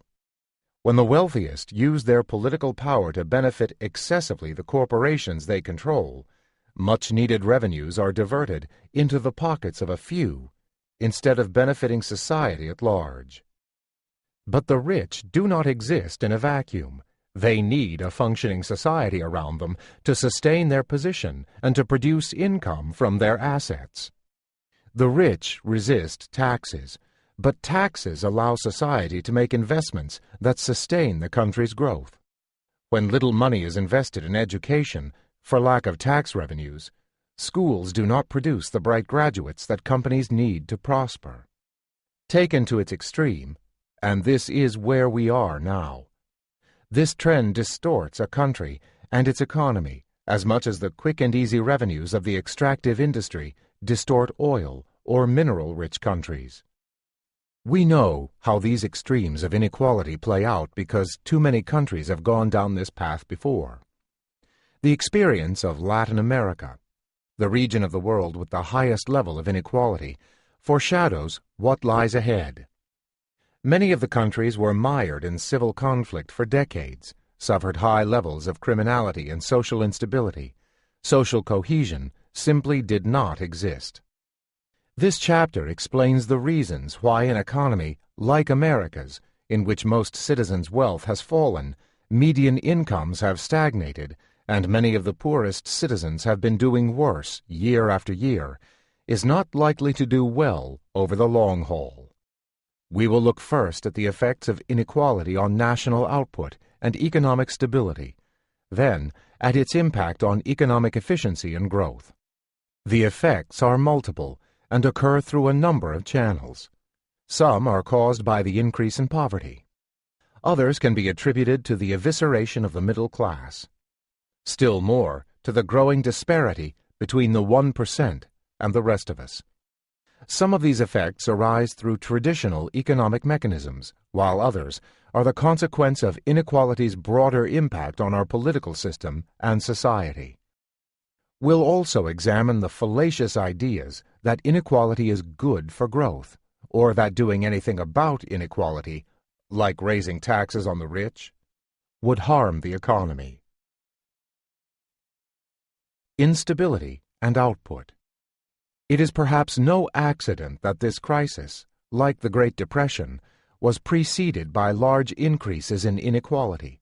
When money is concentrated at the top of society, the average American's spending is limited, or at least that would be the case in the absence of some artificial prop which, in the years before the crisis, came in the form of a housing bubble fueled by Fed policies.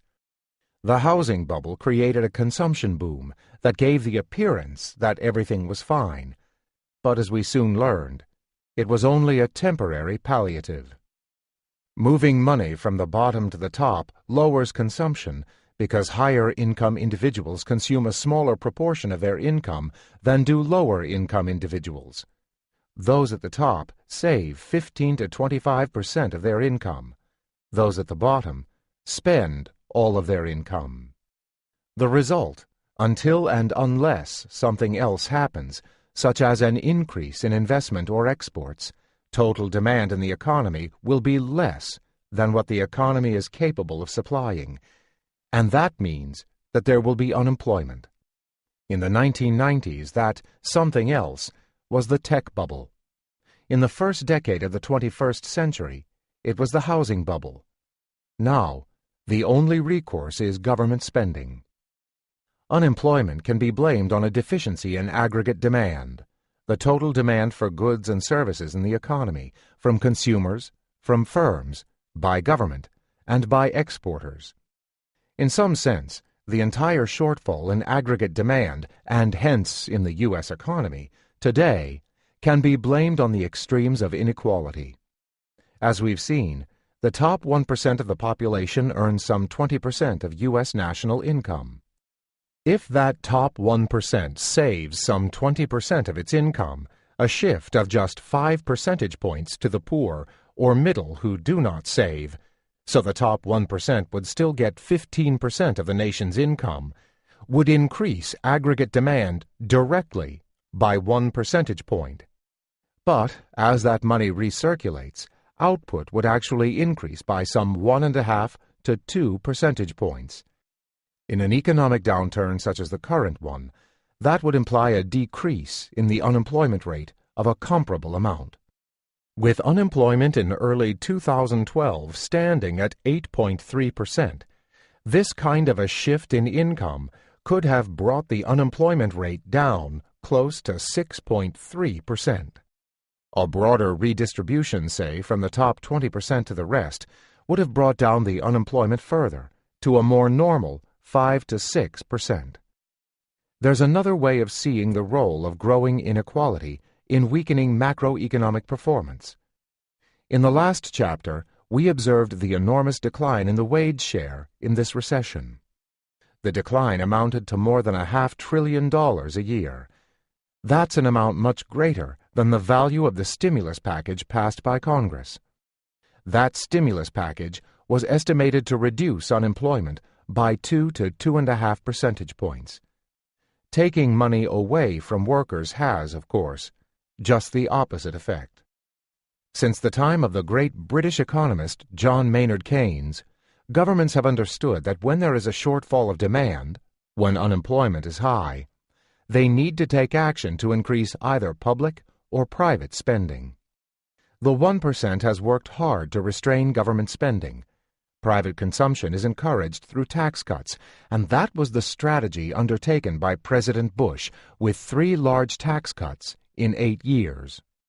It didn't work. The burden of countering weak demand has thus been placed on the U.S. Federal Reserve, whose mandate is to maintain low inflation, high growth, and full employment. The Fed does this by lowering interest rates and providing money to banks which, in normal times, lend it to households and firms. The greater availability of credit at lower interest rates often spurs investment.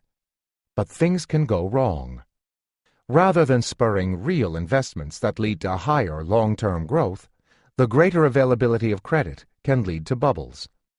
A bubble can lead households to consume in an unsustainable way on the basis of debt, and when a bubble breaks, it can bring on a recession.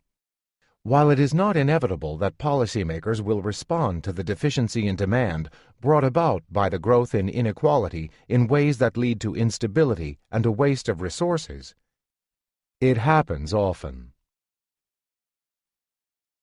How the government's response to weak demand from inequality led to a bubble and even more inequality. For instance, the Federal Reserve responded to the 1991 recession with low interest rates and the ready availability of credit, helping to create the tech bubble, a phenomenal increase in the price of technology stocks accompanied by heavy investment in the sector.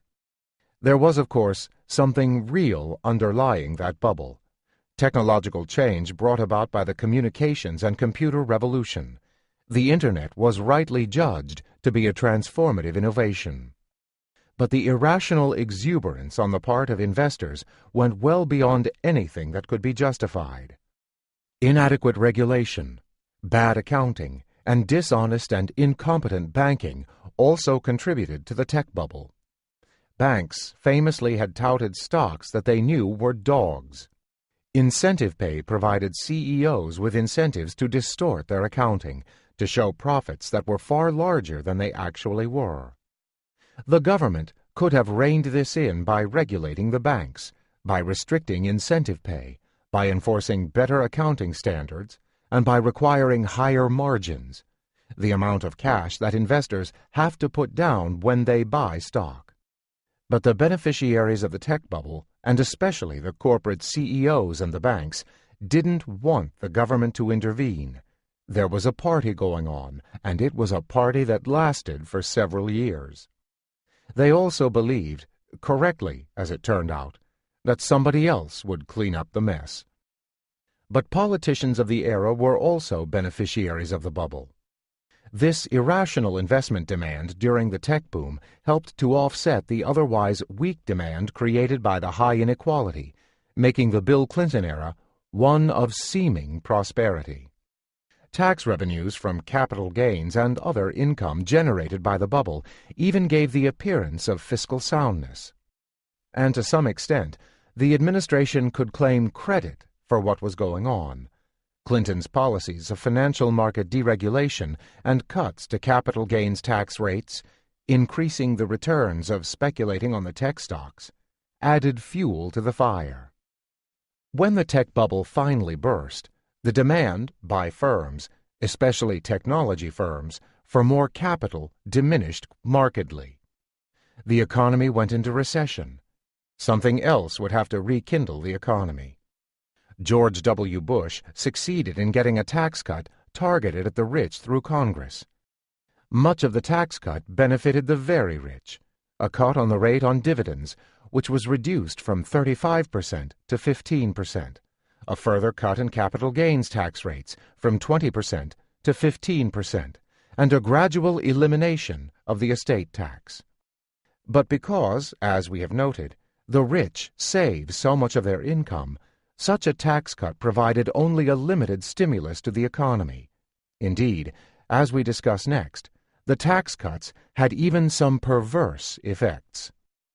Corporations, realizing that the dividend tax rate was unlikely to remain so low, had every incentive to pay out as much as they felt that they could do safely without jeopardizing too much the future viability of the firm. But that meant smaller cash reserves left on hand for any investment opportunities that came along. Investment, outside of real estate, actually fell, contrary to what some on the right had predicted. Part of the reason for the weak investment, of course, was that during the tech bubble, many firms had overinvested. By the same token, the cut in the estate tax may have discouraged spending. The rich could now safely stow away more money for their children and grandchildren, and they had less incentive to give away money to charities that would have spent the money on good causes. Strikingly, the Fed and its chairman at the time, Alan Greenspan, didn't learn the lessons of the tech bubble. But this was in part because of the politics of inequality, which didn't allow alternative strategies that could have resuscitated the economy without creating another bubble, such as a tax cut to the poor or increased spending on badly needed infrastructure. This alternative to the reckless path the country took was anathema to those who wanted to see a smaller government, one too weak to engage in progressive taxation or redistributive policies. Franklin Delano Roosevelt had tried these policies in his New Deal, and the establishment pilloried him for it. Instead, low interest rates, lax regulations, and a distorted and dysfunctional financial sector came to the rescue of the economy. For a moment. The Fed engineered unintentionally another bubble, this one temporarily more effective than the last, but in the long run more destructive.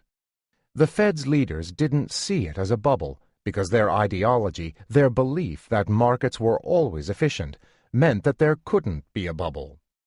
The housing bubble was more effective because it induced spending not just by a few technology companies, but by tens of millions of households that thought they were richer than they were. In 1 year alone, close to $1 trillion were taken out in home equity loans and mortgages, much of it spent on consumption. But the bubble was more destructive, partly for the same reasons. It left in its wake tens of millions of families on the brink of financial ruin. Before the debacle is over, millions of Americans will lose their homes, and millions more will face a lifetime of financial struggle. Over-leveraged households and excess real estate have already weighed down the economy for years and are likely to do so for more years, contributing to unemployment and a massive waste of resources. At least the tech bubble left something useful in its wake: fiber optics networks and new technology that would provide sources of strength for the economy. The housing bubble left shoddily built houses located in the wrong places and inappropriate to the needs of a country where most people's economic position was in decline. It's the culmination of a 3-decade stretch spent careening from one crisis to another without learning some very obvious lessons along the way. In a democracy where there are high levels of inequality, politics can be unbalanced too, and the combination of an unbalanced politics managing an unbalanced economy can be lethal. Deregulation. There is a second way that unbalanced politics, driven by extremes of inequality, leads to instability. Deregulation. Deregulation has played a central part in the instability that we and many other countries have experienced. Giving corporations, and especially the financial sector, free rein was in the short-sighted interest of the wealthy. They used their political weight and their power to shape ideas, to push deregulation, first in airlines and other areas of transportation, then in telecom, and finally, and most dangerously, in finance. Regulations are the rules of the game that are designed to make our system work better, to ensure competition, to prevent abuses, to protect those who cannot protect themselves. Without restraints, the kinds of market failures described in the last chapter, where markets fail to produce efficient outcomes, are rampant. In the financial sector, for instance, there will be conflicts of interest and excesses, excess credit, excess leverage, excess risk-taking, and bubbles. But those in the business sector see things differently. Without the restraints, they see increases in profits. They think not of the broad and often long-term social and economic consequences, but of their narrower, short-term self-interest, the profits that they might garner now. In the aftermath of the Great Depression, an event preceded by similar excesses, the country enacted strong financial regulations, including the Glass-Steagall Act in 1933. These laws, effectively enforced, served the country well. In the decades following passage, the economy was spared the kind of financial crisis that had repeatedly plagued this country and others. With the dismantling of these regulations in 1999, the excesses returned with even greater force. Bankers quickly put to use advances in technology, finance, and economics. The innovations offered ways to increase leverage, that circumvented the regulations that remained and that the regulators didn't fully understand. New ways of engaging in predatory lending and new ways to deceive unwary credit card users. The losses from the underutilization of resources associated with the Great Recession and other economic downturns are enormous. Indeed, the sheer waste of resources brought on by this crisis caused by the private sector, a shortfall of trillions of dollars between what the economy could have produced and what it has produced, is greater than the waste of any democratic government ever. The financial sector claimed that its innovations had led to a more productive economy, a claim for which there is no evidence. But there is no doubting the instability and inequality for which it is responsible. Even if the financial sector had led to a 0.25% higher growth for 3 decades, a claim that is beyond that of even the most exaggerated supporters of the sector, it would barely have made up for the losses that its misbehavior precipitated. We have seen how inequality gives rise to instability as a result of both the deregulatory policies that are enacted and the policies that are typically adopted in response to the deficiencies in aggregate demand. Neither is a necessary consequence of inequality. If our democracy worked better, it might have resisted the political demand for deregulation and might have responded to the weaknesses in aggregate demand in ways that enhanced sustainable growth rather than creating a bubble. There are further adverse effects of this instability. It increases risk. Firms are risk-averse, which means that they demand compensation for bearing the risk. Without compensation, firms will invest less, and so there will be less growth. The irony is that while inequality gives rise to instability, the instability itself gives rise to more inequality, one of the vicious cycles that we identify in this chapter.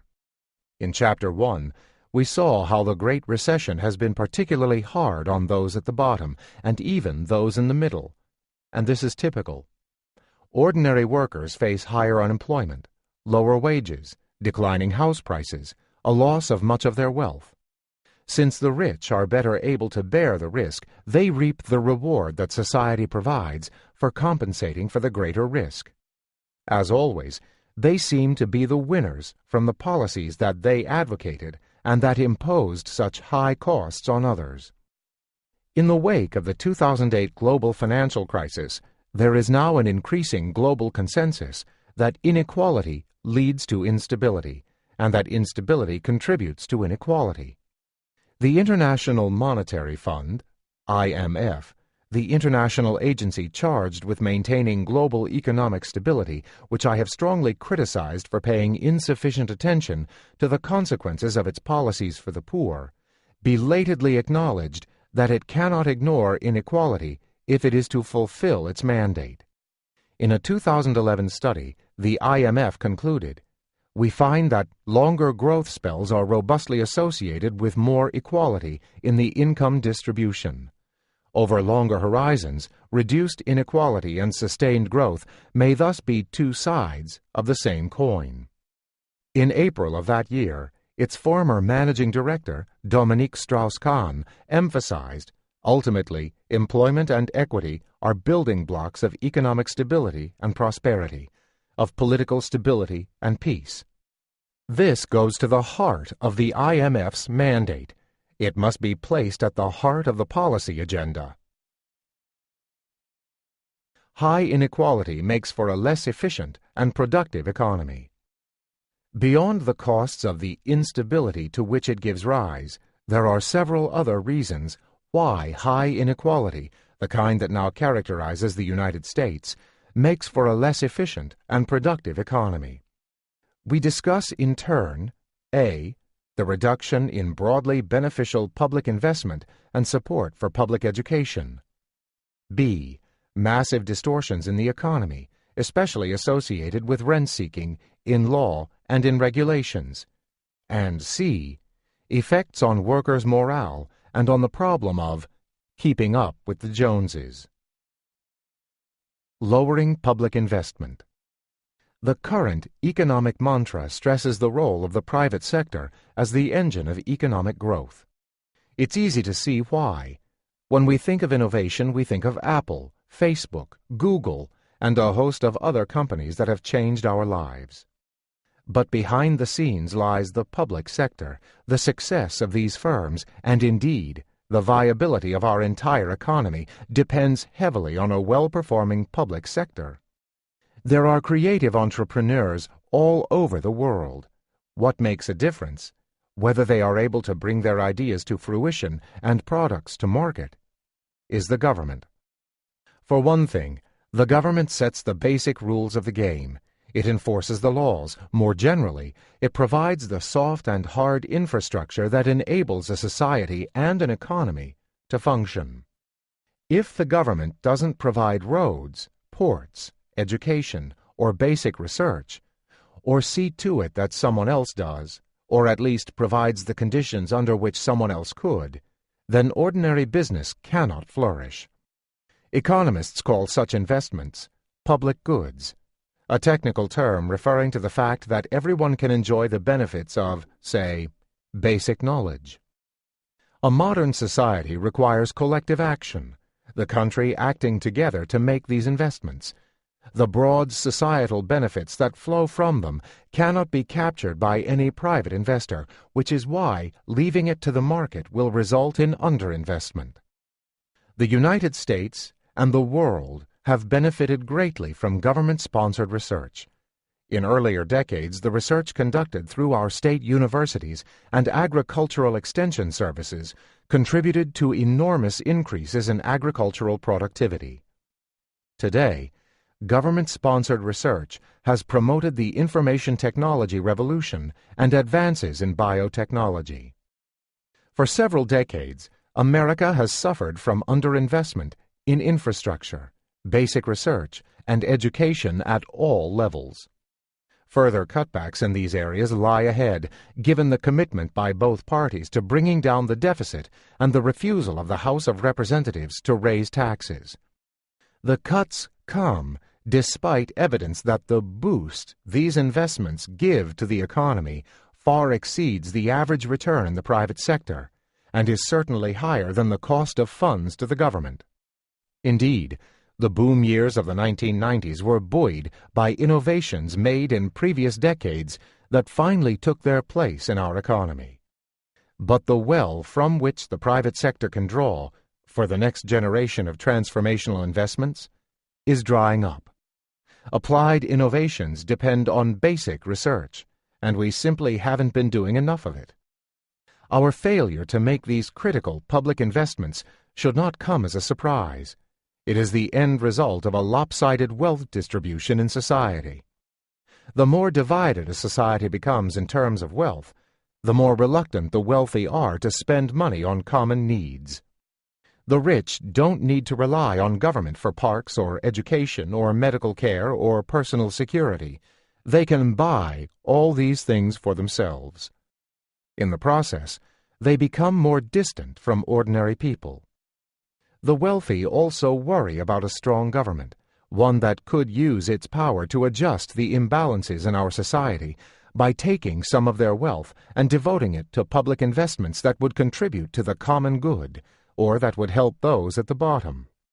While the wealthiest Americans may complain about the kind of government we have in America, in truth, many like it just fine.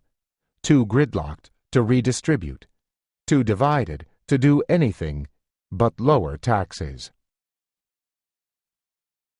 Living up to potential. The end of opportunity. Our underinvestment in the common good, including public education, has contributed to the decline in economic mobility that we noted in Chapter 1. This, in turn, has important consequences for the country's growth and efficiency. Whenever we diminish equality of opportunity, we are not using one of our most valuable assets, our people, in the most productive way possible. In earlier chapters, we saw how the prospects of a good education for the children of poor and middle-income families were far bleaker than those of the children of the rich. Parental income is becoming increasingly important, as college tuition increases far faster than incomes, especially at public colleges, which educate 70% of Americans. But one might ask, don't expanded student loan programs fill the gap? The answer, unfortunately, is no. And again, the financial sector is more than a little at fault. Today, the market is characterized by a set of perverse incentives which, together with the absence of regulations that prevent abuse, mean that the student loan programs, rather than uplifting the poor, can, and too often do, lead to their further immiseration. The financial sector succeeded in making student loans non-dischargeable in bankruptcy, which meant that the lenders had little incentive to see to it that the schools for which the students were borrowing money were actually providing them with an education that would enhance their income. Meanwhile, private for-profit schools with richly compensated executives have defeated attempts to impose high standards that would make schools that exploit the poor and ill-informed by taking their money and not providing them with an education that enables them to get jobs to repay their loans, ineligible for loans. It is totally understandable that a young person, seeing how the burden of debt is crushing his parents' lives, would be reluctant to take on student loans. It is, in fact, remarkable that so many are willing to do so, to the point that the average college graduate now has a debt of over $25,000. There may be another factor at play that is decreasing mobility, and that, over the long run, will decrease the nation's productivity. Studies of educational attainment stress the importance of what happens in the home. As those in the middle and at the bottom struggle to make a living, as they have to work more to get by, families have less time to spend together. Parents are less able to supervise their children's homework. Families have to make compromises, and among them is less investment in their children, though they wouldn't use those words. A distorted economy, rent-seeking and financialization, and a less well-regulated economy. A central theme of the preceding chapters was that much of the inequality in our economy was the result of rent-seeking. In their simplest form, rents are just redistributions from the rest of us to the rent-seekers.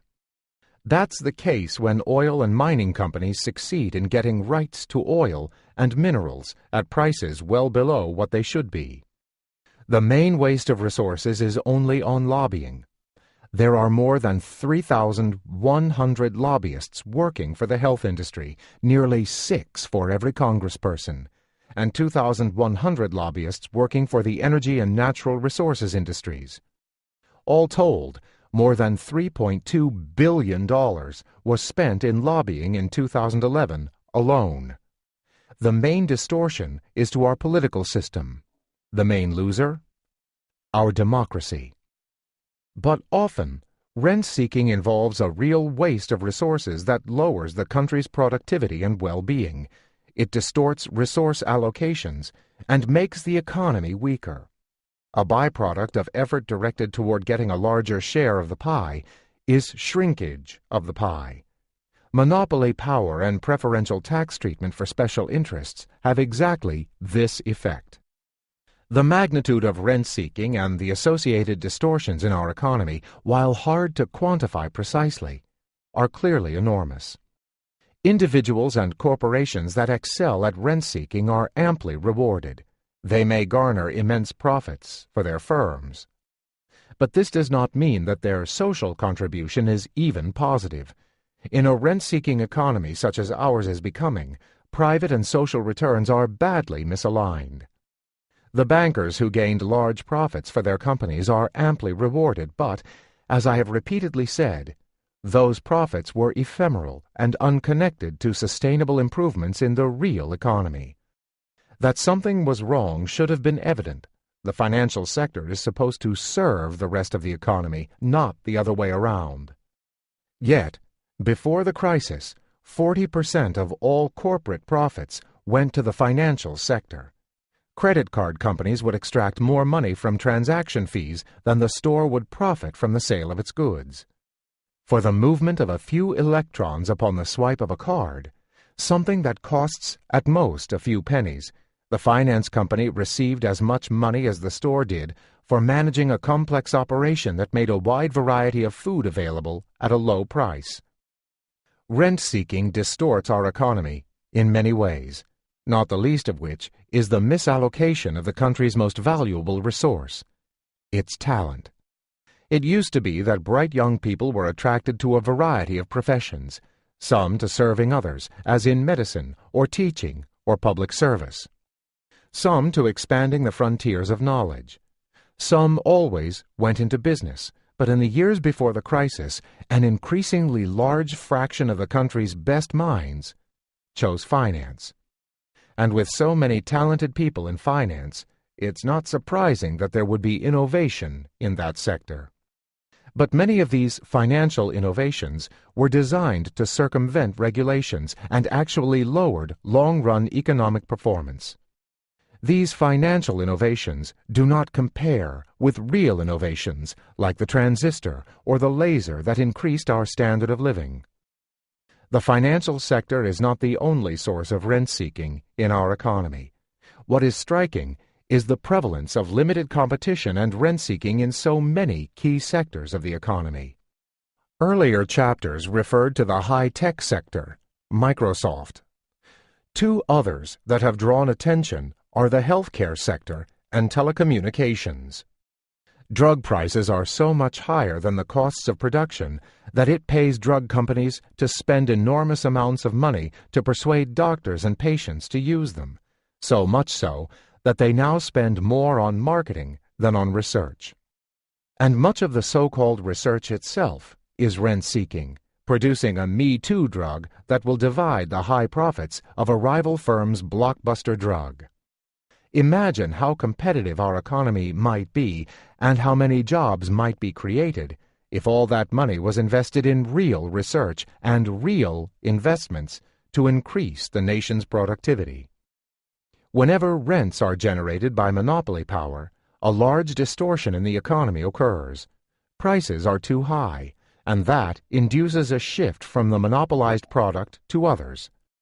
It is remarkable that even though the United States is allegedly a highly competitive economy, certain sectors seem to continue to reap excess profits. Economists marvel at our healthcare sector and its ability to deliver less for more.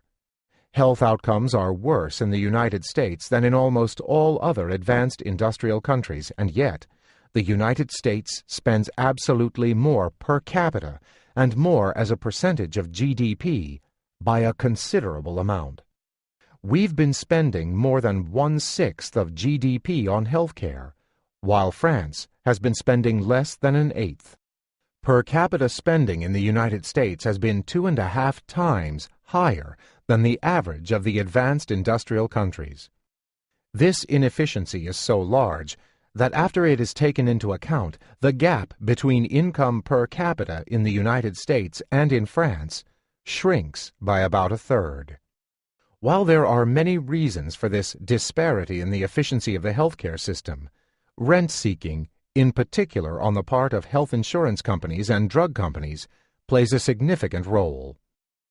Earlier, we cited the most notorious example, a provision in the 2003 Bush Medicare expansion that led to much higher drug prices in the United States and to a windfall gain, a rent, for the drug companies, estimated at $50 billion or more a year. Well, one might say, what is $50 billion among friends? In a $15 trillion economy, it amounts to less than 1/3 of 1%. But as Everett Dirksen, the senator from Illinois, is reputed to have said, $1 billion here, $1 billion there, and pretty soon, you're talking real money.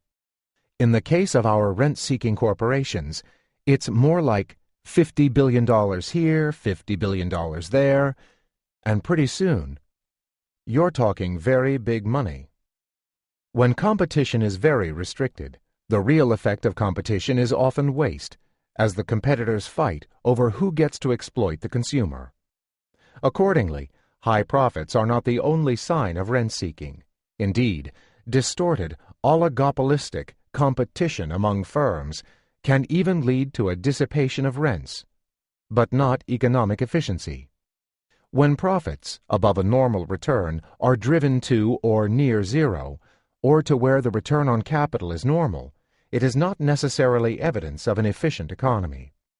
We see evidence of rent-seeking in the high expenditures to recruit credit card or cell phone customers. Here, the object becomes to exploit customers as much and as fast as possible, with fees and charges that are neither understandable nor predictable. Companies work hard to make it difficult to compare the costs of using, say, one credit card versus another, because to do so would enhance competition, and competition would erode profits.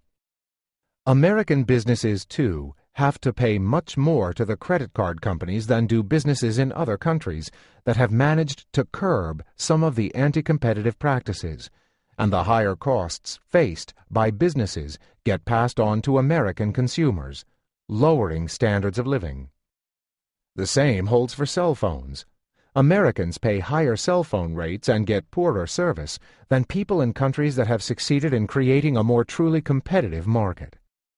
Sometimes the distortions of rent seekers are subtle, not well captured in the diminution of GDP. This is because GDP doesn't adequately capture costs to the environment. It doesn't assess the sustainability of the growth that is occurring. When GDP arises from taking resources out of the ground, we should make note that the country's wealth is diminished, unless that wealth is reinvested above ground in human or physical capital. But our metrics don't do that. Growth that arises from depleting fish stocks or groundwater is ephemeral, but our metrics don't tell us that. Our price system is flawed because it doesn't reflect accurately the scarcity of many of these environmental resources.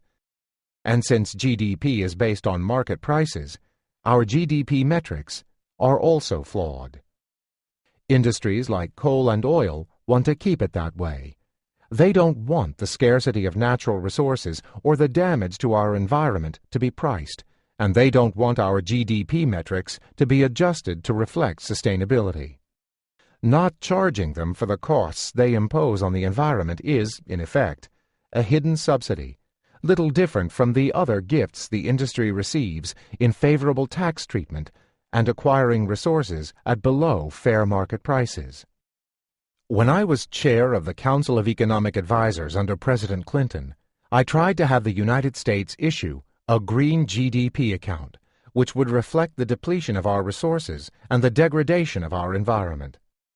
But the coal industry knew what it would mean, and it used its enormous influence in Congress to threaten to cut off funding for those engaged in this attempt to define green GDP, and not just for this project.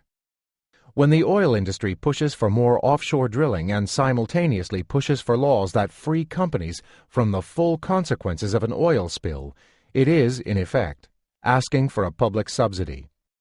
And such subsidies do more than provide rents. They also distort resource allocations.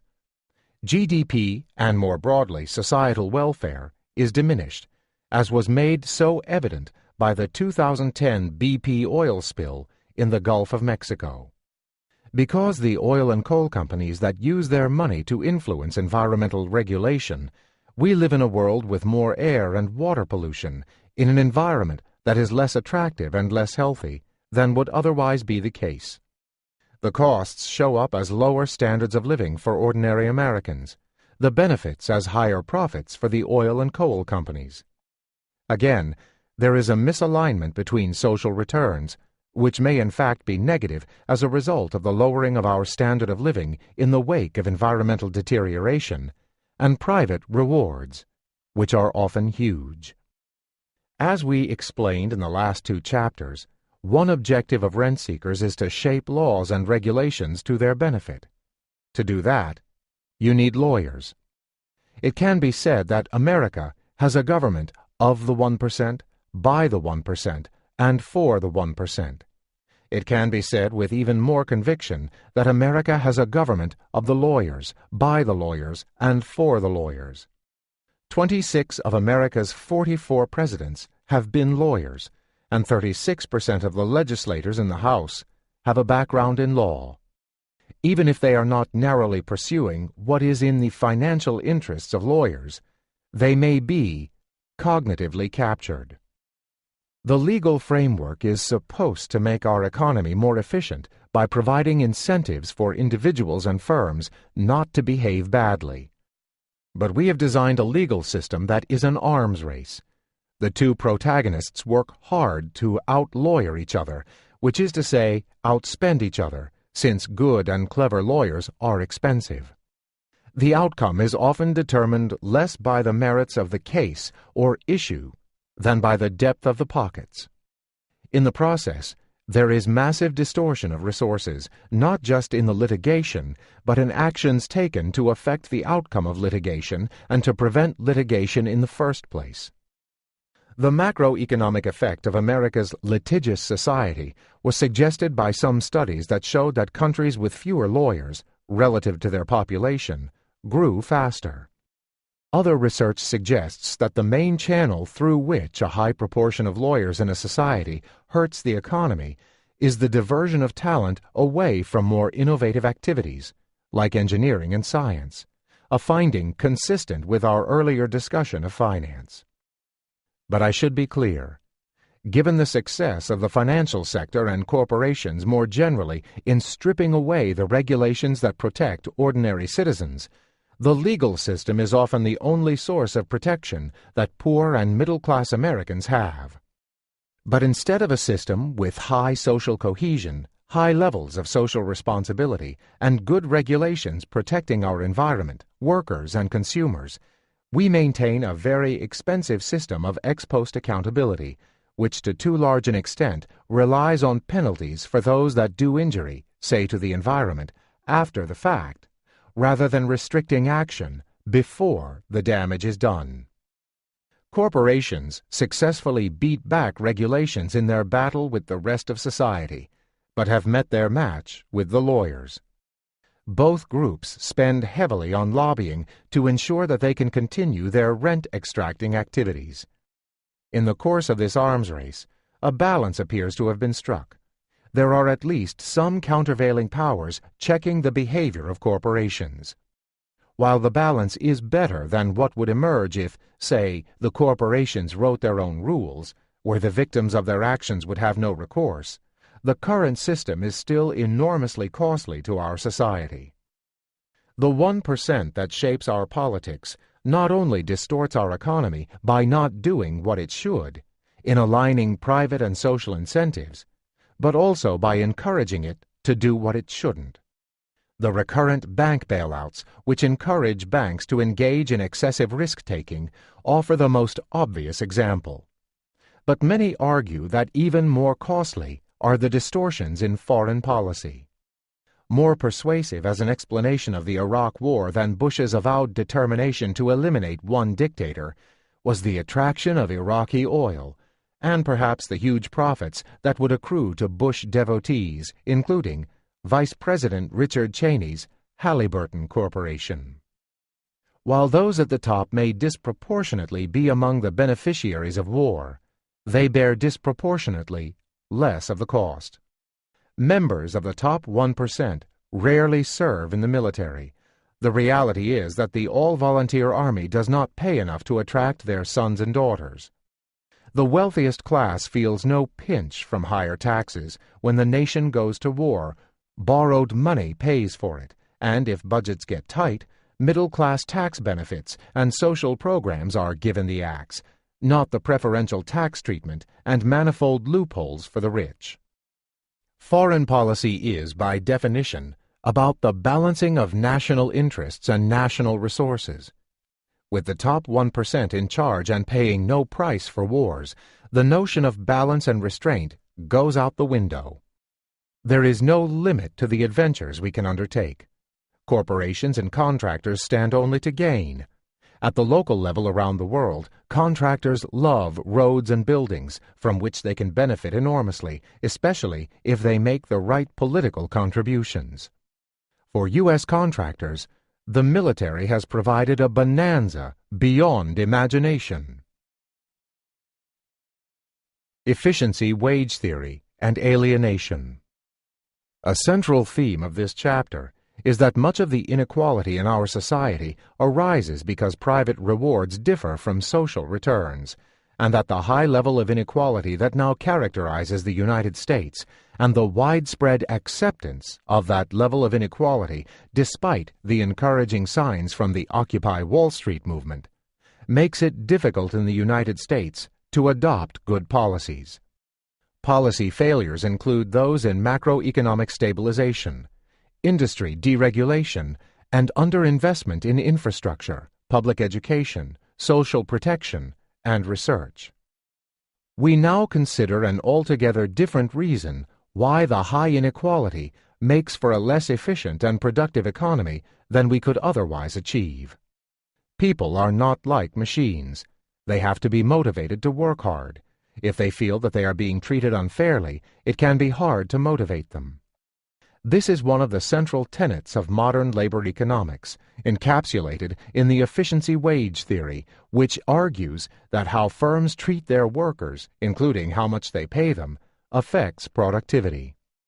It was, in fact, a theory elaborated nearly a century ago by Alfred Marshall, the great economist who wrote, in 1895, that highly paid labor is generally efficient, and therefore not dear labor, though he admitted that a fact which, though it is more full of hope for the future of the human race than any other that is known to us, will be found to exercise a very complicating influence on the theory of distribution. The revival of this theory began in development economics, where theorists recognized that malnourished workers are less productive.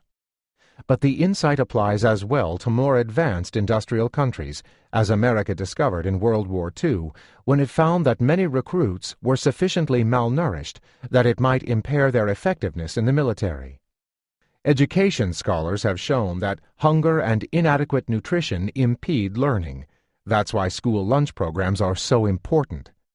With 1 of 7 Americans facing food insecurity, many poor American children also face impaired learning. In a modern economy, efficiency is affected not so much by malnutrition as by a host of other factors. The immiseration of the bottom and the middle of the population has forced upon them a host of anxieties. Will they lose their home?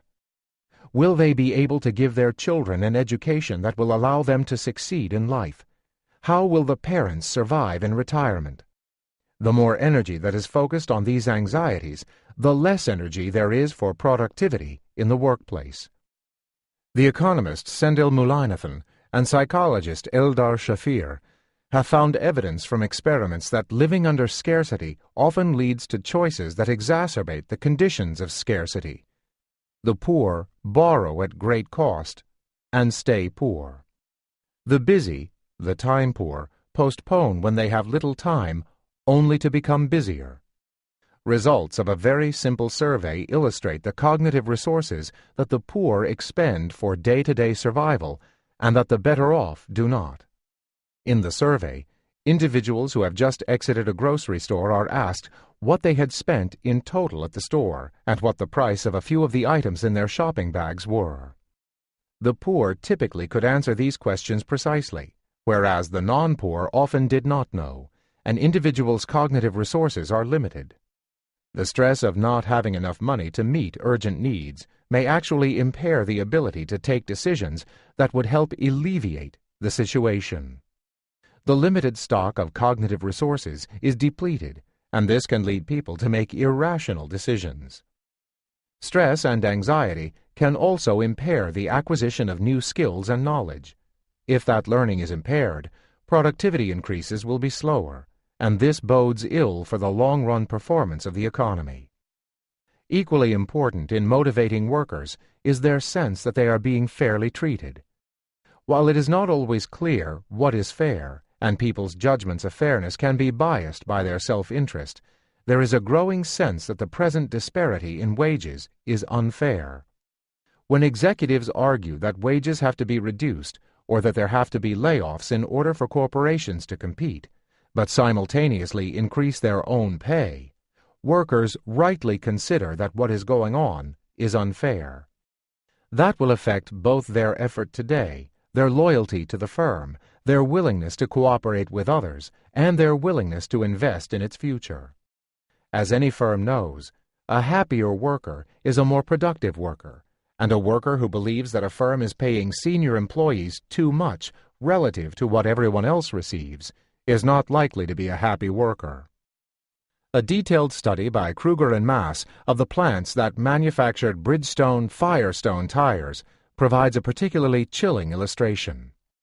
After a profitable year, management demanded moving from an 8-hour to a 12-hour shift, which would rotate between days and nights, and cutting pay for new hires by 30%. The demand created the conditions that led to the production of many defective tires. Defective tires were related to over 1,000 fatalities and injuries until the recall of Firestone tires in 2000. In Russia, under communism, the widespread sense by workers that they were not being adequately paid played a major role in the collapse of their economy. As the old Russian adage had it, they pretended to pay us, and we pretended to work. Recent experiments in economics have confirmed the importance of fairness. One experiment showed that raising wages of workers who felt that they were being treated unfairly had a substantial effect on productivity, and no effect on those who felt they were being treated fairly. Or take another situation, involving a group of workers performing a similar job. One might have expected that increasing the wages of some and lowering that of others would increase productivity of the higher wage worker and lower that of the lower wage workers in offsetting ways. But economic theory, confirmed by the experiments, holds that the decrease in productivity of the low-wage worker is greater than the increase in productivity of the high-wage worker, so total productivity diminishes. Consumerism. We have described how inequality adversely affects the economy's growth and efficiency, and social well-being in both the short and long run, through a variety of what might be viewed as economic mechanisms reinforced and shaped by politics and public policy. But there are deeper, distorting effects of inequality on our society. Trickle-down economics may be a chimera, but trickle-down behaviorism is very real. People below the top 1% increasingly aspire to imitate those above them. Of course, for those at the very bottom, living like the wealthiest 1% is unimaginable. But for those in the second percentile, the 1% provides an aspiration. For those in the third percentile, the second percentile provides an aspiration, and so on down the line.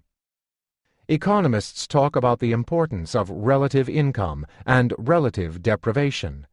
What matters, for an individual's sense of well-being, for instance, is not just an individual's absolute income, but his income relative to that of others. The importance of relative income in developed countries is so great that it is a completely unsettled question among economists whether there is any long-run relationship between GDP growth and subjective well-being in those countries. Individuals' concerns with their consumption relative to that of others, the problem of keeping up with the Joneses, helps explain why so many Americans live beyond their means, and why so many work so hard and so long.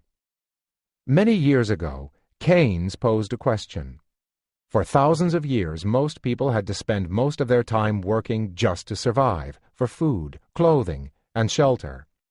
Then, beginning with the Industrial Revolution, unprecedented increases in productivity meant that more and more individuals could be freed from the chains of subsistence living.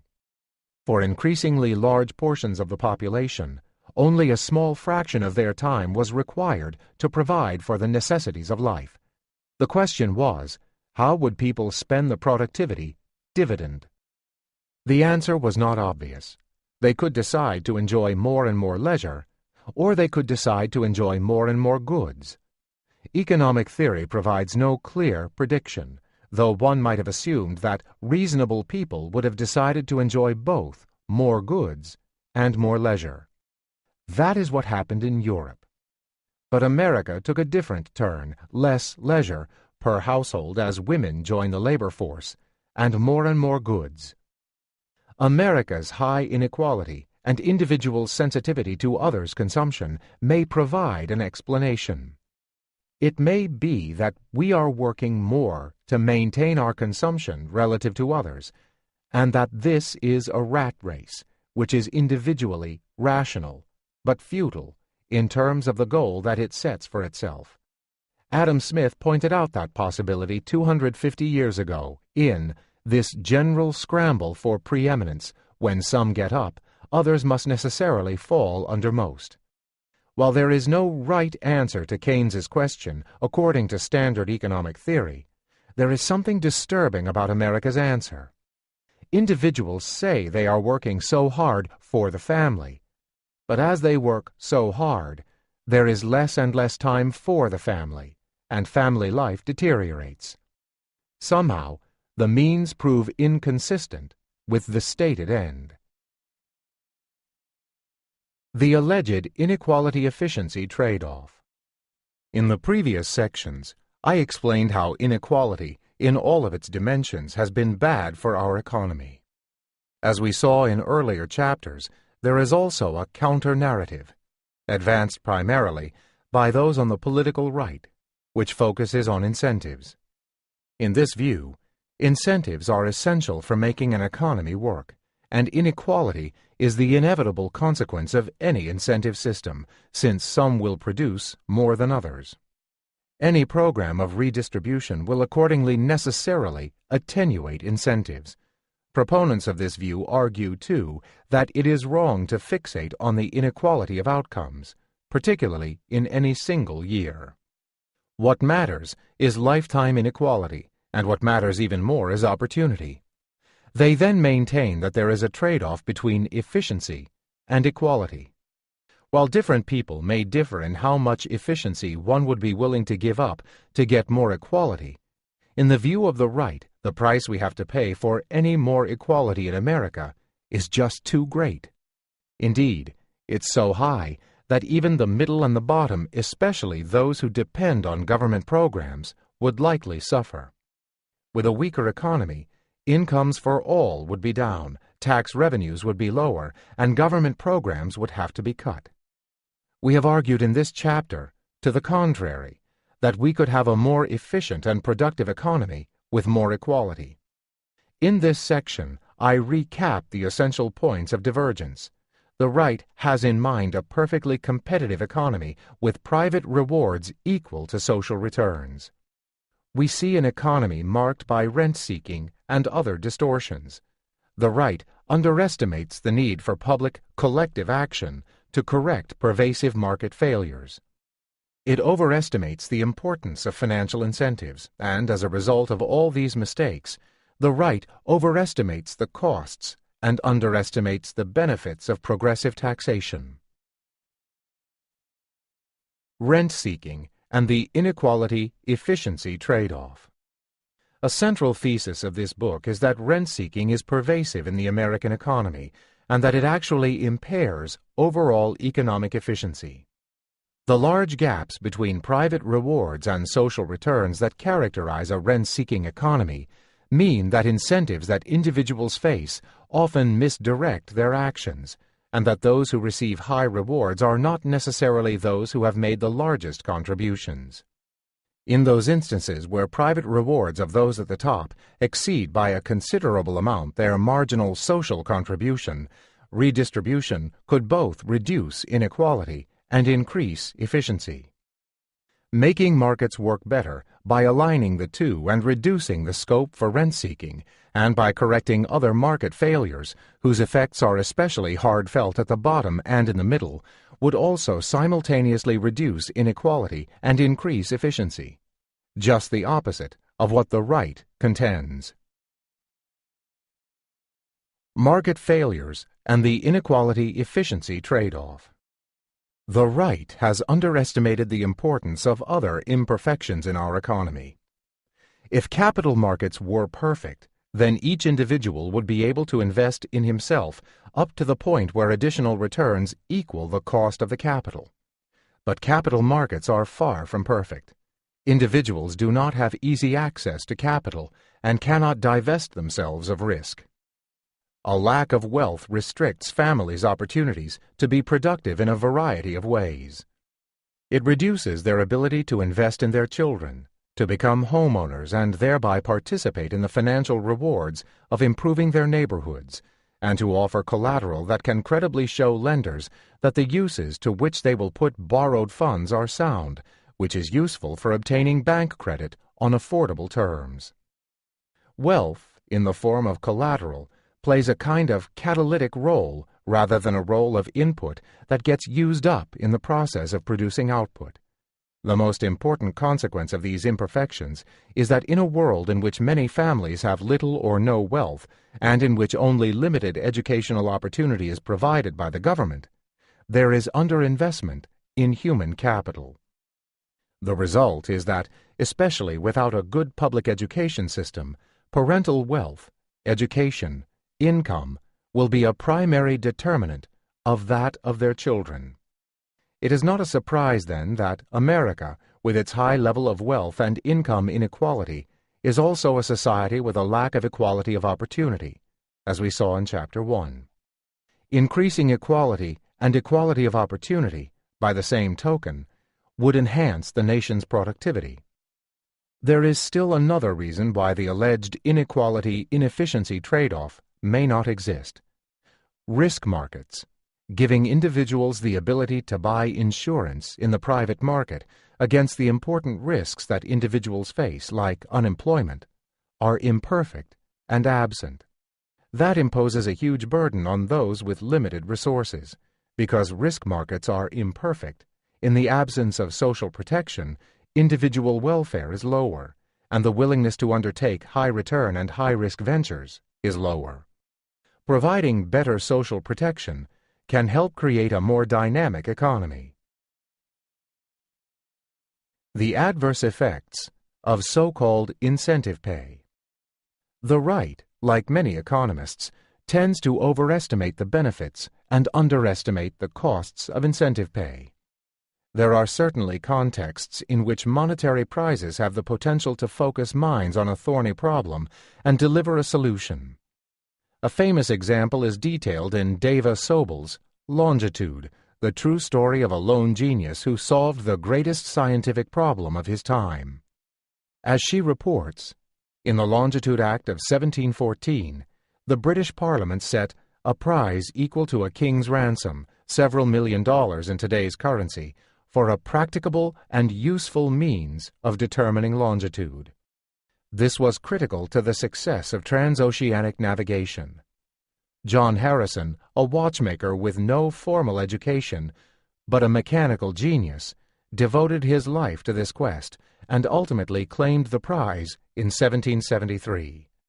However, it is a great leap from the power of monetary incentives to focus minds on a great quest to the idea that monetary incentives are the key to high performance in general.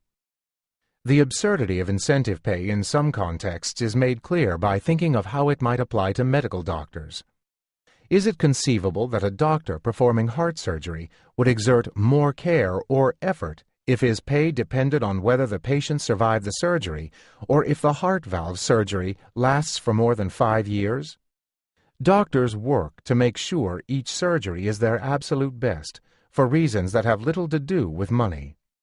Interestingly, in some areas we recognize the dangers of incentive pay. Expert witnesses in litigation are not allowed to be paid contingent on the outcome of the case. Because financial incentive systems can never be perfectly designed, they often lead to distorted behavior, an overemphasis on quantity and an underemphasis on quality. As a result, in most sectors of the economy, simplistic and distorting incentive schemes like those used in finance and those provided to CEOs are not used. Instead, assessments take into account performance relative to others in a similar position. There is an evaluation of long-term performance and potential.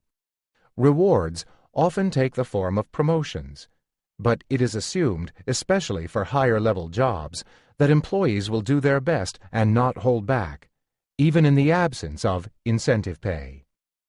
Incentive pay, especially as it was implemented in the financial sector, illustrates how distorting such compensation can be. The bankers had an incentive to engage in excessive risk-taking, short-sighted behavior, and deceptive and non-transparent accounting. In good years, the bankers could walk off with a large fraction of the profits. In bad years, the shareholders were left with the losses, and in really bad years, so were the bondholders and taxpayers. It was a one-sided pay system. Heads the bankers won, tails everyone else lost. Even if the bankers' pay system had made sense before the Great Recession, it didn't afterward, when the banks were put on life support systems provided by the public. I described earlier how the government essentially gave them blank checks, lending them money at near zero interest rates that they could invest in bonds paying much higher returns. As one banker friend put it to me, anyone, even his 12-year-old son, could have made a fortune if the government had been willing to lend money to him at those terms. But the bankers treated the resulting profits as if they were a result of their genius, fully deserving the same compensation to which they had become accustomed. But while the bankers' compensation schemes demonstrated some of what was wrong with the so-called incentive pay systems, the problems were more pervasive. Stock options were as one-sided as bankers' compensation. Executives did well when things went well, but didn't suffer commensurately when stocks went down. But stock options also encouraged dishonest accounting that made it seem that the company was doing well, so the stock price would go up. Part of the creatively dishonest accounting involved accounting for the stock options themselves, so shareholders wouldn't know how much the value of their shares was being diluted by newly issued options. When the Financial Accounting Standards Board, the nominally independent board that sets accounting standards, supported by the Securities and Exchange Commission and the Council of Economic Advisers, tried to enforce companies to provide honest accounting of what they were giving their executives, the CEOs replied with a vehemence that demonstrated their commitment to deception. The proposed reforms didn't require firms to do away with stock options, but only to reveal what was being given to their executives in a way that their shareholders could easily grasp. We wanted to make markets work better by having better information. It is because accounting standards affect how markets perceive firms' future prospects, and because firms want standards that make them look good, leading to a higher stock price, at least in the short run, that we created an independent board to set these standards. But then, corporations used their trump card, their political influence, as senior government officials weighed in a process that is supposed to be independent and non-political, to maintain the deception. The pressure worked. Indeed, if one were really interested in incentives and not in deception, one would have designed a quite different compensation system. Stock option incentive pay rewarded executives when there was a stock market boom for which they could fairly claim no credit. It also gave CEOs a big bonus whenever the price of what they sold soared or the price of a critical input fell, regardless of whether there was anything they had done to bring these price changes about. Fuel costs are critical for airlines, meaning that airline CEOs got a bonus any time the price of oil fell. A good incentive system might base pay on how the company performs relative to others in the industry. But few firms do this. That's testimony either to their lack of understanding of incentives or to their lack of interest in having a reward structure that is related to performance, or to both. The lack of well-designed compensation schemes, such as one based on relative performance, compared to a group of comparable peers, reflects another market failure, to which we called attention in the last chapter: deficiencies in corporate governance that provide scope for executives to do what is in their interests, including adopting compensation systems that enrich themselves, rather than in the interests of society, or even of shareholders. The criticisms of incentive pay that I have discussed so far are well within the confines of traditional economic analysis. But incentives are about motivating people, for instance, to work hard. Psychologists, labor economists, and other social scientists have studied closely what motivates people, and it appears that, at least in many circumstances, economists have gotten it all wrong. Individuals can often be better motivated by intrinsic rewards, by the satisfaction of doing a job well, than by extrinsic rewards, money.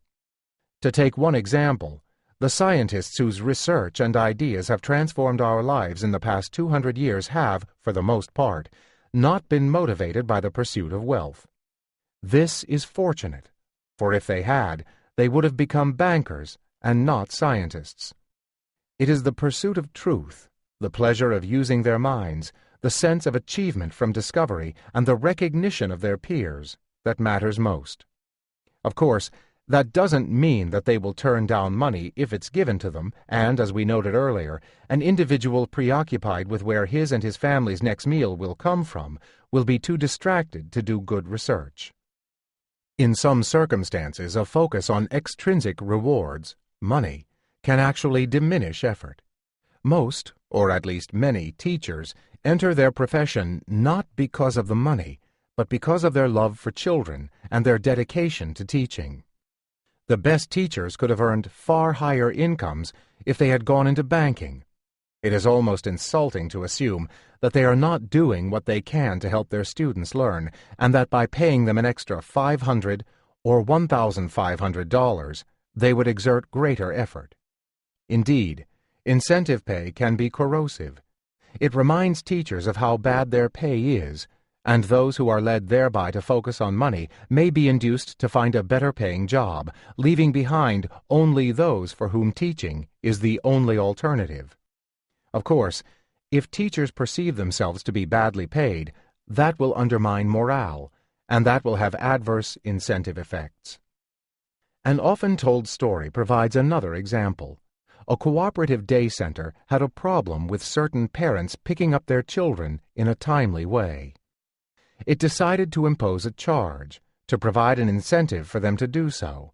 But many parents, including those who had occasionally been late, had struggled to pick up their children on time. They did as well as they did because of the social pressure, the desire to do the right thing, even if they were less than fully successful. But charging a fee converted a social obligation into a monetary transaction. Parents no longer felt a social responsibility, but assessed whether the benefits of being late were greater or less than the fine. Lateness increased. There is another defect of standard incentive pay compensation schemes. In business school, we emphasize the importance of teamwork. Most employers recognize that teamwork is absolutely essential for the success of the company. The problem is that individual incentives can undermine this kind of teamwork. There can be destructive as well as constructive competition. By contrast, cooperation can be facilitated by pay that depends on team performance. Ironically, standard economic theory always disparaged such reward systems, arguing that individuals would have no incentives because typically the impact of each individual's efforts on team performance, if the team is of even moderate size, is negligible. The reason that economic theory failed to gauge accurately the effectiveness of team incentives is that it underestimated the importance of personal connectiveness. Individuals work hard to please others in their team, and because they believe it is the right thing to do. Economists overestimate, too, the selfishness of individuals, though there is considerable evidence that economists are more selfish than others, and that economics training does make individuals more selfish over time.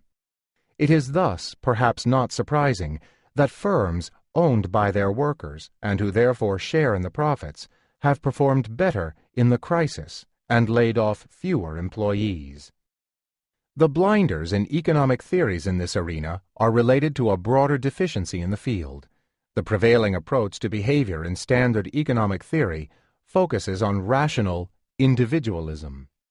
Each individual assesses everything from a perspective that pays no attention to what others do, how much they get paid, or how they are treated.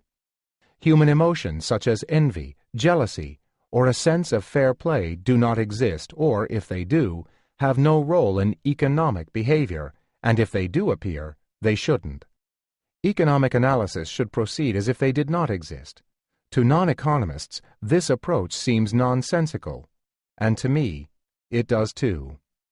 I have explained, for instance, how individuals may decrease effort if they feel they are being unfairly treated, and how team spirit can spur them on.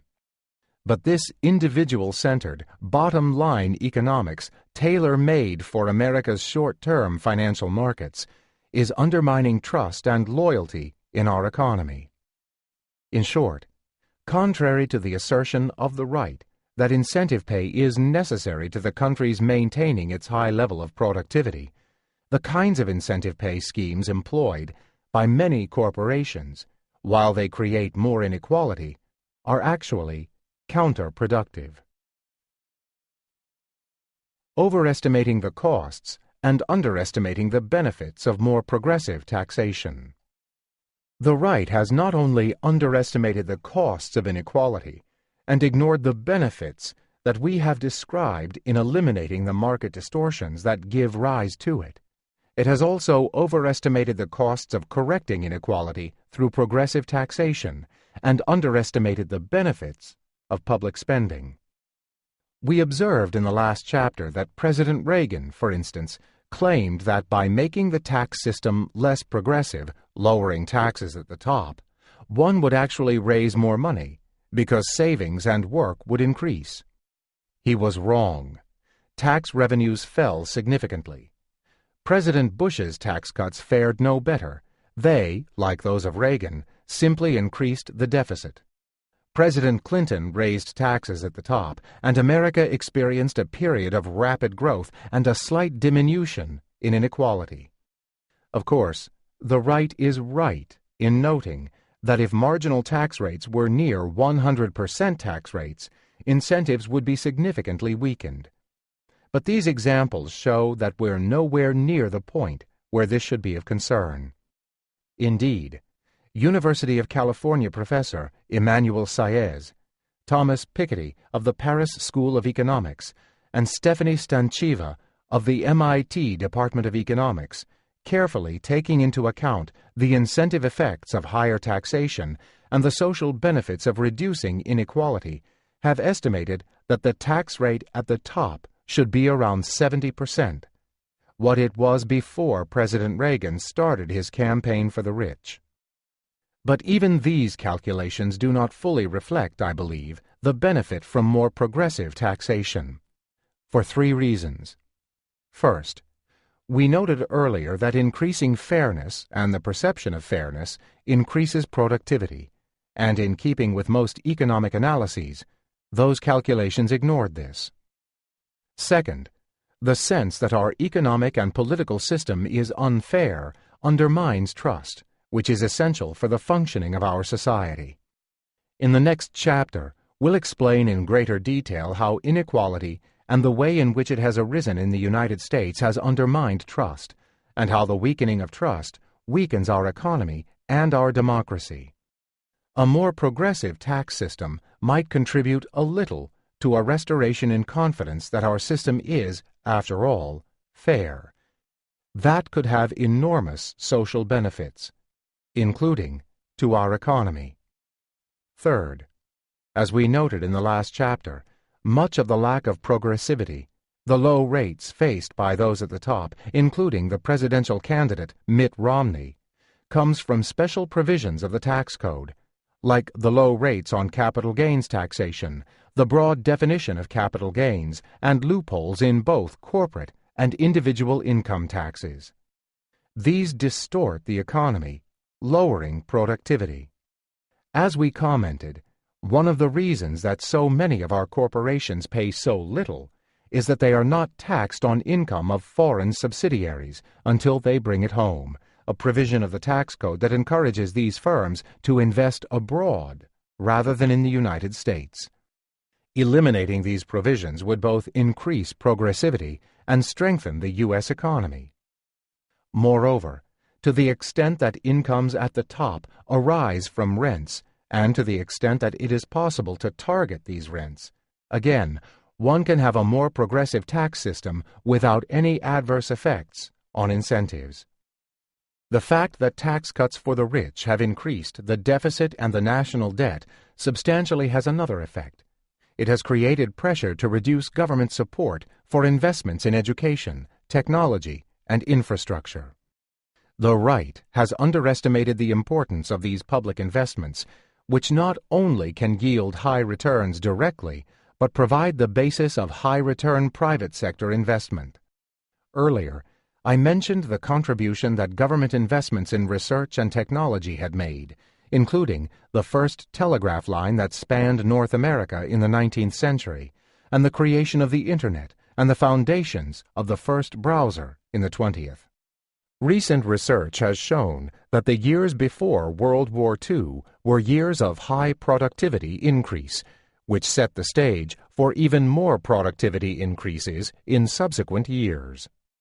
Among the reasons for this is government investment in roads, which interestingly played an important role in increasing productivity in railroads.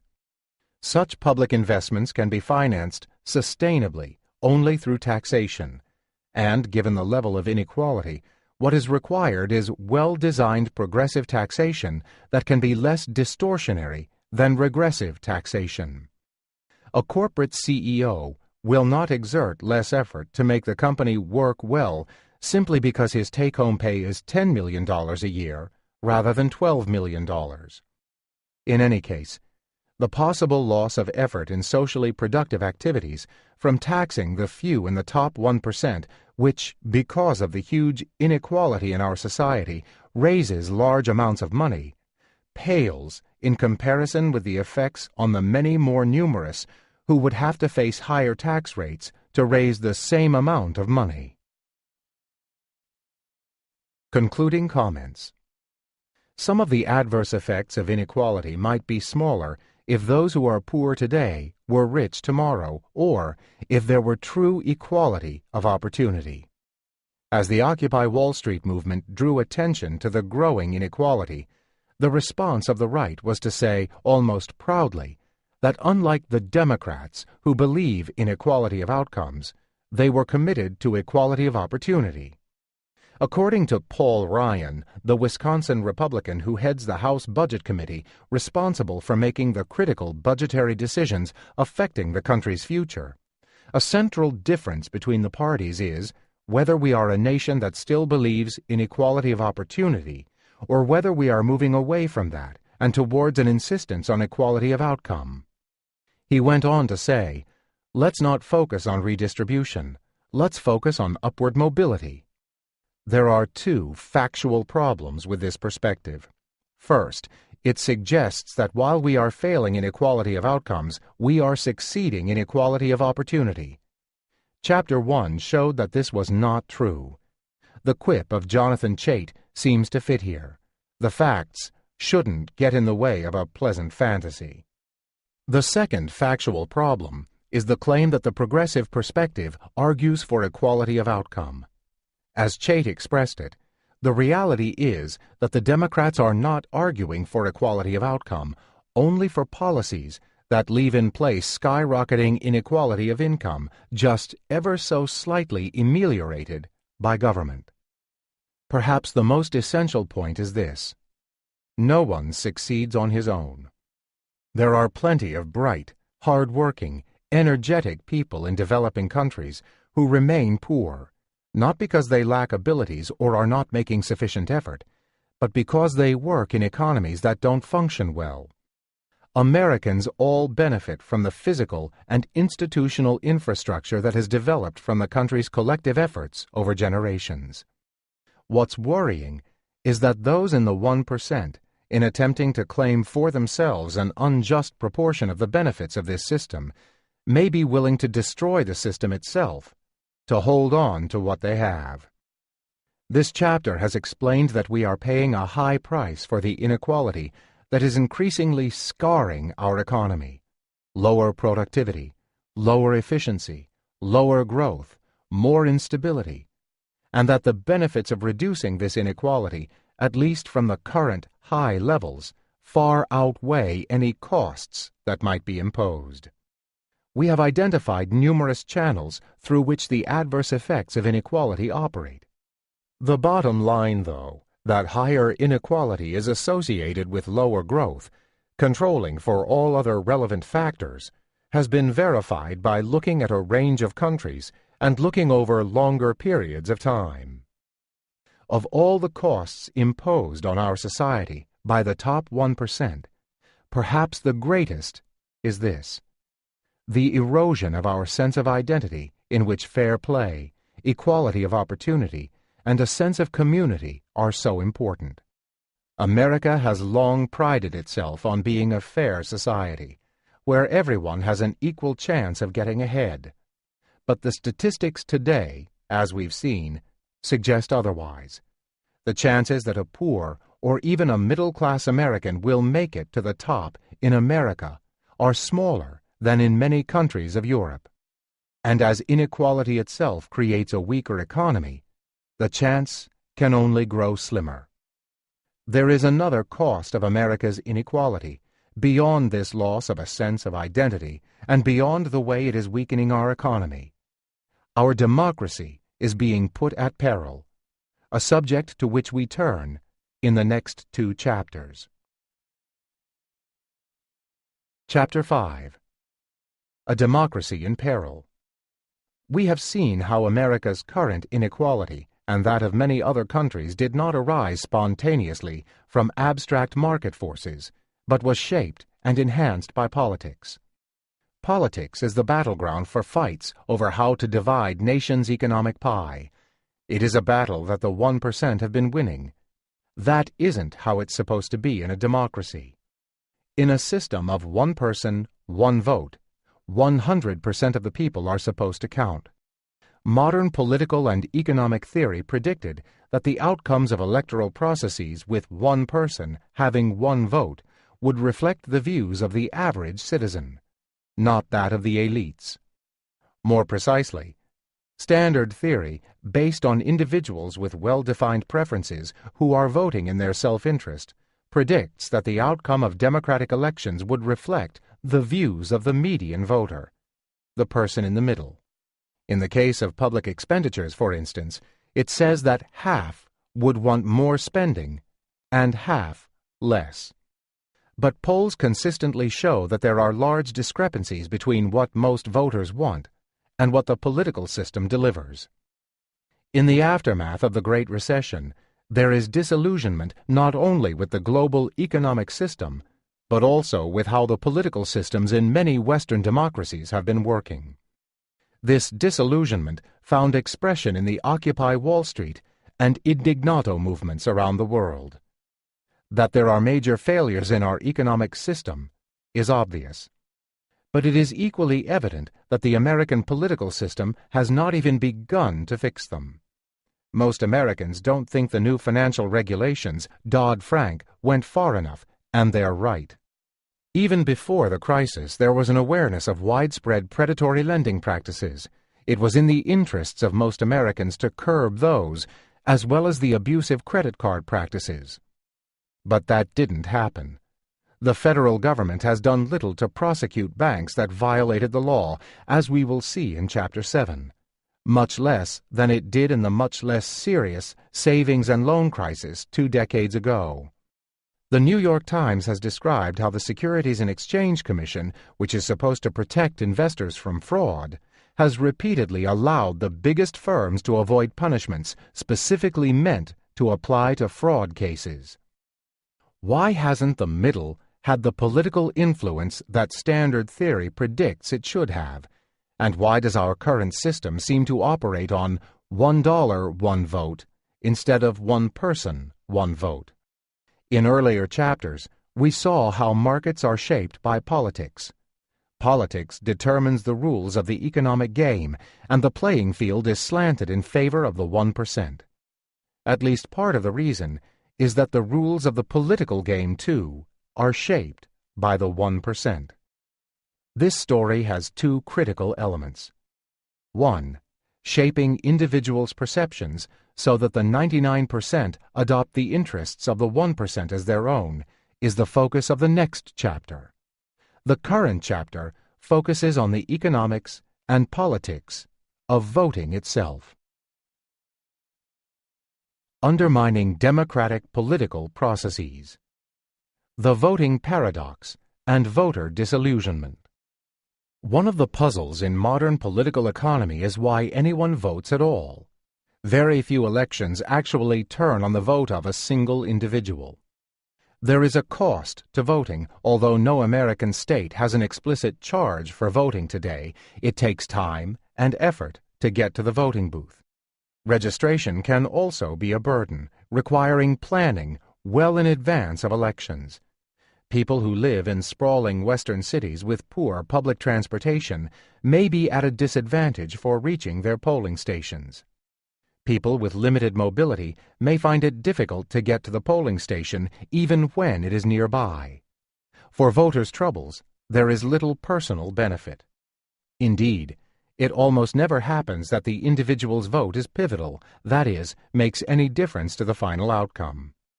Modern political and economic theories assume rational self-interested actors. On that basis, why anyone votes is a mystery. The answer, of course, is that we've been indoctrinated with notions of civic virtue. It is our responsibility to vote.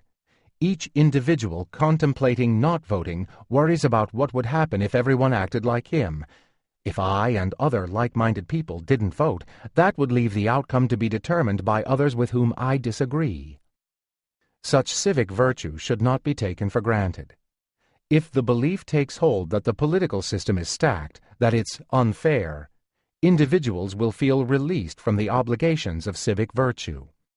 When the social contract is abrogated, when trust between a government and its citizens fails, disillusionment, disengagement, or worse, follows.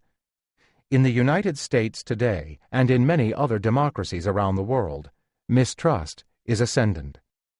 The irony is that the wealthy who seek to manipulate the political system for their own ends welcome such an outcome. Those who turn out to vote are those who see the political system working, or at least working for them. So if the political system works systematically in favor of those at the top, it is they who disproportionately are induced to engage in politics, and inevitably the system serves best those whose voices are heard. Moreover, if voters have to be induced to vote because they are disillusioned, it becomes expensive to turn out the vote. The more disillusioned they are, the more it costs. But the more money that is required, the more power that the moneyed interests wield. For those with money, spending it to shape the political process is not a matter of civic virtue. It is an investment from which they demand and get a return. It is only natural that they end up shaping the political process in their interests. That, in turn, increases the sense of disillusionment that pervades the rest of the electorate and boosts the power of money further. Lowering trust. I have emphasized how the country has to act together, cooperatively, if the country's problems are to be solved. Government is the formal institution through which we act together, collectively, to solve the nation's problems. Inevitably, individuals will differ in their views of what should be done. That's one of the reasons that collective action is so difficult. There needs to be compromise, and compromise has to be based on trust. One group gives in today, in the understanding that another does in another year. There must be trust that all will be treated fairly, and if matters turn out differently from how the proponents of a measure claim it will, there will be change to accommodate the unexpected circumstances. But it's easier to act together if the interests and perspectives of the members of a group are at least loosely aligned, if everyone is, as it were, in the same boat. But it is evident that the 1% and the rest are not in the same boat. Cooperation and trust are important in every sphere of society. We often underestimate the role of trust in making our economy work, or the importance of the social contract that binds us together. If every business contract had to be enforced by one party's taking the other to court, our economy, and not just our politics, would be in gridlock. The legal system enforces certain aspects of good behavior, but most good behavior is voluntary. Our system couldn't function otherwise. If we littered every time we could get away with it, our streets would be filthy, or we would have to spend an inordinate amount on policing to keep them clean. If individuals cheated on every contract, so long as they could get away with it, life would be unpleasant and economic dealings would be fractious. Throughout history, the economies that have flourished are those where a man's word is his honor, where a handshake is a deal.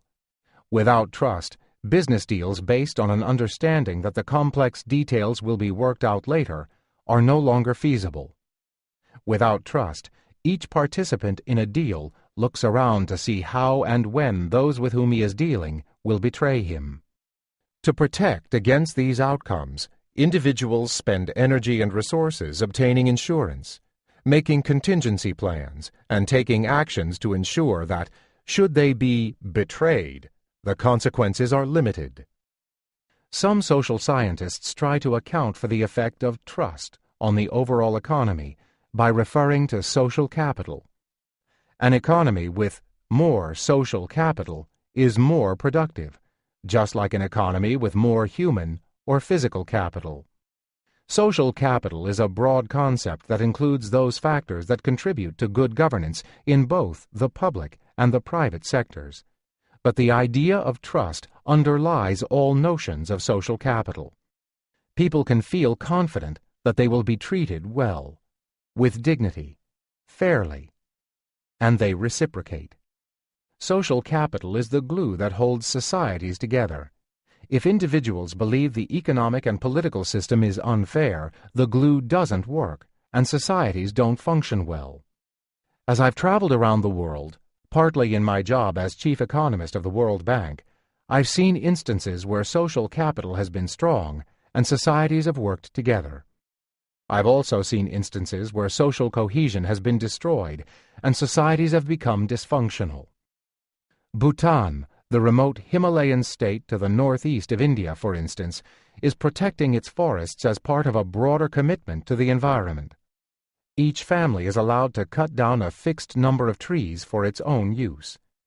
In this sparsely populated country, I asked, how could one enforce such an edict? The answer was simple and straightforward. In our jargon, social capital. The Bhutanese have internalized what is right when it comes to the environment. It would be wrong to cheat, and so they don't. Communities that rely on irrigation, whether it's in the hills and mountains of Bali or in the Atacama Desert of northern Chile, have to work together to manage their water and to maintain the irrigation canals. These communities, too, seem to develop strong bonds, a strong sense of social capital with little or no cheating on the social contract. At the other extreme, when I visited Uzbekistan after the fall of the Soviet Empire, I saw the consequences of the erosion of social capital. Most greenhouses had no glass, making them totally ineffective. I was told that, as Uzbek society and economy decayed, each family looked out for itself. The glass was stolen from the greenhouses. Nobody was sure what they would do with the stolen glass, but it provided some limited security, and they were sure that if they didn't steal it, somebody else would. More generally, in the aftermath of the breakdown of the Soviet Union, Russia experienced a marked decline in output. This puzzled most economists. After all, there was the same physical, human, and natural capital after the breakdown that there had been before the crisis. Eliminating the old, distortionary centralized planning system and replacing it with a market economy should have meant that those resources would, at least, be more efficiently used. But what the analysis failed to incorporate was how 74 years of Communist Party rule, along with the suppression of civil society institutions, had eroded social capital. The only thing that had held the country together was a central planning system and an oppressive dictatorship. When these institutions crumbled, the social capital required to hold the country and the economy together just wasn't there. Russia became the Wild East, more lawless than America's Wild West before it was tamed. Russia was caught up in a systemic vacuum with neither the plan nor the market. Recent advances in the study of social norms shows that many or even a majority of people will abstain from an individually beneficial but socially harmful action if they perceive that most people do too. But the converse is also true. This has an important consequence. Desirable behavior can quickly degrade when people are exposed to a sufficient number of transgressions. In America, there has been an enormous erosion of trust in recent years. Within the economy, the banking sector has been at the forefront of the trend. An entire industry that was once based on trust has lost it. Pick up the newspaper on a random day, and there will almost surely be more than one article describing some bank or someone from another part of the financial sector being accused or convicted of engaging in some fraud, aiding and abetting some tax evasion scheme, or participating in some credit card abuse, some insider trading, some mortgage scandal. The head of Goldman Sachs, Lloyd Blankfein, made it perfectly clear. Sophisticated investors don't, or at least shouldn't, rely on trust.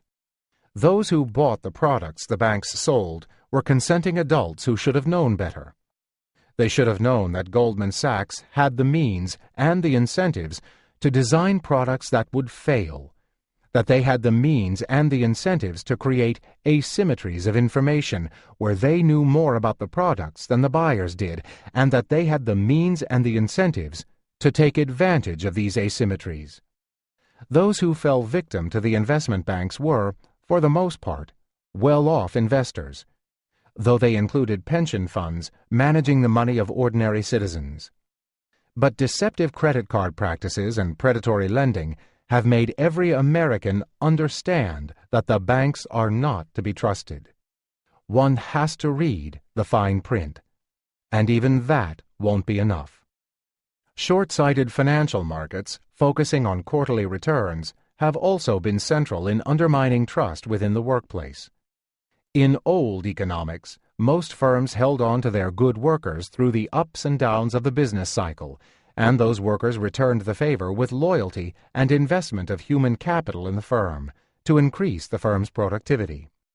This was called labor hoarding, and it made good economic sense. But as markets became more short-sighted, such humane policies no longer seemed profitable. The extra profitability from investments in human capital, from lower turnover costs, and from greater loyalty among workers wouldn't be felt for years to come, especially if the downturn went on for some time. Sloughing off workers was relatively easy in America's flexible labor market, and that rendered them another disposable input. That helps explain one of the unusual aspects of the 2008 recession and other recent downturns that I discussed in the beginning of Chapter 2. Under the old model, in an economic downturn, productivity would go down because so many workers were retained. Instead of going down at the bottom of the cycle, productivity now went up.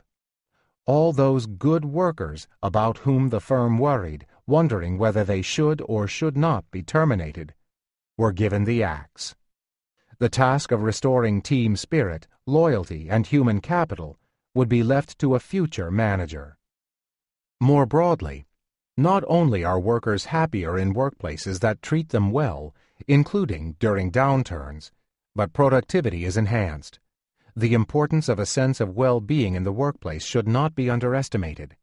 Most people spend a substantial fraction of their lifetime at the workplace, and what happens there spills over strongly into the rest of their lives. The breaking of the social bonds and trust seen in our politics, in our financial sector, and in the workplace will inevitably have broader societal consequences.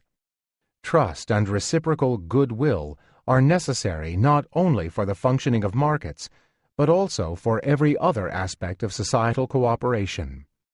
We have explained how the long-term success of any country requires social cohesion, a kind of social contract that binds members of society together. Experiences elsewhere have shown, however, the fragility of social cohesion. When the social contract gets broken, social cohesion quickly erodes. Governments and societies make decisions expressed through policies, laws, and budgetary choices that either strengthen that contract or weaken it. By allowing inequality to metastasize unchecked, America is choosing a path of the destruction of social capital, if not social conflict. As we have emphasized, the arena in which social cooperation is absolutely essential is politics, for it is here that collective decisions affecting all are taken. Of course, there are other ways of organizing life. Police states provide rules and punishments for disobeying. It is a system of compliance based on incentives, the incentives of threats. But such societies typically do not function well.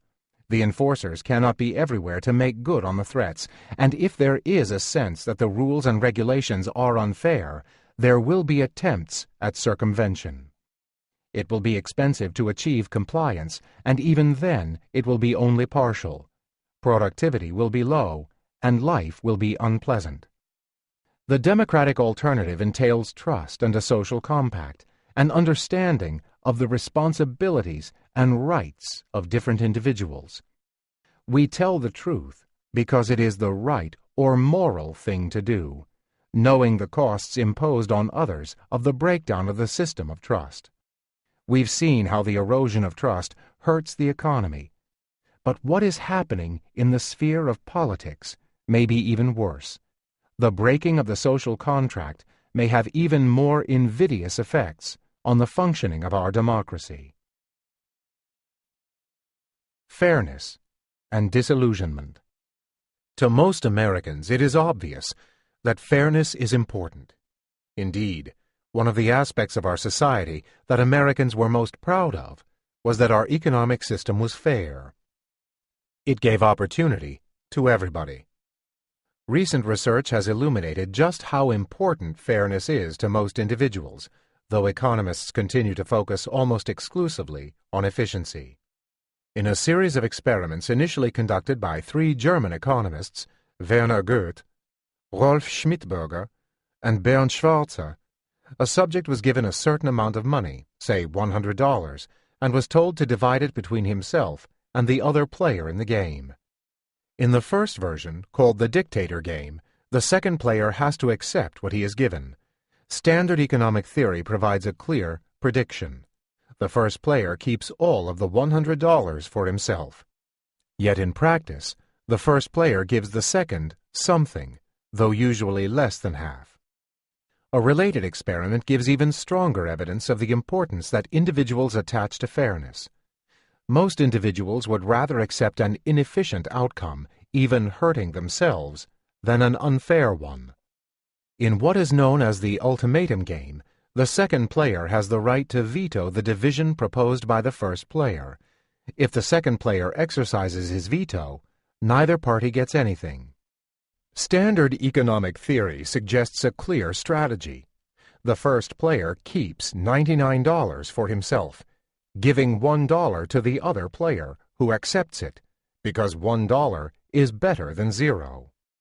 In fact, offers typically average about $30 to $40, or 30 to 40% of the total sum in a game with different quantities, and the second player tends to veto the allocation if he is offered less than $20.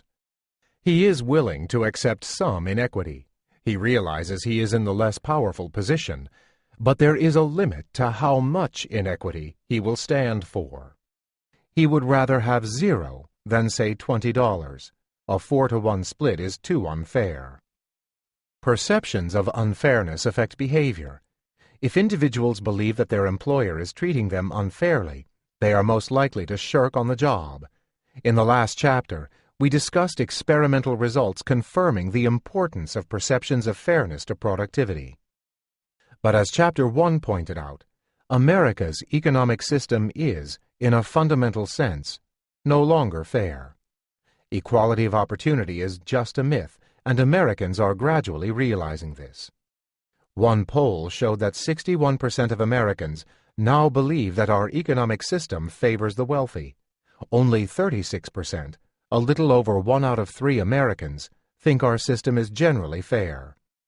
And, perhaps not surprisingly, by similar numbers, they think unfairness in the economic system that favors the wealthy is a more serious problem than overregulation. Other research comparing individuals' views about what a good distribution of income might look like with their perceptions of inequality in the United States confirms that most think there is too much inequality. And these views were held broadly across very different demographic groups, men and women, Democrats and Republicans, and those at the top, and those with lower incomes. Indeed, in most people's ideal distribution, the top 40% had less wealth than the top 20% currently holds. Equally striking, when asked to choose between two distributions, shown on a pie chart, participants overwhelmingly chose one that reflected the distribution in Sweden over that in the United States, 92% to 8%. Views that our political system is rigged are even stronger than those that our economic system is unfair. The poor, especially, believe that their voice is not being heard. The widespread support expressed for the Occupy Wall Street movement, discussed in the preface, bears testimony to these concerns. The belief, and the reality, that our political and economic system is unfair weakens both.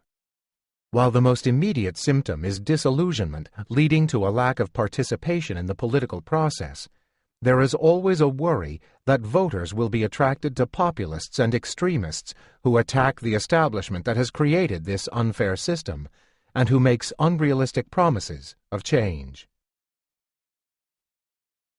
Distrust, the media, and disillusionment. Among economists, no one doubts the importance of a competitive marketplace for goods and services. Even more important for our society and our politics is a competitive marketplace of ideas. And unfortunately, that marketplace is, and is perceived to be, distorted. Citizens can't make informed decisions as voters if they don't have access to the requisite information. But if the media are biased, they won't get information that is balanced. And even if the media were balanced, citizens know that the information that the government discloses to the media may not be. John Kenneth Galbraith, some 60 years ago, recognizing that few markets were anywhere close to the economist's idea of perfect competition, wrote about the importance of countervailing powers. We'll never have truly competitive media in the United States with a plethora of newspapers and TV stations representing a diversity of views. But we could do better. We could have more forceful policing of antitrust laws, recognizing that what is at stake is more than just control over, say, the market for advertising, but also control over the market for ideas.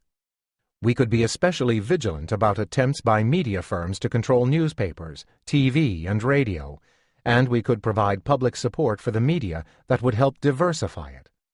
After all, the public good is a public good. That is, all benefit from ensuring that our government performs well. A basic insight of economics is that private markets, on their own, spend too little on public goods, since the society-wide benefits are far greater than the benefits the individual himself enjoys. Ensuring that we have a well-informed public citizenry is important for a well-functioning democracy, and that in turn requires an active and diverse media. Other countries have attempted to ensure this diversity, with some success, by providing broad public support for media, ranging from national public broadcasting stations to community radio stations to support for second newspapers, even in smaller communities. We could also have more balanced media. As it is, the media are a realm where those in the 1% have the upper hand. They have the resources to buy and control critical media outlets, and some of them are willing to do so at a loss. It's an investment in maintaining their economic position. Like the political investments of the banks, these investments may yield far higher private returns than ordinary investments, if one includes impacts on the political process. This is another element in the creation of distrust and disillusionment. Not only isn't there trust in the fairness of our political and economic system, there isn't even trust in the information that is provided about our political and economic system.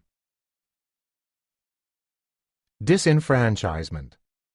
The political battle is not just fought over getting supporters and getting them to vote. It's also fought over not allowing those who disagree with you to vote.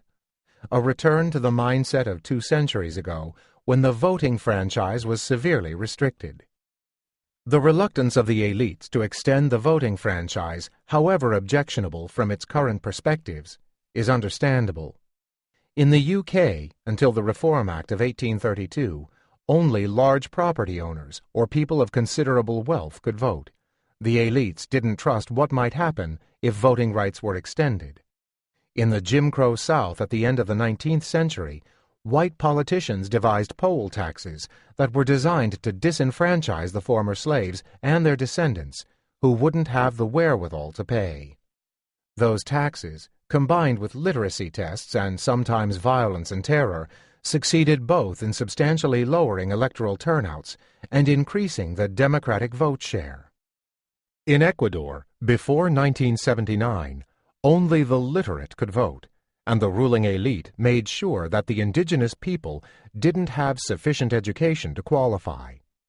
In each case, elites feared they would lose their position of power and privilege, and even their wealth, if they extended the voting franchise.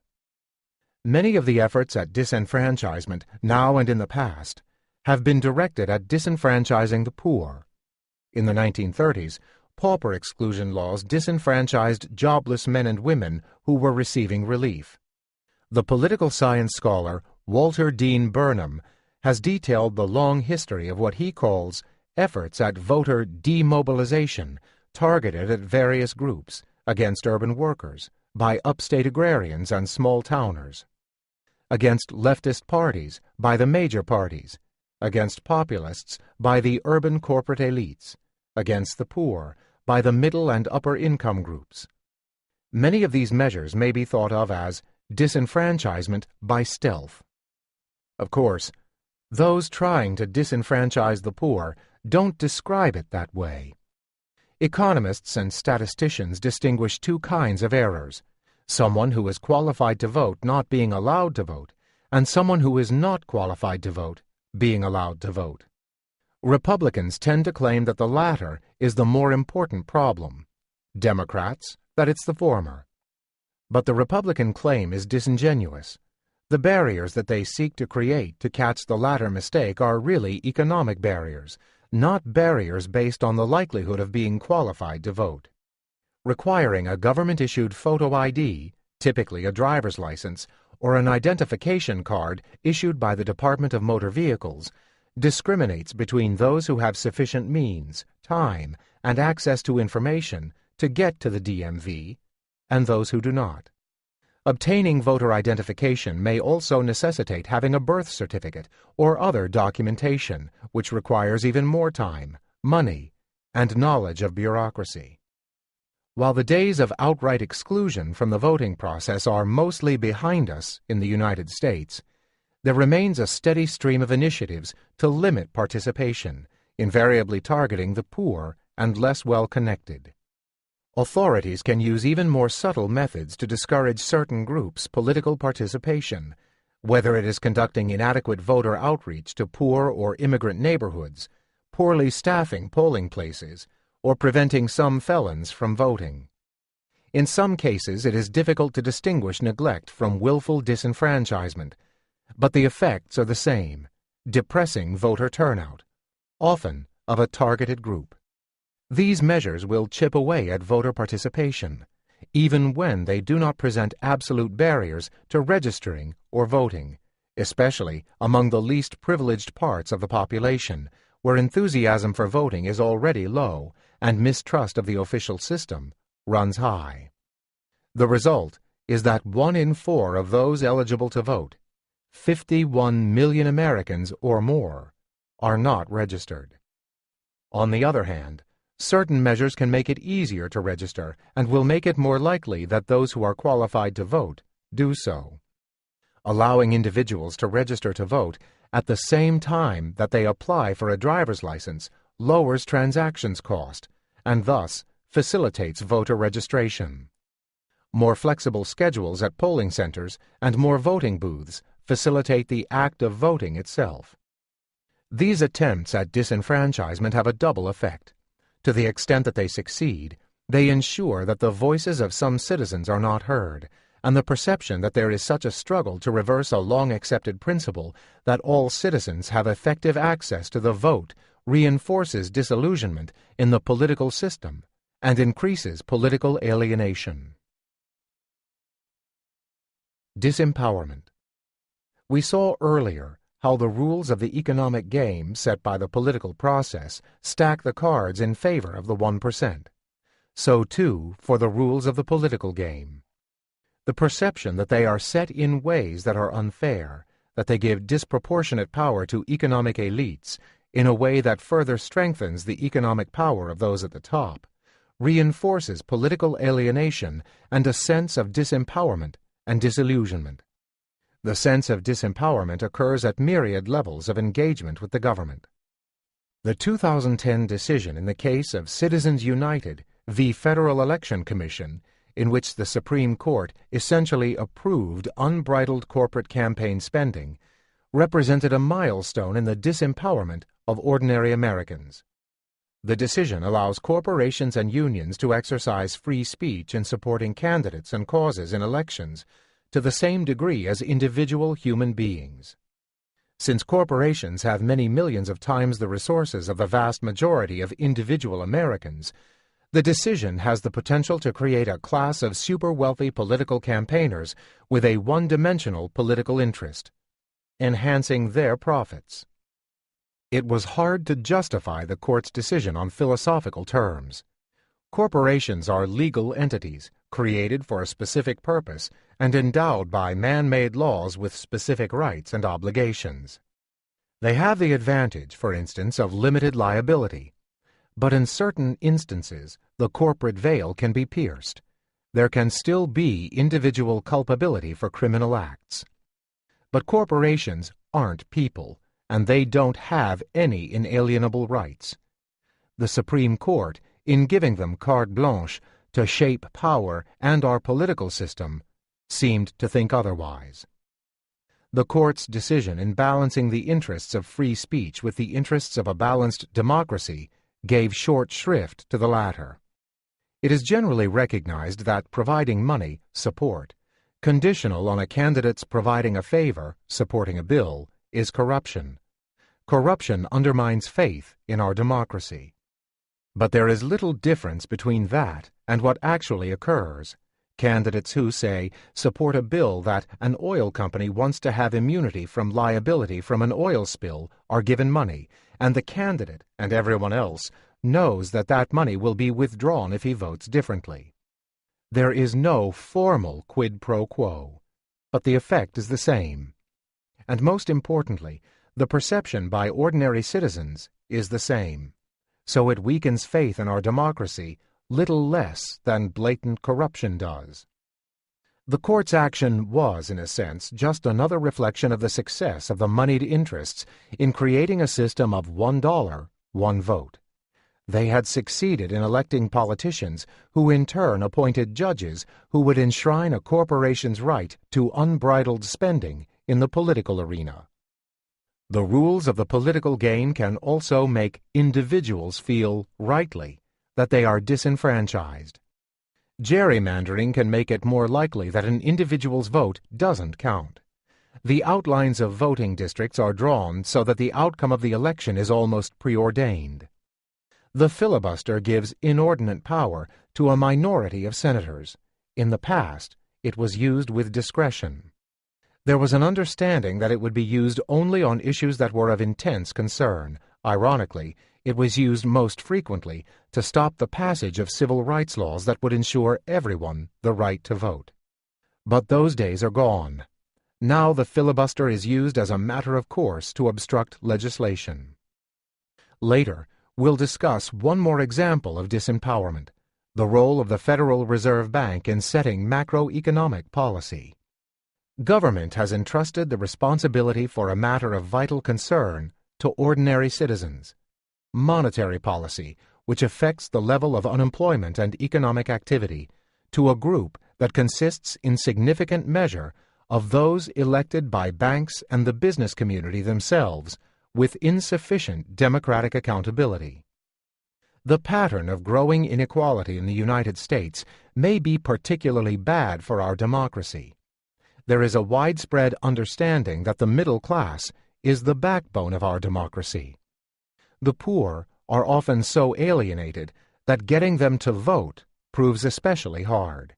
The rich don't need a rule of law. They can and do shape the economic and political processes to work for themselves. The middle class is most likely to understand why voting is so important in a democracy and why a fair rule of law is necessary for our economy and society. In the middle of the last century, its members believed that the economic and political system was basically fair, and their belief in civic engagement was seemingly rewarded by a burst of growth that benefited them and everyone else. But now, all that is changing.